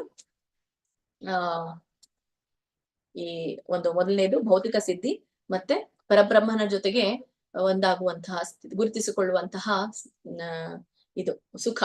ಇವೆರಡು ಸುಖಕ್ಕಿಂತ ಕೃಷ್ಣ ಪ್ರಜ್ಞೆಯಲ್ಲಿನ ಶುದ್ಧ ಭಕ್ತಿಯ ಸೇವೆಯಿಂದ ಪಡೆದಂತಹ ಸುಖ ಅತ್ಯುನ್ನತವಾದದ್ದು ಅಂತ. ಇದು ಸಚ್ಚಿತ್ ಆನಂದದಲ್ಲಿ ಇರಿಸುವಂಥದ್ದು, ಮತ್ತೆ ಇದು ಎಲ್ಲದರ ಮೂಲ ಅಂತ ಇದು ತಿಳಿಸುತ್ತೆ. ಇದು ಉದಾಹರಣೆಗೆ ನಾವು ಕೊಲವಿಚ ಶ್ರೀಧರ್ ಅವರನ್ನ ತಗೊಳ್ಬಹುದು. ಎಷ್ಟೊಂದು ಕಡು ಬಡವರಾಗಿದ್ರು ಅವರು, ಹಣ್ಣಿನ ವ್ಯಾಪಾರಿಗಳಾಗಿದ್ರು. ಅದನ್ನ ಚೈತನ್ಯ ಮಹಾಪ್ರಭುಗಳು ಬಾರ್ಗೇನಿಂಗ್ ಮಾಡ್ತಾ ಇರ್ತಾರೆ. ಅಂತ ಒಂದು ಸಮಯದಲ್ಲಿ ಎಷ್ಟೊಂದು ಅವರು ಸಂತೋಷವನ್ನ ಅದನ್ನ ಪಡ್ತಾ ಇರ್ತಾರೆ, ಯಾಕಂದ್ರೆ ಅವರು ಕೃಷ್ಣವನ್ನ ನಾಮವನ್ನ ಜಪ ಮಾಡ್ತಾ ಇರ್ತಾರೆ. ಮತ್ತೆ ಇನ್ನೊಂದು ಉದಾಹರಣೆ ನಾವು ಪ್ರಹ್ಲಾದ ಮಹಾರಾಜರನ್ನ ತಗೊಳ್ಬಹುದು. ಎಷ್ಟೊಂದು ಅವರು ಶಕ್ತಿಹೀನರಾಗಿದ್ರು. ಪ್ರಹ್ಲಾದ ಮಹಾರಾಜರವರು ಚಿಕ್ಕವರಿದ್ರು, ಆದ್ರೂ ಭಕ್ತಿಯಿಂದ ನರಸಿಂಹನಿಗೆ ಪ್ರಾರ್ಥನೆಯನ್ನ ಅವರು ಸಲ್ಲಿಸಿದ್ರು ಅಂತ. ಹೀಗೆ ಅವ್ರಿಗೆ ಯಾವುದೇ ಇಲ್ಲಿ ಸಿದ್ಧಿ ಅವಶ್ಯಕತೆ ಇರ್ಲಿಲ್ಲ. ಕೊಲವೇಶ ಶ್ರೀಧರ್ ಆಗಿರ್ಬೋದು, ಪ್ರಹ್ಲಾದ್ ಮಹಾರಾಜ್ ಆಗಿರ್ಬೋದು, ಕೇವಲ ಭಕ್ತಿಯಿಂದ ಮಾತ್ರ ಭಗವಂತನನ್ನ ಅವರು ಕಂಡವರು ಅಂತ. ಭಗವಂತನನ್ನ ಕಂಡು ಸುಖವನ್ನ ಪಟ್ಟವರು. ಆಮೇಲೆ ಕೊನೆಗೆ ಪ್ರಹ್ಲಾದ್ ಮಹಾರಾಜ್ ಅವರು ನರಸಿಂಹ ಅವತಾರದಲ್ಲಿ ಹಿರಣ್ಯ ಕಶಿಪುವನ್ನ ಕೊಂದಾದ್ಮೇಲೆ ನಿನ್ಗೆ ಏನ್ ಬೇಕು ಕೇಳ್ಕೊ, ಯಾವ ವರ ಬೇಕು ಅಂತ ಕೇಳಿದಾಗ ಪ್ರಹ್ಲಾದ್ ಮಹಾರಾಜರು ಹೇಳ್ತಾರೆ, ನಾನಿಲ್ಲಿ ವ್ಯವಹಾರ ಮಾಡ್ತಾ ಇಲ್ಲ, ನಾನು ಇಲ್ಲಿ ನನಗೆ ಇನ್ನು ಕೊಡೋದಾದ್ರೆ ನನ್ನಷ್ಟು ನಿನ್ನನ್ನು ಭಕ್ತಿ ಮಾಡುವ ಹಾಗೆ ನನಗೆ ಶುದ್ಧ ಭಕ್ತಿ ಸೇವೆ ಮಾಡುವಂತಹ ವರದಾನವನ್ನ ಕಲ್ಪಿಸುವಂತ ಪ್ರಹ್ಲಾದ್ ಮಹಾರಾಜರು ಕೇಳ್ತಾರೆ.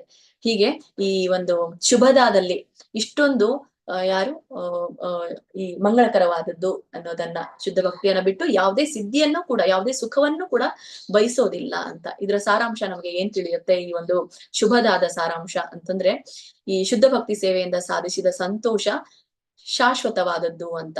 ಹಾಗಾಗಿ ಈ ಪ್ರಕ್ರಿಯೆಯಿಂದ ಪಡೆದ ಸಂತೋಷ ಮತ್ತೆ ಭೌತಿಕ ಪ್ರತಿಕ್ರಿಯೆಯಿಂದ ಪಡೆದಂತಹ ಸಂತೋಷ ತಾತ್ಕಾಲಿಕವಾದದ್ದು, ಕೇವಲ ಶುದ್ಧ ಭಕ್ತಿ ಸೇವೆಯೇ ಶಾಶ್ವತ. ಹೀಗೆ ಇದು ಅತ್ಯುನ್ನತವಾದ ಆನಂದವನ್ನ ಈ ಕೃಷ್ಣ ಪ್ರಜ್ಞೆ ಮಾತ್ರ ನಮ್ಗೆ ಕೊಡುವಂಥದ್ದು ಅಂತ ಹೇಳ್ತಾರೆ. ಮತ್ತೆ ನೆಕ್ಸ್ಟ್ ಇರುವಂತದ್ದು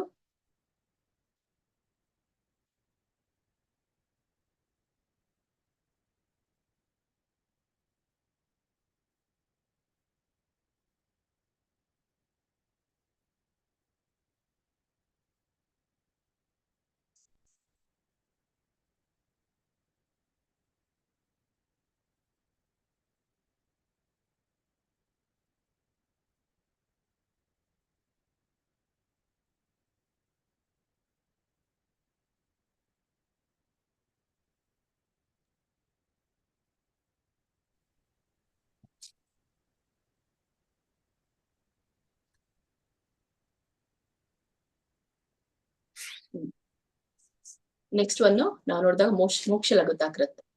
ಆಕ್ಚುಲಿ ನೆಕ್ಸ್ಟ್ ಒನ್ ಇರುವಂತದ್ದು ಮೋಕ್ಷ ಲಘುತಾಕೃತ್. ಅಲ್ಲಿ PPTs ನಲ್ಲಿ ಸ್ವಲ್ಪ ಹಿಂದೆ ಮುಂದೆ ಆಗಿರುವಂತದ್ದು. ಮೋಕ್ಷ ಲಘುತಾಕೃತ್ ಅಂತಂದ್ರೆ ಮೋಕ್ಷ ಲಘುತ ಆಕೃತ್ ಅಂತ ಹೇಳ್ತಾರೆ. ಲಘುತಾಕೃತ್ ಅಂತ ಹೇಳಿ ಅಂದ್ರೆ ಇಲ್ಲಿ ಮೋಕ್ಷದ ಹಂತವೂ ಕೂಡ ಕನಿಷ್ಠವಾದದ್ದು ಅಂತ ಹೇಳಿ. ಅಂದ್ರೆ ಇದು ಒಂದು ಭಾವದ ಹಂತದಲ್ಲಿ ಬರುವಂತದ್ದು. ಅಂದ್ರೆ ಮೊದಲೇದು ನೋಡಿದಾಗ ಯಾವುದು ಫಸ್ಟ್ ಎರಡು ಯಾವುದು ಕ್ಲೇಶಾಗ್ನಿ ಮತ್ತೆ ಶುಭದ, ಇವೆರಡನ್ನ ನಾವು ಯಾವ ಹಂತದಲ್ಲಿ ನೋಡ್ತೇವೆ? ಶ್ರದ್ಧೆ ಮತ್ತೆ ಈ ಒಂದು ನಿಷ್ಠಾ ಹಂತದಲ್ಲಿ ನಾವು ನೋಡೋದು. ಆದ್ರೆ ಮೋಕ್ಷ ಲಘುತಾಕೃತ್ ಅನ್ನೋದು ಭಾವದ ಹಂತದಲ್ಲಿ ಅದು ಬರುವಂತದ್ದು. ಹೀಗೆ ಇದು ವಿಮೋಚನೆಗಿಂತ ಶ್ರೇಷ್ಠ ವಾದದ್ದು ಅಂತ ಹೇಳ್ತಾರೆ. ಅಂದ್ರೆ ಒಬ್ಬ ವ್ಯಕ್ತಿ ಮುಕ್ತಿಯನ್ನು ಬಯಸೋದಿಲ್ಲ. ಒಬ್ಬ ಕೃಷ್ಣ ಭಕ್ತ ಕೃಷ್ಣನಿಂದ ಏನನ್ನೂ ಬಯಸೋದಿಲ್ಲ, ಮುಕ್ತಿಯನ್ನು ಕೂಡ ಬಯಸೋದಿಲ್ಲ ಅಂತ ಹೇಳ್ತಾರೆ. ಇಲ್ಲಿ ನಾವು ಮುಕ್ತಿ ಅಂತಂದ್ರೆ ಏನು ಅಂತ ತಿಳ್ಕೊಳ್ಬೇಕು. ಮುಕ್ತಿ ಅಂತಂದ್ರೆ ಈ ಕೆಲವೊಂದು 5 ತರನಾದಂತಹ ಮುಕ್ತಿಗಳನ್ನ ನಾವು ಕಾಣ್ತೇವೆ. ಅಲ್ಲಿ ಸಾಲೋಕ್ಯ, ಸಾಷ್ಟಿ, ಸಾಮೀಪ್ಯ, ಸಾರೂಪ್ಯ ಮತ್ತೆ ಸಾಯುಜ್ಯ ಅಂತ ಹೇಳಿ. ಸಾಲೋಕ್ಯ ಅಂತಂದ್ರೆ ಭಗವಂತನ ಜೊತೆಗೆ ಭಗವಂತನ ಒಂದೇ ಲೋಕದಲ್ಲಿ ವಾಸಿಸೋದು. ಸಾಷ್ಟಿ ಅಂತಂದ್ರೆ ಭಗವಂತನ ಹಾಗೆ ಅಷ್ಟ ಐಶ್ವರ್ಯಗಳನ್ನ ಅನುಭವಿಸೋದು. ಸಾಮೀಪ್ಯ ಅಂತಂದ್ರೆ ಭಗವಂತನ ಒಡನಾಡಿಯಾಗಿ ನಾವು ಜೀವನವನ್ನ ನಡೆಸೋದು. ಮತ್ತೆ ಸಾರೂಪ್ಯ ಅಂದ್ರೆ ಭಗವಂತನ ತರನೇ ರೂಪಲಕ್ಷಣಗಳನ್ನ ಹೊಂದೋದು. ಮತ್ತೆ ಸಾಯುಜ್ಯ ಅಂದ್ರೆ ಇದಕ್ಕೆ ಏಕತ್ವ ಅಂತೂ ಕೂಡ ಕರೀತಾರೆ. ಇದು ಭಗವಂತನ ಜೊತೆಗೆ ಒಂದಾಗೋದು ಅಂತ ಹೇಳಿ. ಸೊ ಇಂಥ 5 ವಿಧದ ಮುಕ್ತಿಗಳನ್ನು ಕೂಡ ಒಬ್ಬ ಶುದ್ಧ ಭಕ್ತ ಬಯಸೋದಿಲ್ಲ ಅಂತ ಹೇಳಿ. ಅಂದ್ರೆ ಇಲ್ಲಿ ಉದಾಹರಣೆಗೆ ಶ್ರೀ ಚೈತನ್ಯ ಮಹಾಪ್ರಭುಗಳನ್ನ ತಗೊಳ್ಬಹುದು. ಚೈತನ್ಯ ಮಹಾಪ್ರಭುಗಳು ಹೇಳ್ತಾರೆ, ಅವರು ಮುಕ್ತಿಯನ್ನು ಕೂಡ ಬಯಸದೆ ಕೇವಲ ಭಕ್ತಿಯನ್ನ ಮಾತ್ರ ಕೃಷ್ಣನಲ್ಲಿ ಬಯಸಿದ್ರು ಅಂತ ಹೇಳಿ ಉಲ್ಲೇಖವನ್ನ ನಾವು ಇಲ್ಲಿ ತಗೊಳ್ಬಹುದು. ಅದು ಶಿಲಾ ಪ್ರಭುಪಾದವರು ತಿಳಿಸ್ತಾರೆ. ಈ ಒಂದು ಬ್ರಹ್ಮಾನಂದ, ಯಾವುದು ಬ್ರಹ್ಮಾನಂದ, ಪರಮಾತ್ಮನೊಂದಿಗೆ ಒಂದಾಗುವ ಸಂತೋಷ ಎಷ್ಟೋ 1 ಟ್ರಿಲಿಯನ್ ಪಟ್ಟು ಗುಣಿಸಿದ್ರು ಅದನ್ನ ಶುದ್ಧ ಭಕ್ತಿಯ ಸಾಗರಕ್ಕೆ ಪಡೆದ ಸಂತೋಷದ ಒಂದು ಪರಮಾಣು ಭಾಗಕ್ಕೆ ಹೋಲಿಸಲಾಗಿದೆ ಅಂತ ಹೇಳ್ತಾರೆ. ಅಂದ್ರೆ ಶುದ್ಧ ಭಕ್ತಿಯ ಸಾಗರ ಎಷ್ಟು ದೊಡ್ಡದಿದೆಯೋ ಅಲ್ಲಿ ಎಲ್ಲೋ ಒಂದು ಭಾಗ ಮಾತ್ರ ಈ ಒಂದು ಬ್ರಹ್ಮಾನಂದ ಪರಮಾತ್ಮನ ಅಲ್ಲಿ ಒಂದಾಗುವಂತ ಅಂಶ ಇರುತ್ತೆ. ಅಂದ್ರೆ ಈ ಮುಕ್ತಿ ಇರುತ್ತೆ ಅಂತ ಹೇಳಿ. ಹಾಗಾಗಿ ಶುದ್ಧ ಭಕ್ತಿಯ ಸೇವೆ ಅಷ್ಟೊಂದು ಸಾಗರವಷ್ಟು ಸಂತೋಷವನ್ನ ಕೊಡುವಂಥದ್ದು ಅಂತ ಹೇಳಿ ಇಲ್ಲಿ ಶಿಲ ಪ್ರಭುಪಾದರು ಹೇಳ್ತಾರೆ ಭಾವಾರ್ಥದಲ್ಲಿ. ಇದನ್ನ ಶ್ರೀ ರೂಪ ಗೋಸ್ವಾಮಿ ಅವರು ಈ 1ನೇ ಭಾಗದ 1ನೇ ಶ್ಲೋಕದಲ್ಲಿ ಇದನ್ನ ತಿಳಿಸ್ತಾರೆ. ಹಾಗಾಗಿ ಮೋಕ್ಷ ಲಘುತಾಕೃತ್ನ ಒಂದು ಚಿಕ್ಕ ಒಂದು ಸಾರಾಂಶವನ್ನ ನೋಡಿದಾಗ ಏನಾಗುತ್ತಾಗತ್ತೆ, ಭಗವಂತ ಸುಲಭವಾಗಿ ಎಲ್ಲರಿಗೂ ಕೂಡ ಮುಕ್ತಿಯನ್ನ ಕೊಡ್ತಾನೆ. ಸುಲಭವಾಗಿ ಮುಕ್ತಿಯನ್ನ. ಈಗ ಉದಾಹರಣೆಗೆ ಇಲ್ಲಿ ಸಾಲೋಕ್ಯ, ಭಗವಂತನ ಲೋಕದಲ್ಲಿ ವಾಸ ಮಾಡ್ಲಿಕ್ಕೆ, ಸಾಷ್ಟಿ, ಸಾಮೀಪ್ಯ, ಅರ್ಜುನ ಯಾವಾಗ್ಲೂ ಕೂಡ ಜೊತೆ ಬರ್ತಾನೆ ನರನಾರಾಯಣನಾಗಿ. ಸೊ ಯಾವಾಗ್ಲೂ ಅವರ ಸಮೀಪದಲ್ಲಿ ಒಡನಾಡಿಯಾಗಿ ಇರ್ತಾರೆ. ಸಾರೂಪ್ಯ ಅಂತ ಅಂದಾಗ ಭಗವಂತನ ರೂಪ, ಈಗ ಉದ್ಧವನನ್ನ ನೋಡ್ತೇವೆ, ಭಗವಂತನ ಹಾಗೆ ಅವನು ಕೂಡ ನವಿಲುಗರಿಯನ್ನ ಧರಿಸಿರುವುದನ್ನು ನಾವು ಕಾಣ್ತೇವೆ. ಹೀಗೆ ಇವರೆಲ್ಲರೂ ಇದ್ದಾರೆ. ಹೀಗೆ ಭಗವಂತ ಸುಲಭವಾಗಿ ಮುಕ್ತಿಯನ್ನ ನೀಡ್ತಾನೆ. ಆದ್ರೆ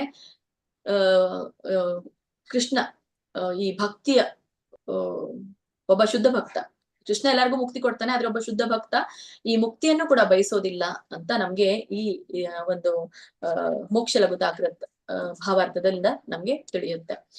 ಹೀಗೆ ಒಬ್ಬ ಶುದ್ಧ ಭಕ್ತ ಇಂದ್ರಿಯ ತೃಪ್ತಿಯನ್ನು ಕೂಡ ತಿರಸ್ಕರಿಸ್ತಾನೆ, 5 ಬಗೆಯ ಮುಕ್ತಿಯನ್ನು ಕೂಡ ಬಯಸೋದಿಲ್ಲ, ಮತ್ತೆ ಭಕ್ತಿ ಸೇವೆಯಲ್ಲಿ ಸದಾ ತೃಪ್ತನಾಗಿರ್ತಾನೆ. ಇದೇ ಶುದ್ಧ ಭಕ್ತಿಯ ಲಕ್ಷಣ ಅನ್ನೋದು ನಮ್ಗೆ ಗೊತ್ತಾಗುತ್ತೆ.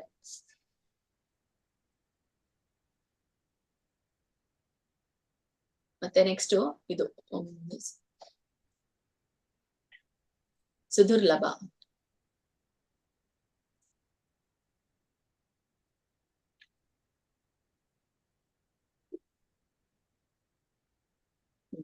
ಮುಂದೆ 4ನೇದಿರೋದು ಸುದುರ್ಲಭ. ಸುದುರ್ಲಭ ಅಂತ ಹೇಳಿ ಅಂದ್ರೆ ಇದು ತುಂಬಾ ಕಠಿಣವಾದದ್ದು ಪಡಿಲಿಕ್ಕೆ ಅಂತ ಹೇಳಿ ಶುದ್ಧ ಭಕ್ತಿ ಸೇವೆ. ಸೊ ಇಷ್ಟೊಂದು ಸರಳವಾಗಿದೆಯಾ ಈ ಶುದ್ಧ ಭಕ್ತಿ ಸೇವೆಯನ್ನ ಪಡೆಯೋದು? ಇಲ್ಲ, ಇದು ತುಂಬಾ ತುಂಬಾ ವಿರಳ ಅಂತ ಹೇಳ್ತಾರೆ. ತುಂಬಾ ದುರ್ಬಲ. ಯಾಕಂದ್ರೆ ಇದು ಭಾವದ ಹಂತದಲ್ಲಿ ಪ್ರಕಟವಾಗುವಂತದ್ದು. ಭಾವ ಯಾವ ಹಂತದಲ್ಲಿ ಇದೆ, ಇದರಲ್ಲಿ ಶ್ರದ್ಧೆಯಿಂದ ಪ್ರೇಮದವರೆಗೆ ಇದಿರುವಂತದ್ದು ಭಾವ ಪ್ರೇಮ ಅಂದ್ರೆ 8ನೇ ಹಂತಕ್ಕಿದೆ. 8ನೇ ಹಂತದಲ್ಲಿ ಇದು ಪ್ರಕಟವಾಗುವಂತದ್ದು. ಹಾಗೆ ಇದು ಸ್ವಂತ ಪ್ರಯತ್ನದಿಂದ ಶುದ್ಧ ಭಕ್ತಿ ಸೇವೆಯ ಸಾಧನೆ ತುಂಬಾ ವಿರಳ, ಅಸಾಧ್ಯ. ಸ್ವಂತ ಒಂದು ಪ್ರಯತ್ನದಿಂದ ಸಾಧ್ಯನೇ ಇಲ್ಲ. ನಾವೆಲ್ಲರೂ ಅದಕ್ಕೆ ಸಾಧನಾ ಭಕ್ತಿಯಲ್ಲಿ ಇದ್ದೇವೆ ನಾವೆಲ್ಲರೂ ಕೂಡ. ಇದು ನಮ್ಗೆ ಮುಂದಿನ ಅಧ್ಯಾಯದಲ್ಲಿ ನಾವು ತಿಳ್ಕೊಳ್ತೀವಿ. ಹಾಗಾಗಿ ಇದು ಒಂದು ಕೃಷ್ಣನ ಕೃಪೆ ಮತ್ತೆ ಗುರುಗಳ ಕೃಪೆಯಿಂದ ಮಾತ್ರ ಸಾಧ್ಯ. ಭಕ್ತರ ಕೃಪೆಯಿಂದ ಮಾತ್ರ ಸಾಧ್ಯ ಅಂತ ಹೇಳಿ.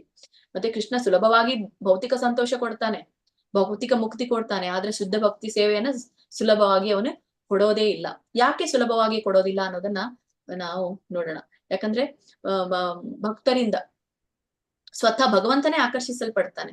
ನಾವು ಹೇಳ್ತೇವೆ ಭಗವಂತನೇ ನಿಯಂತ್ರಕ, ಎಲ್ಲವನ್ನ ನಿಯಂತ್ರಣ ಮಾಡ್ತಾ ಇರೋವನು ಅವನೇ ಅಂತ ಹೇಳಿ. ಅದಕ್ಕೆ ನಾವು ಸ್ವತಂತ್ರನಾದವನು, ಸ್ವರಾಟ್ ಅಂತ ಹೇಳ್ತೀವಿ. ಮತ್ತೆ ನಿಯಂತ್ರಣದಲ್ಲಿ ಎಲ್ಲರನ್ನ ಇಡುವಂತವನು ಅಂತ. ಆದ್ರೆ ಈ ಶುದ್ಧ ಭಕ್ತರ ಒಂದು ನಿಯಂತ್ರಣದಲ್ಲಿ ಭಗವಂತ ನಿದ್ದಾನೆ ಅಂತ. ಅದಕ್ಕಾಗಿ ಎಲ್ರಿಗೂ ಕೂಡ ಅವನು ಈ ಒಂದು ಶುದ್ಧ ಭಕ್ತಿ ಸೇವೆಯನ್ನ ಕೊಡೋದಿಲ್ಲ ಅಂತ ಹೇಳಿ. ಅಂದ್ರೆ ಶುದ್ಧ ಭಕ್ತಿ ಸೇವೆಯಿಂದ ಸ್ವತಃ ಕೃಷ್ಣನೇ ಖರೀದಿಸಲ್ಪಡ್ತಾನೆ ಅಂತ ಹೇಳ್ತಾರೆ. ಇಲ್ಲಿ ಉದಾಹರಣೆಗೆ ತಾಯಿ ಯಶೋದೆ ಕೃಷ್ಣನನ್ನ ಶಿಕ್ಷಿಸ್ತಾ ಇದ್ಲು, ಆದ್ರೆ ಭಗವಂತ ಎಷ್ಟು ಸಂತೋಷದಿಂದ ಆ ಶಿಕ್ಷೆಯನ್ನ ಸ್ವೀಕರಿಸ್ತಾ ಇದ್ರು ಅಂತ ಹೇಳಿ. ಒಂದು ಕೋಲನ್ನ ಇಟ್ಕೊಂಡು ಯಶೋದೆ ಮಾತೆ ಹಿಂದಿಂದ ಓಡ್ತಾ ಇರೋದನ್ನ ನಾವು ನೋಡ್ತೇವೆ. ಸ್ವಲ್ಪ 10 ನಿಮಿಷ ತಗೊಳುತ್ತೆ, ದಯವಿಟ್ಟು ಸಹಕರಿಸಿ. ಕೃಷ್ಣ ತನ್ನ ತಲೆಯ ಮೇಲೆ ಏನು ನಂದ ಮಹಾರಾಜರು ಪಾದರಕ್ಷೆನ ತರ್ಲಿಕ್ಕೆ ಹೇಳ್ತಾರೆ. ಅವಾಗ ಕೃಷ್ಣ ತನ್ನ ತಲೆಯ ಮೇಲೆ ಹೊತ್ಕೊಂಡು ಆ ಪಾದರಕ್ಷೆನ ತಗೊಂಡ್ ಬಂದ ಅದನ್ನ ನಾವು ನೋಡ್ತೇವೆ.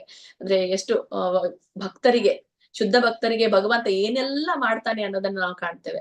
ಮತ್ತೆ ಗೋಪಿಯರು ಹೇಳಿದ್ರೆ ಕೃಷ್ಣ ನೃತ್ಯ ಮಾಡ್ಲಿಕ್ಕೆ ಪ್ರಾರಂಭ ಮಾಡ್ತಾ ಇದ್ದಂತೆ. ಸೊ ಅದನ್ನ ನಾವು ಕಾಣಬಹುದು. ಮತ್ತೆ ಕೃಷ್ಣ ಏನೆಲ್ಲ ಮಾಡ್ದ, ಪಾಂಡವರು ಮತ್ತೆ ಕೌರವರ ಮಧ್ಯ ಸಂದೇಶವಾಹಕನಾಗಿ ಕಾರ್ಯವನ್ನ ಮಾಡ್ತಾ ಇದ್ದ, ಸಂಧಾನಕ್ಕಾಗಿ ಹೋದ, ಮತ್ತೆ ಅರ್ಜುನನ ಸಾರಥಿ ಆದ. ಅದಕ್ಕಾಗಿ ಅವನಿಗೆ ಅಚ್ಯುತ ಅಂತ ಹೇಳೋದು. ಎಷ್ಟೋ ಒಂದ್ ದೊಡ್ಡ ಪದವಿಯಲ್ಲಿದ್ರು ಕೂಡ ಅವನು ಬೀಳೋದೇ ಇಲ್ಲ ಅಂತ ಹೇಳಿ. ಹಾಗಾಗಿ ಅವನಿಗೆ ಇಲ್ಲಿ ಅಚ್ಯುತ ಅಂತ ಕರೀತೇವೆ. ಮತ್ತೆ ವೃಂದಾವನದಲ್ಲಿ ಮತ್ತೆ ಈ ವೃಂದಾವನದಲ್ಲಿ ಈ ವೃಜವಾಸಿಗಳು ಅಂತ ಹೇಳ್ತೇವೆ. ವೃಜವಾಸಿಗಳ ಕೈಗೊಂಬೆ ಆಗಿ ಅವನು ಇರ್ತಿದ್ದ ಅಂತ. ಸೊ ಇದರಿಂದ ಏನಾಗುತ್ತೆ, ಸುದುರ್ಲಭ ಅಂತಂದ್ರೆ ಇವರೆಲ್ಲರೂ ಕೂಡ ಭಕ್ತರ ಕೈ ಕೆಳಗಡೆ ಹೇಗೆ ಅವನು ಅವರ ನಿಯಂತ್ರಕನಾಗಿ, ಅಂದ್ರೆ ಅವರ ನಿಯಂತ್ರಣಕ್ಕೆ ಒಳಪಟ್ಟು ಅವನು ಆ ಒಂದು ಸಂತೋಷವನ್ನ ಪಡ್ತಿದ್ದ ಅನ್ನೋದನ್ನ ನಾವು ಇಲ್ಲಿ ತಿಳ್ಕೊಳ್ತೀವಿ. ಇದರಿಂದ ನಮ್ಗೆ ಏನ್ ಗೊತ್ತಾಗುತ್ತೆ ಸುದುರ್ಲಭದಿಂದ ಅಂತಂದ್ರೆ, ಕೃಷ್ಣ ಶುದ್ಧ ಭಕ್ತರ ಅಧೀನದಲ್ಲಿದ್ದಾನೆ ಅನ್ನೋದು ನಮ್ಗೆ ಗೊತ್ತಾಗತ್ತೆ. ಸಾರಾಂಶ ಇದ್ರದ್ದು ಸುದುರ್ಲಭದ್ದು ಕೃಷ್ಣ ಶುದ್ಧ ಭಕ್ತರ ಅಧೀನದಲ್ಲಿದ್ದಾನೆ ಅನ್ನೋದು ಗೊತ್ತಾಗುತ್ತೆ. ಮತ್ತೆ ಶುದ್ಧ ಭಕ್ತಿ ಕೃಷ್ಣನನ್ನ ಜಯಿಸುತ್ತೆ, ಮತ್ತೆ ನಿಯಂತ್ರಿಸುವ ಶಕ್ತಿಯನ್ನು ಕೂಡ ಹೊಂದಿದೆ ಅನ್ನೋದನ್ನ ತಿಳ್ಕೊಳ್ತೀವಿ. ಅದಕ್ಕಾಗಿ ಈ ಶುದ್ಧ ಭಕ್ತಿ ಸೇವೆಯನ್ನ ಯಾರಿಗೂ ಕೊಡಲ್ಲ. ಅದಕ್ಕಾಗಿ ಇದು ವಿರಳ, ತುಂಬಾ ವಿರಳ. ಪ್ರಾಮಾಣಿಕ ಭಕ್ತನಿಗೆ ಮಾತ್ರ ಈ ಕೃಪೆ ಅವನು ಕೊಡ್ತಾನೆ. ಶುದ್ಧ ಭಕ್ತನ ಮೂಲಕ ಆ ಕೃಪೆಯನ್ನ ಕೊಡ್ತಾನೆ. ಶುದ್ಧ ಭಕ್ತನ ಕರುಣೆಯಿಂದ ಸಹ ಈ ಒಂದು ಶುದ್ಧ ಭಕ್ತಿ ಸೇವೆಯನ್ನ ಸಾಧಿಸಬಹುದು. ಅದಕ್ಕಾಗಿ ಇದು ತುಂಬಾ ವಿರಳವಾಗಿದೆ ಅನ್ನೋದನ್ನ ನಾವು ನೋಡ್ತೇವೆ.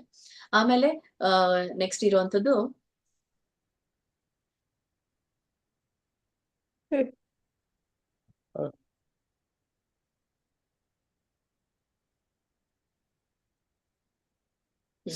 ಇದು ಚಂದ್ರಾನಂದ ಅಲ್ಲ, ಸಾಂದ್ರಾನಂದ. ಸ್ವಲ್ಪ ಇದನ್ ಮಾಡ್ಕೊಳ್ಳಿ. ನಾನ್ ಹೇಳ್ತಾ ಇರೋದನ್ನ ಬರ್ಕೊಳ್ಳಿ, ಅಲ್ಲಿ ಬರ್ಕೊಳ್ಬೇಡಿ. ಪದೇ ಪದೇ ಹೇಳ್ತಾ ಇದ್ದೇನೆ ನಾನು ಇದನ್ನೇ. ಸಾಂದ್ರಾನಂದ ವಿಶೇಷಾತ್ಮ ಅಂತ ಹೇಳಿ.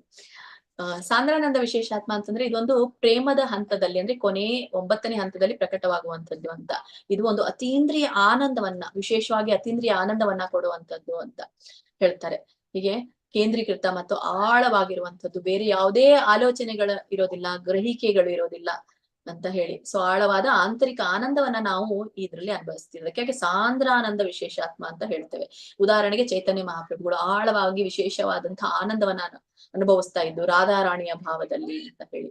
ಹೀಗೆ ಇಲ್ಲಿ ನಾವು ಇದನ್ನ ಉಲ್ಲೇಖವನ್ನಾಗಿ ತಗೊಳ್ಬಹುದು. ಈ ಕೆಲವೊಂದು ಶ್ರೀಮದ್ ಭಾಗವತಮನ್ನ ಶ್ಲೋಕದಲ್ಲಿ ಇಲ್ಲಿ ಶ್ರೀಧರ ಸ್ವಾಮಿ ಅವರು ಕೂಡ ಭಾವಾರ್ಥದಲ್ಲಿ ಇದರ ಉಲ್ಲೇಖವನ್ನ ದೃಢಪಡಿಸಿದ್ದಾರೆ ಅಂತ ಹೇಳ್ತಾರೆ. ಅಂದ್ರೆ ಇಲ್ಲಿ ಈ ಭಕ್ತಿ ಅನ್ನುವಂಥದ್ದು ಒಂದು ಅಮೃತದ ಸಾಗರ ಅಂತ ಹೇಳಿ ಅವ್ರು ಹೇಳ್ತಾರೆ. ಸೊ ಭಗವಂತನ ಲೀಲೆಯ ನಿರೂಪಣೆಯನ್ನ, ಅಮೃತವನ್ನ, ಲೀಲೆಗಳನ್ನ ಅಮೃತ, ಆ ಲೀಲೆಗಳ ಅಮೃತ ಸವಿಯೋದು ಕೇವಲ ಅದೃಷ್ಟವಂತರಿಗೆ ಮಾತ್ರ. ಧಾರ್ಮಿಕತೆ, ಆರ್ಥಿಕ ಅಭಿವೃದ್ಧಿ, ಮತ್ತೆ ಇಂದ್ರಿಯ ತೃಪ್ತಿ, ವಿಮೋಚನೆ ಆಗಿರಬಹುದು. ಈ ಇವುಗಳಿಂದ ಏನೇನ್ ನಾವು ಸಂತೋಷವನ್ನ ಪಡಿತೀವೋ ಇವು ಎಲ್ಲವೂ ಕೂಡ ಈ ಒಂದು ಅಮೃತದ ಮುಂದೆ, ಶುದ್ಧ ಭಕ್ತಿ ಸೇವೆಯ ಅಮೃತದ ಮುಂದೆ, ಸಾಂದ್ರಾನಂದದ ಮುಂದೆ ಇವು ಕನಿಷ್ಠವಾಗತ್ತೆ ಅಂತ ಹೇಳಿ. ಅಷ್ಟು ನಮ್ಗೆ ಇದು ಭಾವ ಪರವಶರನ್ನಾಗಿ ಮಾಡುತ್ತೆ. ಇವುಗಳನ್ನೆಲ್ಲ ಕೂಡ ತ್ಯಾಗ ಮಾಡೋ ಹಾಗೆ ಅದು ಮಾಡುತ್ತೆ. ಸೊ ಹೀಗೆ ಭಕ್ತಿ ಸೇವೆಯ ಹೊರತಾಗಿ ಉಳಿದ ಸಂತೋಷವನ್ನ, ಒಂದು ಬೀದಿಯ ಒಣ ಹುಲ್ಲಿನಂತೆ ಕಡೆ ಮಾಡ್ತಾನೆ ಅಂತ ಹೇಳಿ ಭಾರತದಲ್ಲಿ ಇದರ ಒಂದು ಉಲ್ಲೇಖವನ್ನ ನಾವು ಕಾಣಬಹುದು. ಮತ್ತೆ ಇದರ ಒಂದು ಸಾರಾಂಶ ಏನು ಅಂದ್ರೆ ಸಾಧಾರಣದ ವಿಶೇಷಾತ್ಮ ಈ ಭಕ್ತಿ ಸೇವೆಯಲ್ಲಿ ಪಡೆದ ಸಂತೋಷ ಒಂದು ಅತೀಂದ್ರಿಯವಾದದ್ದು ಮತ್ತೆ ಅಪರಿಮಿತವಾದದ್ದು ಅಂತ ಹೇಳ್ತಾರೆ. ಮತ್ತೆ ಕೃಷ್ಣ ಪ್ರಜ್ಞೆಯಲ್ಲಿ ಪಡೆದ ಸಂತೋಷ ಒಂದು ಹನಿ ಇತರ ಒಂದು ಭೌತಿಕ ಚಟುವಟಿಕೆಯಿಂದ ಪಡೆದ ಸಂತೋಷದ ಸಾಗರಕ್ಕೆ ಅಂದ್ರೆ ಈ ಕೃಷ್ಣ ಪ್ರಜ್ಞೆಯಲ್ಲಿ ಪಡೆದಂತಹ ಸಂತೋಷ ಒಂದು ಸಾಗರಕ್ಕೆ ಪಡೆದಂತಹ ಸಂತೋಷಕ್ಕೆ ಸಾಗರವನ್ನ ಪಡೆದಷ್ಟು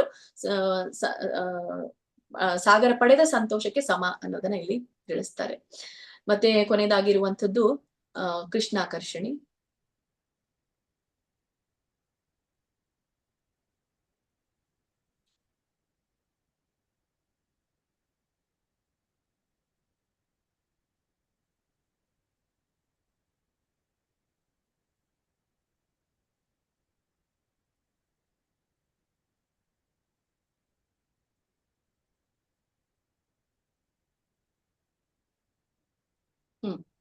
ಕೃಷ್ಣಾಕರ್ಷಣಿ ಅದು ಕೃಷ್ಣ ಕರುಣೆ ಅಂತ ಇದೆ.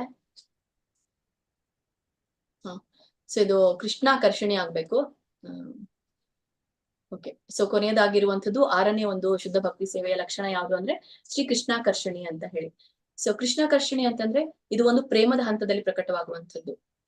ಇದು ಕೂಡ ಅಂದ್ರೆ ಇಲ್ಲಿ ಸಾಂದ್ರಾನಂದ ವಿಶೇಷಾತ್ಮ ಮತ್ತೆ ಶ್ರೀ ಕೃಷ್ಣಾಕರ್ಷಣಿ ಇವೆರಡೂ ಕೂಡ ಪ್ರೇಮದ ಹಂತದಲ್ಲಿ ಪ್ರಕಟವಾಗುವಂಥದ್ದು. ಇವೆರಡೂ ಕೂಡ ಇದು ಏನಂತಂದ್ರೆ ಕೃಷ್ಣ ಎಲ್ಲರನ್ನ ಆಕರ್ಷಿಸ್ತಾನೆ, ಅದಕ್ಕಾಗಿ ಅವನಿಗೆ ಮದನ ಮೋಹನ ಅಂತ ನಾವು ಕರಿತೀವಿ.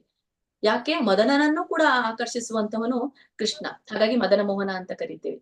ಆದ್ರೆ ರಾಧಾರಾಣಿಯನ್ನ ನಾವೇನಂತ ಹೇಳ್ತೀವಿ? ಮದನ ಮೋಹನ ಮೋಹಿನಿ ಅಂತ ಹೇಳ್ತೀವಿ. ಹೇಗಂದ್ರೆ ಅವಳು ಕೃಷ್ಣನನ್ನು ಕೂಡ ಆಕರ್ಷಿಸ್ತಾಳೆ ಅಂತ ಹೇಳ್ತಾರೆ. ಇಲ್ಲಿ ಒಬ್ಬ ಶುದ್ಧ ಭಕ್ತಿ ಸೇವೆ ಕೃಷ್ಣನನ್ನು ಕೂಡ ಆಕರ್ಷಿಸುತ್ತೆ ಅಂತ. ಕೃಷ್ಣನ ಹೆಸರಲ್ಲೇ ಇದೆ ಕರ್ಷತಿ ಇತಿ ಕೃಷ್ಣ ಅಂತ ಹೇಳಿ. ಅಂದ್ರೆ ಕೃಷ್ಣ ಎಲ್ಲರನ್ನ ಆಕರ್ಷಿಸ್ತಾನೆ, ಆದ್ರೆ ಒಬ್ಬ ಶುದ್ಧ ಭಕ್ತ ಕೃಷ್ಣನನ್ನೇ ಆಕರ್ಷಿಸ್ತಾನೆ ಅನ್ನೋದನ್ನ ಇಲ್ಲಿ ಹೇಳ್ತಾರೆ. ಹೀಗೆ ಹಾಗಾಗಿ ಇಲ್ಲಿ ಭಕ್ತಿ ಸೇವೆ ನೇರವಾಗಿ ಶ್ರೀಮತಿ ರಾಧಾರಾಣಿಯ ಕೈಯಲ್ಲಿದೆ ಅಂತ ನಾವು ಹೇಳ್ತೇವೆ. ಅದಕ್ಕಾಗಿ ನಾವು ಮೊದಲು ಹರೇ ಕೃಷ್ಣ ಕೃಷ್ಣ ಕೃಷ್ಣ ಹರೇ ಹರೇ, ಹರೇ ರಾಮ ರಾಮ ರಾಮ ಹರಿ ಹರಿ.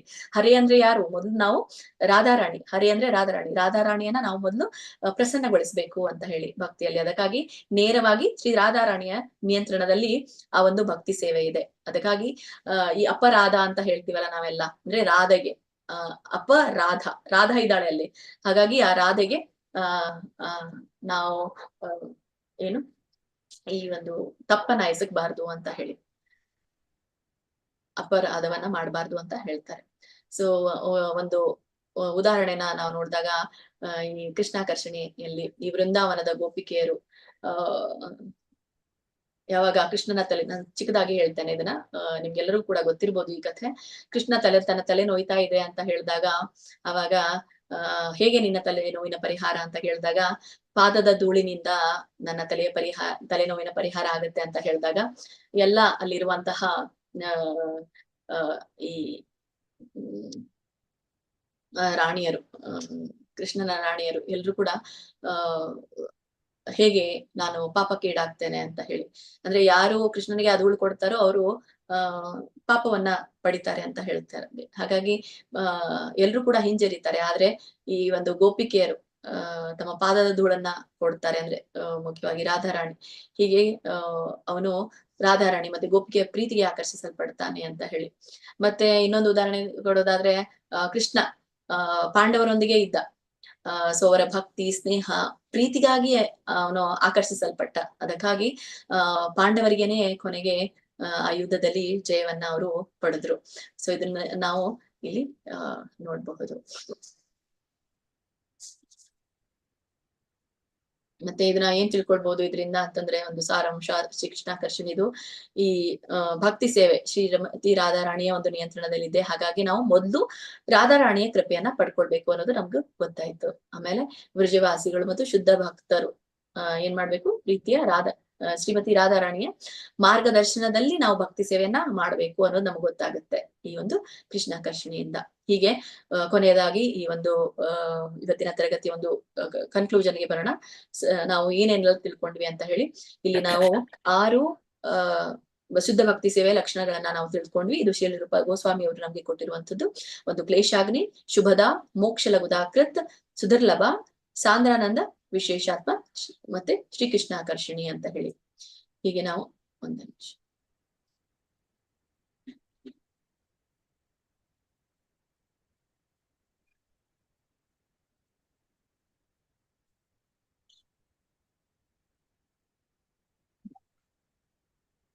ಹೀಗೆ ನೀವು ಕ್ಲೇಶಾಗ್ನಿ ಅಂತಂದ್ರೆ ಈ ರೀತಿ ಈ ಸಾಂಸಾರಿಕ ಕಷ್ಟಗಳಿಂದ ನಮ್ಮನ್ನ ಪರಿಹಾರ ಮಾಡುತ್ತೆ ಈ ಒಂದು ಶುದ್ಧ ಭಕ್ತಿ ಸೇವೆ. ಎಲ್ಲ ಸಕಲ ಕಾರ್ಯಗಳಿಗೂ ಕೂಡ ಮಂಗಳಕರವಾದ ಆರಂಭ ಆಗಿದೆ. ಮೋಕ್ಷ ಲಘುತಾಕೃತ್, ಮತ್ತೆ ಇದು ಒಂದು ಮುಕ್ತಿಯ ಭಾವನೆಯನ್ನು ಕೂಡ ಅಲ್ಲಗಳೆಯುತ್ತೆ. ಪರಿಕಲ್ಪನೆಯೂ ಕೂಡ ಭಾವದ ಮುಂದೆ ಈ ಮುಕ್ತಿಯ ಪರಿಕಲ್ಪನೆ ತುಂಬಾ ಕನಿಷ್ಠವಾಗಿದೆ ಅಂತ ಹೇಳ್ತಾರೆ. ಮುಕ್ತಿಯನ್ನು ಕೂಡ ಬಯಸೋದಿಲ್ಲ. ಮತ್ತೆ ಸುದುರ್ಲಭ ಅನ್ನುವಂಥದ್ದು ಅತ್ಯಂತ ವಿರಳವಾದಂಥದ್ದು, ಅತ್ಯಂತ ಅಪರೂಪವಾದಂಥದ್ದು. ಎಲ್ರಿಗೂ ಕೂಡ ಈ ಭಕ್ತಿಯ ಸೇವೆ ಮಾಡ್ಲಿಕ್ಕಾಗಲ್ಲ. ಮತ್ತೆ ಈ ಸಾಂದ್ರಾನಂದ ವಿಶೇಷಾತ್ಮ, ಆಳವಾದ ಅತೀಂದ್ರಿಯ ಆನಂದವನ್ನ ಪಡೆಯುವಂಥದ್ದು. ಮತ್ತೆ ಶ್ರೀಕೃಷ್ಣ ಆಕರ್ಷಣೆ ಅಂದ್ರೆ ಶ್ರೀಕೃಷ್ಣನನ್ನು ಕೂಡ ಆಕರ್ಷಿಸುವಂಥದ್ದು ಅಂತ ಹೇಳಿ. ಹೀಗೆ ಇವುಗಳನ್ನ ನಾವು ಮುಂದಿನ ಒಂದು 2ನೇ ತರಗತಿಯಲ್ಲಿ ನಾವು ಸಾಧನಾ ಭಕ್ತಿ, ಭಾವಭಕ್ತಿ ಮತ್ತೆ ಪ್ರೇಮ ಭಕ್ತಿ ಅಂತ ಡಿವೈಡ್ ಮಾಡ್ತೇವೆ. ಈ ಸಾಧನಾ ಭಕ್ತಿಯಲ್ಲಿ ಕ್ಲೇಶಾಗ್ನಿ ಮತ್ತೆ ಶುಭದ ಬರುತ್ತೆ. ಮತ್ತೆ ಭಾವಭಕ್ತಿಯಲ್ಲಿ ಮೋಕ್ಷ ಲಘುತಾಕೃತ್ ಮತ್ತೆ ಸುದುರ್ಲಭ ಬರುತ್ತೆ.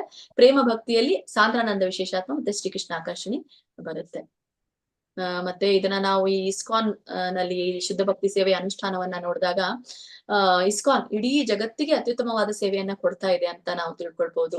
ಎಲ್ಲ ಭಕ್ತರನ್ನ ಸಂತುಷ್ಟವಾಗಿಟ್ಟಿದೆ. ಮಾನವ ಸಮಾಜ ಆಗಿರ್ಬೋದು, ಮರಗಳಾಗಿರ್ಬೋದು, ಪ್ರಾಣಿಗಳು ಸಹ ಸಂತೋಷ ಪಡ್ತಾ ಇದೆ. ಕಾರಣ ಅವರು ಕೃಷ್ಣ ಪ್ರಜ್ಞಾ ಆಂದೋಲನದ ಆಚರಣೆಯಲ್ಲಿ ಇದ್ದಾರೆ. ಈಗ ನಾವು ಹರಿಕೃಷ್ಣ ಮಹಾಮಂತ್ರವನ್ನ ಜಪಿಸಿದ್ರೆ ನಮ್ಮ ಸುತ್ತಮುತ್ತಲಿನಲ್ಲಿ ಇರುವಂತಹ ಕೀಟಗಳು, ಗಿಡಗಳು ಎಲ್ಲವೂ ಕೂಡ ಮುಕ್ತಿಯನ್ನ ಪಡೆಯುತ್ತೆ ಅಂತ ಹೇಳಿ. ಮುಂದಿನ ಜನ್ಮದಲ್ಲಿ ಅವು ಒಂದು ಭಕ್ತಿಯನ್ನ ಮಾಡ್ಲಿಕ್ಕೆ ಮಾನವ ಜನ್ಮವನ್ನು ಕೂಡ ಅವು ಪಡ್ಕೊಳ್ಬಹುದು. ಇಲ್ಲಿ ಉದಾಹರಣೆಗೆ ಶ್ರೀ ಚೈತನ್ಯ ಮಹಾಪ್ರಭುಗಳು ಸಂಕೀರ್ತನೆಯನ್ನ ಮಾಡ್ತಾ ಇದ್ರು ಜಾರ್ಖಂಡ್ ಕಾಡಿನಲ್ಲಿ. ಹುಲಿಗಳು ಅಲ್ಲೆಲ್ಲಿ ಏನೇನು ನಡೀತಿತ್ತು ಅಂದ್ರೆ ಹುಲಿಗಳು, ಆನೆಗಳು, ಜಿಂಕೆಗಳು, ಇತರ ಕಾಡು ಪ್ರಾಣಿಗಳು ಎಲ್ಲವೂ ಕೂಡ ಪಾಲ್ಗೊಳ್ತಾ ಇತ್ತಂತೆ ಸಂಕೀರ್ತನದಲ್ಲಿ. ಹೀಗೆ ಸಂಕೀರ್ತನ ನೃತ್ಯ ಸಂಭ್ರಮ ಆಚರಿಸ್ತಾ ಇದ್ರು ಅಂತ ಹೇಳ್ತಾರೆ ಚೈತನ್ಯ ಮಹಾಪ್ರಭುಗಳು. ಹೀಗೆ ಇದು ಇಸ್ಕಾನದ ಒಂದು ಇದನ್ನ ನಾವು ನೋಡುತ್ತೇವೆ, ಅಳವಡಿಕೆಯನ್ನ ನೋಡ್ತೇವೆ ಇಲ್ಲಿ ಈ ಕೃಷ್ಣ ಪ್ರಜ್ಞೆಯಲ್ಲಿ. ಅಂದ್ರೆ ಭಕ್ತಿ ಸೇವೆ ಅನುಷ್ಠಾನ ಹೇಗೆ ಮಾಡುತ್ತೆ ಇಸ್ಕಾನ್ ಅನ್ನೋದು. ಮತ್ತೆ ವೈಯಕ್ತಿಕವಾಗಿ ಈಗ ನಾವು ಏನ್ ತಿಳ್ಕೊಂಡ್ವಿ, ಇದರಿಂದ ನಾವು ಏನಾದ್ರು ತಿಳ್ಕೊಳ್ಬೇಕಲ್ಲ.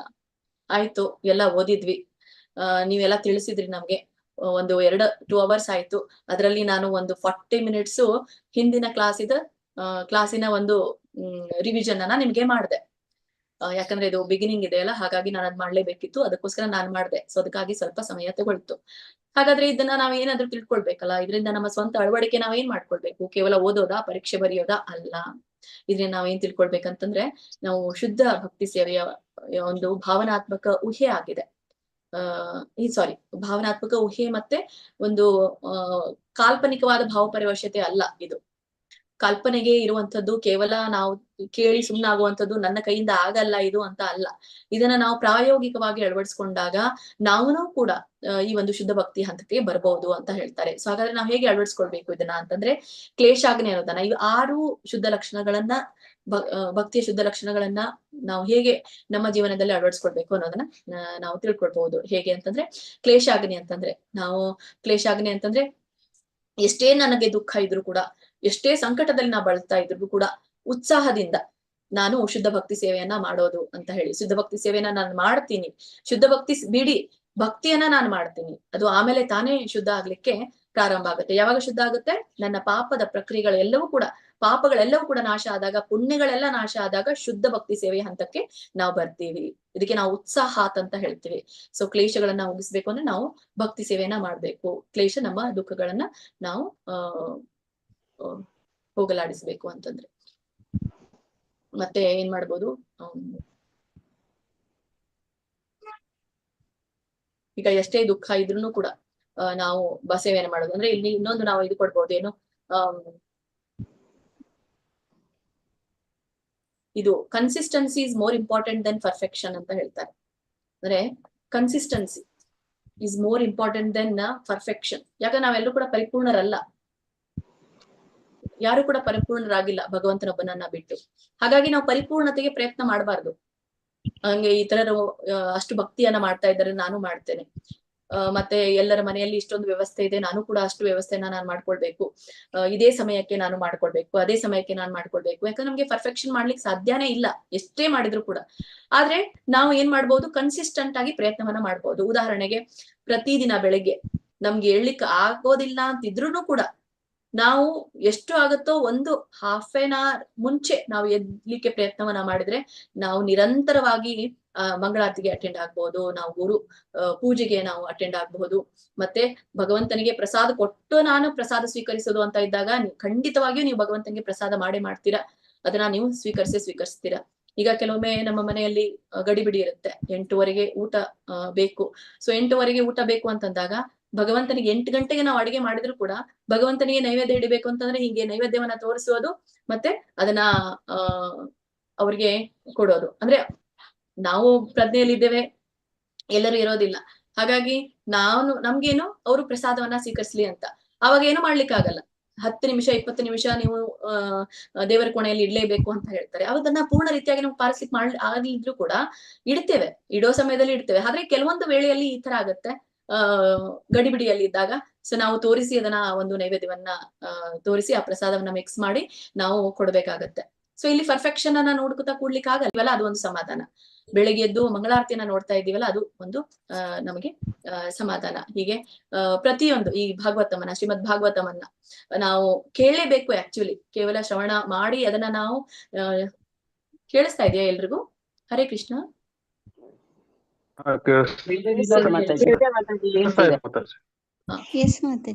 ಓಕೆ, ಭಾಗವತಮನ್ನ ನಾವು ಕೇಳ್ತೀವಿ. ಸೊ ಕೆಲವೊಂದ್ ಸಮಯದಲ್ಲಿ ನಮ್ಗೆ ಕೇಳ್ಲಿಕ್ಕೆ ಆಗಲ್ಲ.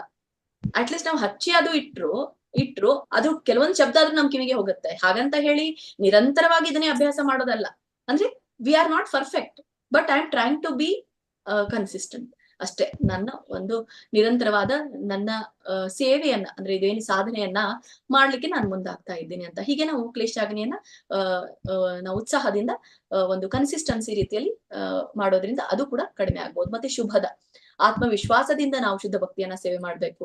ಹೇಗೆ ಅಂತಂದ್ರೆ, ನಾನು ಭಕ್ತಿಯನ್ನ ಮಾಡಿದ್ರೆ ಭಗವಂತ ನನ್ಗೆ ಒಲಿತಾನೋ ಇಲ್ಲೋ, ನಾನು ಇದೇ ಒಂದು ಜನ್ಮದಲ್ಲಿ ನಾನು ಗೋಲೋಕಕ್ಕೆ ಹೋಗ್ತೀನೋ ಇಲ್ವೋ, ಏನಾಗತ್ತೆ ಅಂತ ಹೇಳಿ ಸೊ ಈ ತರ ಯೋಚನೆ ಮಾಡೋದಿಲ್ಲ. ಆತ್ಮವಿಶ್ವಾಸ ನನ್ನ ಕಡೆಗಿದ್ದಾಗ ನನಗೆ ಪೂರ್ಣ ರೀತಿಯಾಗಿ ಏಕಾದಶಿಯನ್ನ ಆಚರಣೆ ಮಾಡ್ಲಿಕ್ಕೆ ಆಗ್ಲಿಲ್ಲ, ಏನೋ ಒಂದು ಕೊಂದು ಕೊರತೆನ ನಾನು ನನ್ನಲ್ಲಿ ಕಾಣ್ಬಾರ್ದು. ಆತ್ಮವಿಶ್ವಾಸ ಏನೇ ಮಾಡಿದ್ರು ದೃಢವಾದ ನಿರ್ಧಾರದಿಂದ ನೀವು ಮುಂದಾಗಿ ಭಕ್ತಿ ಸೇವೆಯನ್ನ ಮಾಡೋದು. ಮೋಕ್ಷ ಲಘುತಾಕೃತ್ ಅಂತ ಹೇಳ್ತೇವೆ. ಮತ್ತೆ ಮೋಕ್ಷ ಲಘುತಾಕೃತದಲ್ಲಿ ನಾವು ಮೋಕ್ಷವನ್ನ ಪಡಿಲಿಕ್ಕೆ ಮುಂದಾಗಬಾರ್ದು. ಇಲ್ಲಿ ನಮ್ಗೆ ಒಂದ್ ಸ್ವಲ್ಪ ಸಂಯಮ ಇರ್ಬೇಕು. ಒಂದು ಏನ್ ಹೇಳ್ತೇವೆ, ಪೇಶನ್ಸ್ ನಮ್ಗೆ ಇರ್ಬೇಕು. ಪೇಶನ್ಸ್ ಇಂದ ನಾವು ಶುದ್ಧ ಭಕ್ತಿಯನ್ನ ಮಾಡೋದು. ಯಾಕಂದ್ರೆ ನಾನು ಭಕ್ತಿ ಮಾಡ್ತಾ ಇದ್ದೀನಿ ಅಂದ್ರೆ ಈಗ ಶುದ್ಧ ಭಕ್ತಳಾಗಿನಿ ಅಂತ ಇಲ್ಲ.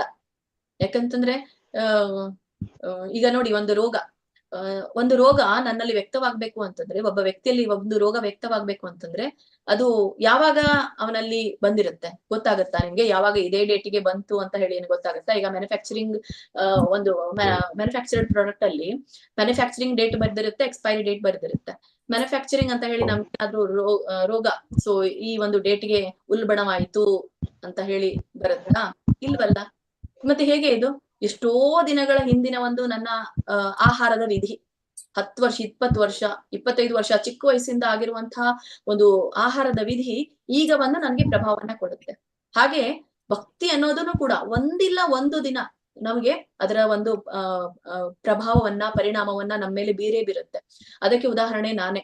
ಅದನ್ನ ನಾನು ಕೆಲವೊಂದು ನನಗೆ ಅನುಭವ ಇದ್ರಲ್ಲಿ ಆಗಿದೆ. ಸೊ ಆಳವಾದ ಅಧ್ಯಯನದಲ್ಲಿ ಕೆಲವು ಜನ ಇದ್ದಾಗ ನಾನು ಸ್ವಲ್ಪ ದಿನ ಬಂದಿರ್ಲಿಲ್ಲ, ಒಂದು 5 days ಇದ್ದೆ. ಆದ್ರೆ ಮಾತಾಜಿ ಅವರು ತಗೊಳ್ತಾ ಇದ್ರು. So that is when had been in accident ಆಯ್ತು. ಆ ಆಕ್ಸಿಡೆಂಟ್ ಅಲ್ಲಿ ಆಕ್ಚುಲಿ ಯಾರು ನೋಡಿದ್ರೆ ಆಕ್ಸಿಡೆಂಟ್ ಉಳಿಲೇಬಾರ್ದು, ಆ ತರ ಆಗಿರುವಂತದ್ದು ಆಕ್ಸಿಡೆಂಟ್. ಆದ್ರೆ ಭಗವಂತ ಹೇಗೆ ನಮ್ಮನ್ನ ಕೈಯಲ್ಲಿ ಹಿಡ್ದಿದ್ದ ಅಂತಂದ್ರೆ, ಅದೆಷ್ಟು ಮೇಲಿಂದ ವೆಹಿಕಲ್ ಬಿದ್ರು ಭಗವಂತ ಕೈಯಲ್ಲಿ ನಮ್ಮನ್ನ ಹಿಡ್ದಿದ್ದ. ಅಂದ್ರೆ ನನ್ನ ಮಗನನ್ನ, ಅದು ಭಗವದ್ಗೀತೆಯಲ್ಲಿ ಭಗವಂತ ಹೇಳ್ತಾನೆ ಏನಂತ, ನಿನಗೆ ನಲ್ಲಿ ಇರೋದನ್ನ ನಾನು ಕಾಪಾಡ್ತೇನೆ, ಇಲ್ದೆ ಇರೋದನ್ನ ಕೊಡ್ತೇನೆ ಅಂತ. ಇಲ್ದೆ ಇರೋದನ್ನ ನನ್ಗೆ ಕೊಡೋದೇ ಬೇಡ, ಇದ್ದದನ್ನ ನನ್ಗೆ ಕಾಪಾಡಿದ ಭಗವಂತ. ಅದನ್ನ ನಾವು ನೋಡ್ತೇವೆ. ಸೊ ಯಾರಿಗೂ ಕೂಡ ಏನೂ ಆಗ್ಲಿಲ್ಲ. ಆದ್ರೆ ಅದು ಒಂದು ಮಿರಾಕಲ್ ಅಂತ ನಾನು ಹೇಳ್ಬೋದು ಆ ಸಮಯದಲ್ಲಿ ಆಗಿರುವಂತದ್ದು. ಅಂದ್ರೆ ಯಾವ ಒಂದು ಪಾಪ ಇತ್ತೋ ಏನೋ, ಸೊ ಅದು ನನಗೆ ಇದ್ರ ಮೂಲಕ ನನಗೆ ಅದು ಪರಿಹಾರದ ರೂಪದಲ್ಲಿ ಅನ್ಬೋದು ಅಂತ, ಅಂದ್ರೆ ಕಳೀತು ಅಂತ ಹೇಳ್ಬೋದು ನಾನು ಆ ವಿಷಯದಲ್ಲಿ. ಹೀಗೆ ಒಂದು ಸಂಯಮ ಅನ್ನೋದು ನಮ್ಮ ಭಕ್ತಿಯಲ್ಲಿ ಇರ್ಲೇಬೇಕು ಅಂತ ಹೇಳಿ. ಸೊ ಸುದುರ್ಲಭ ಅಂತ ಹೇಳ್ತೇವೆ. ಇದು ಸುದುರ್ಲಭ ಅಂತಂದ್ರೆ ನಮ್ಗೆ ಇದು ಸಾಧಾರಣವಾಗಿ ಸಾಮಾನ್ಯವಾಗಿ ಸಿಗಲ್ಲ. ಹಾಗಾಗಿ ನಾವು ಸಾಧನ ಭಕ್ತಿಯನ್ನ ಮಾಡ್ಬೇಕು, ನಿಯಂತ್ರಕ ತತ್ವಗಳನ್ನ ಪಾಲನೆ ಮಾಡ್ಬೇಕು, ಶ್ರವಣ ಕೀರ್ತನ ಸ್ಮರಣವನ್ನ ಮಾಡ್ಬೇಕು, ನಾವು ಅದೇ ಭಕ್ತಿಯನ್ನ ನಾವು ಆಚರಣೆ ಮಾಡ್ಬೇಕು. ಅವಾಗ ನಮ್ಗೆ ಇದು ಲಭ್ಯವಾಗುವಂತದ್ದು. ಸಾಂದ್ರಾನಂದ ವಿಶೇಷಾತ್ಮ ಅಂದ್ರೆ ಇಲ್ಲಿ ನಾವು ಭಕ್ತರ ಸಂಘದಲ್ಲಿರುವಂತದ್ದು. ಭಕ್ತರ ಸಂಘದಲ್ಲಿ ಇದ್ದಾಗ ಸದಾ ನಾವು ಆನಂದದಲ್ಲಿ ಇರ್ತೀವಿ. ಆ ಭಕ್ತರ ಸಂಘವನ್ನ ನಾವು ತ್ಯಜಿಸ್ಬೇಕು ಅನ್ನುವಂಥದ್ದು. ಮತ್ತೆ ಇಲ್ಲಿ ಶ್ರೀಕೃಷ್ಣಾಕರ್ಷಣಿ ಅನ್ನೋದು ಇಲ್ಲಿ ಹಿಂದಿನ ಆಚಾರ್ಯರ ಮತ್ತೆ ಶುದ್ಧ ಭಕ್ತರ ಹೆಜ್ಜೆಗಳ ಜಾಡಿನಲ್ಲಿ ನಡೆಯೋದು, ಅವರನ್ನ ಅನುಸರಿಸೋದು ಅನ್ನೋದನ್ನ ನಾವು ತಿಳ್ಕೊಳ್ಬಹುದು. ಇದಕ್ಕೆ ಸತೋವೃತ್ತೆ ಅಂತ ಹೇಳ್ತಾರೆ. ಹೀಗೆ ಕೊನೆಯದಾಗಿ ಈ ಒಂದು ತರಗತಿನ ಕನ್ಕ್ಲೂಡ್ ಮಾಡೋಣ. ಏನು ತಿಳ್ಕೊಂಡ್ವಿ ನಾವು ಇವತ್ತು ಅಂತಂದ್ರೆ, ನಾವು ಇದರಿಂದ ನಮ್ಗೆ ಒಂದು ಉಪಸಂಹಾರ ಈ ಒಂದು ತರಗತಿಯದು. ಕೃಷ್ಣ ಪ್ರಜ್ಞೆಯಲ್ಲಿ ಭಕ್ತಿ ಸೇವೆ ಯಾವಾಗ್ಲೂ ದೃಢ ಮತ್ತು ಒಂದು ಕನ್ಸಿಸ್ಟೆಂಟ್ ಆಗಿ ಇದ್ರೆ, ಸ್ಥಿರವಾಗಿದ್ರೆ ನಮ್ಗೆ ನಾವು ಪೂರ್ಣವಾಗಿ ಪರಿಪೂರ್ಣತೆಯನ್ನ ಹೊಂದಬಹುದು ಭಕ್ತಿ ಸೇವೆಯಲ್ಲಿ ಅಂತ ತಿಳ್ಕೊಂಡ್ವಿ. ಮತ್ತೆ ಒಬ್ಬ ಶುದ್ಧ ಭಕ್ತ ಹೀಗೆ ಪರಿಪೂರ್ಣತೆ ಬಯಸೋದಿಲ್ಲ, ಯಾವುದೇ ಪರಿಪೂರ್ಣತೆಯನ್ನು ಕೂಡ ಬಯಸೋದಿಲ್ಲ. ಯಾಕೆಂದ್ರೆ ಭಕ್ತಿ ಸೇವೆಯಿಂದ ಪಡೆದ ಸಂತೋಷನೇ ಅವನಿಗೆ ಅವನಿಗೆ ಅಪರಿಮಿತ ಅಂತ ಅನ್ಸುತ್ತೆ. ಹೀಗೆ ಶುದ್ಧ ಭಕ್ತಿ ಸೇವೆ ಬೆಳೆಸಿಕೊಂಡ ಒಬ್ಬ ವ್ಯಕ್ತಿ ಸುಲಭವಾಗಿ ಐಹಿಕವಾದಂತಹ ಸಂತೋಷವನ್ನ ತ್ಯಾಗ ಮಾಡಬಹುದು. ಮತ್ತೆ ಶುದ್ಧ ಭಕ್ತಿ ಸೇವೆ ಭಗವಂತನನ್ನ ವಶಪಡಿಸಿಕೊಳ್ಳುತ್ತೆ ಮತ್ತೆ ನಿಯಂತ್ರಿಸುವಂತ ಶಕ್ತಿಯನ್ನ ಹೊಂದಿದೆ. ಹಾಗಾಗಿ ಶುದ್ಧ ಭಕ್ತ ಆಧ್ಯಾತ್ಮಿಕ ಗುರುವಿನ ಕೃಪೆಯಿಂದ, ಅಂತಂದ್ರೆ ಒಬ್ಬ ದೀಕ್ಷಾ ಗುರುವಿನ ಕೃಪೆಯಿಂದ, ಕೃಷ್ಣನ ಕೃಪೆಯಿಂದ ಮಾತ್ರ ಒಬ್ಬ ಶುದ್ಧ ಭಕ್ತನಾಗಲಿಕ್ಕೆ ಸಾಧ್ಯ. ಆ ವೇದಿಕೆಯನ್ನ ಅವನು ಹೊಂದಲಿಕ್ಕೆ ಸಾಧ್ಯ. ಅದಕ್ ಬಿಟ್ಟು ಬೇರೆ ದಾರಿನೇ ಇಲ್ಲ. ಭಗವಂತನ ನಾವು ಸೇರ್ಬೇಕು ಅಂತಂದ್ರೆ ಶುದ್ಧ ಭಕ್ತಿನೇ ಒಂದೇ ಕಾರಣ. ಆ ಶುದ್ಧ ಭಕ್ತಿ ನಾವು ಪಡೆಯೋದು ಹೇಗೆ ಅಂತಂದ್ರೆ ಅದು ಭಗವಂತನ ಭಕ್ತರ ಕೃಪೆ, ಅದಾದ್ಮೇಲೆ ಅದು ಭಗವಂತನ ಭಕ್ತ ಅಂದ್ರೆ ಯಾರು? ಗುರುವಿನ ಕೃಪೆ, ಮತ್ತೆ ಬಿಟ್ಟು ಅದು ಕೃಷ್ಣನ ಕೃಪೆ. ಸೊ ಇದರಿಂದ ಮಾತ್ರ ಸಾಧ್ಯ. ಸೊ ಧನ್ಯವಾದಗಳು ಎಲ್ರಿಗೂ ಕೂಡ. ಸೊ ಇವತ್ತಿನ ತರಗತಿಗೆ ಬಂದಂತ ಎಲ್ಲ ಭಕ್ತರು ಮತ್ತೆ ಸ್ವಲ್ಪ ಸಮಯ ಹೆಚ್ಚಿಗೆ ಆಯ್ತು, ಅದಕ್ಕಾಗಿ ನಾನು ಕ್ಷಮೆಯನ್ನ ಕೇಳ್ತೀನಿ. ಮುಂದಿನ ತರಗತಿಯಲ್ಲಿ ಈ ತರ ಆಗೋದಿಲ್ಲ. ನಾನು ಆದಷ್ಟು ಸಮಯವನ್ನ ಅಂದ್ರೆ ಸರಿಯಾದ ಸಮಯಕ್ಕೆ ನಾನು ಮುಗಿಸ್ಲಿಕ್ಕೆ ಪ್ರಯತ್ನವನ್ನ ಮಾಡ್ತೀನಿ. ಧನ್ಯವಾದಗಳು. ಹರೇ ಕೃಷ್ಣ ಮಾತಾಜಿ, ಧನ್ಯವಾದಗಳು ಮಾತಾಜಿ.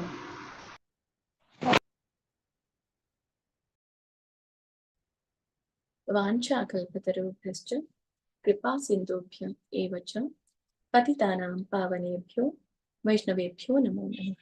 ಅನಂತ ಕೋಟಿ ವೈಷ್ಣವರಿಂದ ಕೀ ಜೈ. ಶ್ರೀಲ ಪ್ರಭುಪಾದ್ ಕೀ ಜೈ. ಯಾರಿಗಾದ್ರೂ ಇವತ್ತಿನ ತರಗತಿಯ ಕುರಿತು ಪ್ರಶ್ನೆಗಳಿದ್ರೆ ಕೇಳಬಹುದು.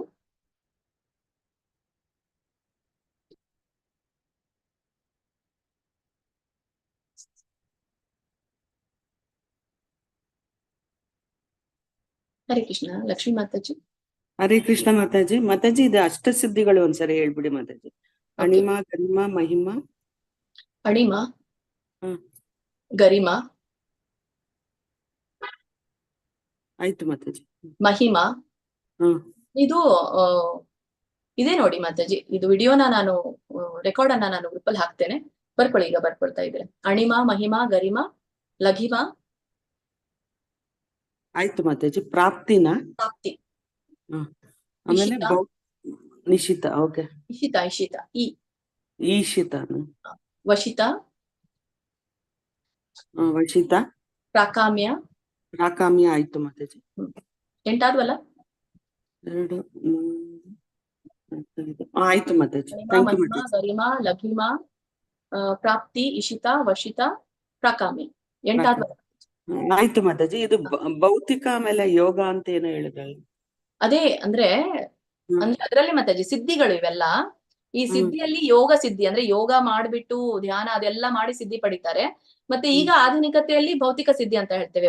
ವಿಜ್ಞಾನಿಗಳು ಎಲ್ಲ ಏನೆಲ್ಲ ಆವಿಷ್ಕಾರವನ್ನ ಮಾಡಿದಾರಲ್ಲ, ಹೊಸದೆಲ್ಲ ಆಧುನಿಕತೆ ತಂತ್ರಜ್ಞಾನ ಅಂದ್ರೆ ಹೊಸ ಟೆಕ್ನಾಲಜಿ ಏನು ಬಂದಿದೆ ಆ ಹೀಗೆ ಸೈಂಟಿಫಿಕಲಿ ಮಾತಾಜಿ. ಜೊತೆ ಎಲ್ಲವೂ ಕೂಡ ಸಿದ್ಧಿ ಅಂತ ಹೇಳ್ತಾರೆ. ಓಕೆ ಮಾತಾಜಿ.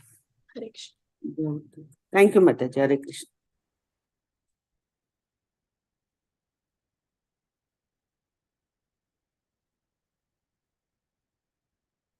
ಹರೇ ಕೃಷ್ಣ. ಹರಿಣಿ ಮಾತಾಜಿ, ಅನ್ಮ್ಯೂಟ್ ಆಗ್ತಾ ಇಲ್ವಾ? ಏನ್ ಸಮಸ್ಯೆ ಆಗ್ತಾ ಇದೆ? ನನಗ್ ಮಾಡಿದ್ದೀರಾ ಮಾತಾಜಿ? ಓಕೆ, ಇಲ್ಲ ಅವ್ರಿಗೂ ಮಾಡಿದ್ದೀನಿ. ಈಗಾಯ್ತು ಮಾತಾಜಿ ಅನ್ಮ್ಯೂಟ್. ಹಾ ಹೇಳಿ ಮಾತಾಜಿ. ಈಗಾಯ್ತು. ಮಾತಾಜಿ, ಇದು ಹಿಪ್ಪೀಸ್ ನ ಹ್ಯಾಪೀಸ್ ಮಾಡಿದ್ರಲ್ಲ ಪ್ರಭುಗಳು, ಅದು ಅದ್ರ ಬಗ್ಗೆ ಏನು ಆರ್ಟಿಕಲ್ ಇದೆಯಾ ಅಥವಾ ಅವ್ರ ರೈಟ್ ಅಪ್ ಇದೆಯಾ ಅಂತ? ಇದೇ ಮಾತಾಜಿ, ಪ್ರಭುಪಾದ ಅವರ ಬುಕ್ ಅಲ್ಲಿ ನಿಮ್ಗೆಲ್ಲ ಗೊತ್ತಾಗತ್ತೆ. ಶ್ರೀಲ ಪ್ರಭುಪಾದ ಅವ್ರ ಲೀಲಾಮೃತದಲ್ಲಿ. ಲೀಲಾಮೃತದಲ್ಲ? ಅದೇ ಪ್ರೊಸೆಸ್ ಏನು ಅಂತ ನಂಗೆ ತುಂಬಾ ಇಂಟ್ರೆಸ್ಟಿಂಗ್ ಅನಿಸ್ತು, ಅದಕ್ಕೆ ಕೇಳಿದೆ ಅಷ್ಟೇ. ಇದೆಲ್ಲ ಇದೆ. ಆಮೇಲಿಂದ ಮಾತಾಜಿ ಬುಕ್ಸ್ ಬಂದೇ ಇಲ್ಲ ಮಾತಾಜಿ. 15 ದಿವಸ ಆಗೋಯ್ತು ದುಡ್ಡು ಕಳಿಸಿ. ಹೌದಾ? ನೀವು ಮಾತಾಡಿದ್ದೀರಾ? ಕಾಲ್ ಮಾಡಿದ್ದೀರಾ? ಇನ್ ಫೋನ್ ಮಾಡಿ ಇವತ್ತು ಕಾಲ್ ಮಾಡಿ ಮಾತಾಡ್ತೀನಿ ಮಾತಾಜಿ. ಮೆಸೇಜಸ್ ಹಾಕಿದ್ದೀನಿ, ಬಟ್ ಏನು ಉತ್ತರನೇ ಇಲ್ಲ ಅವ್ರದ್ದು. ಏನು ಹೇಳ್ತಾ ಇಲ್ಲ. ಕನ್ನಡ ವರ್ಷನ್ ಇರ್ಲಿಕ್ಕಿಲ್ಲ, ಇಲ್ಲಾಂದ್ರೆ ಕಳಿಸ್ತಾರೆ. ಆತರ ಇದನ್ ಮಾಡಲ್ಲ, ನೆಗ್ಲೆಕ್ಟ್ ಮಾಡಲ್ಲ. ಮೆಸೇಜ್ ಬೇಕಲ್ಲ ಅಟ್ಲೀಸ್ಟ್. ನೀವ್ ಹೇಳ್ದ ವಿಷಯ ಮಾಡಿದ್ದೀರಾ ನೀವು? ರಿಪ್ಲೈ ಮಾಡಿದ್ದೀನಿ ಮಾತಾಜಿ. ರಿಪ್ಲೈ ಬಂದಿದ್ಯಾ? ಬಂದಿಲ್ಲ. ಓಕೆ, ಕಾಲ್ ಮಾಡಿ. ಯಾಕಂದ್ರೆ ಪುಸ್ತಕ ಇಲ್ದೋದ್ರೆ ಕಷ್ಟ ಆಗುತ್ತೆ ಮಾತಾಜಿ. ಬಹಳ ಫಾಸ್ಟ್ ಬರ್ಕೊಳ್ಳೋದಾಗುತ್ತೆ, ನಮ್ಗೆ ಅಭ್ಯಾಸಗಳಿಲ್ಲ, ತಪ್ಪೋಗಿದೆ ಎಲ್ಲ. ಆತರ ಆಗ್ತದೆ ಅಷ್ಟೇ. ಅಷ್ಟೇ ಮಾತಾಜಿ. ಪ್ರಶ್ನೆ ಅಂತ ಏನಿಲ್ಲ, ನೀವು ಹೇಳ್ತಾ ಇರೋದೆಲ್ಲ ಫ್ರೆಶ್ ಆಗಿ ಕೇಳ್ಕೊತಾ ಇದೀವಲ್ಲ, ಅದಕ್ಕೆ ಪ್ರಶ್ನೆ ಇಲ್ಲ. ಇದ್ರ ಕುರಿತಾಗಿ ನಾನೊಮ್ಮೆ ಮಾತಾಡ್ತೇನೆ ಮಾತಾಜಿ. ಹರೇ ಕೃಷ್ಣ. ಥ್ಯಾಂಕ್ಸ್ ಮಾತಾಜಿ. ಹರೇ ಕೃಷ್ಣ. ಮತ್ತೆ ಯಾರಿಗಾದ್ರೂ ಪ್ರಶ್ನೆ ಇಲ್ಲ ಅಂತಂದ್ರೆ ಇವತ್ತಿನ ತರಗತಿಗೆ ಅಲ್ಪ ವಿರಾಮವನ್ನ ಕೊಡೋಣ. ಮುಂದಿನ ತರಗತಿಯಲ್ಲಿ ನಾವು 2ನೇ ಅಧ್ಯಾಯವನ್ನ ತಿಳಿದುಕೊಳ್ಳೋಣ. ತುಂಬಾ ಚೆನ್ನಾಗಿದೆ 2ನೇ ಅಧ್ಯಾಯ. 2ನೇ ಅಧ್ಯಾಯ ಒಂದು ಅವಲೋಕನ ಏನು ಅಂತಂದ್ರೆ, ಅಲ್ಲಿ ನಾವು ಒಂದು ಸಾಧನಾ ಭಕ್ತಿ ಮತ್ತೆ ವೈದಿ ಭಕ್ತಿ ಮತ್ತೆ ಪ್ರೇಮ ಭಕ್ತಿ, ಸಾಧನಾ ಭಕ್ತಿ, ಭಾವಭಕ್ತಿ ಮತ್ತೆ ಪ್ರೇಮ ಭಕ್ತಿ, ಅಂದ್ರೆ ಸಾಧನಾ ಭಕ್ತಿನ ತಿಳ್ಕೊಳ್ತೇವೆ ಅಷ್ಟೇ. ಭಾವ ಮತ್ತೆ ಪ್ರೇಮ ಅದು ನಿಮ್ಗೆ ಮುಂದಿನ 18, 19 ಬರುತ್ತೆ. ಸಾಧನಾ ಭಕ್ತಿ ಕುರಿತಾಗಿ ತಿಳ್ಕೊಳ್ತೇವೆ. ಹರೇ ಕೃಷ್ಣ.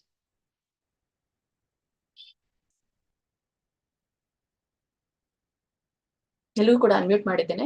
ಧನ್ಯವಾದಗಳು ಎಲ್ಲರಿಗೂ ಕೂಡ. ಹರೇ ಕೃಷ್ಣ. ಧನ್ಯವಾದಗಳು ಕೃಷ್ಣ ಮಾತಾಜಿ. Thank you Mataji. ಮಾತಾಜಿ.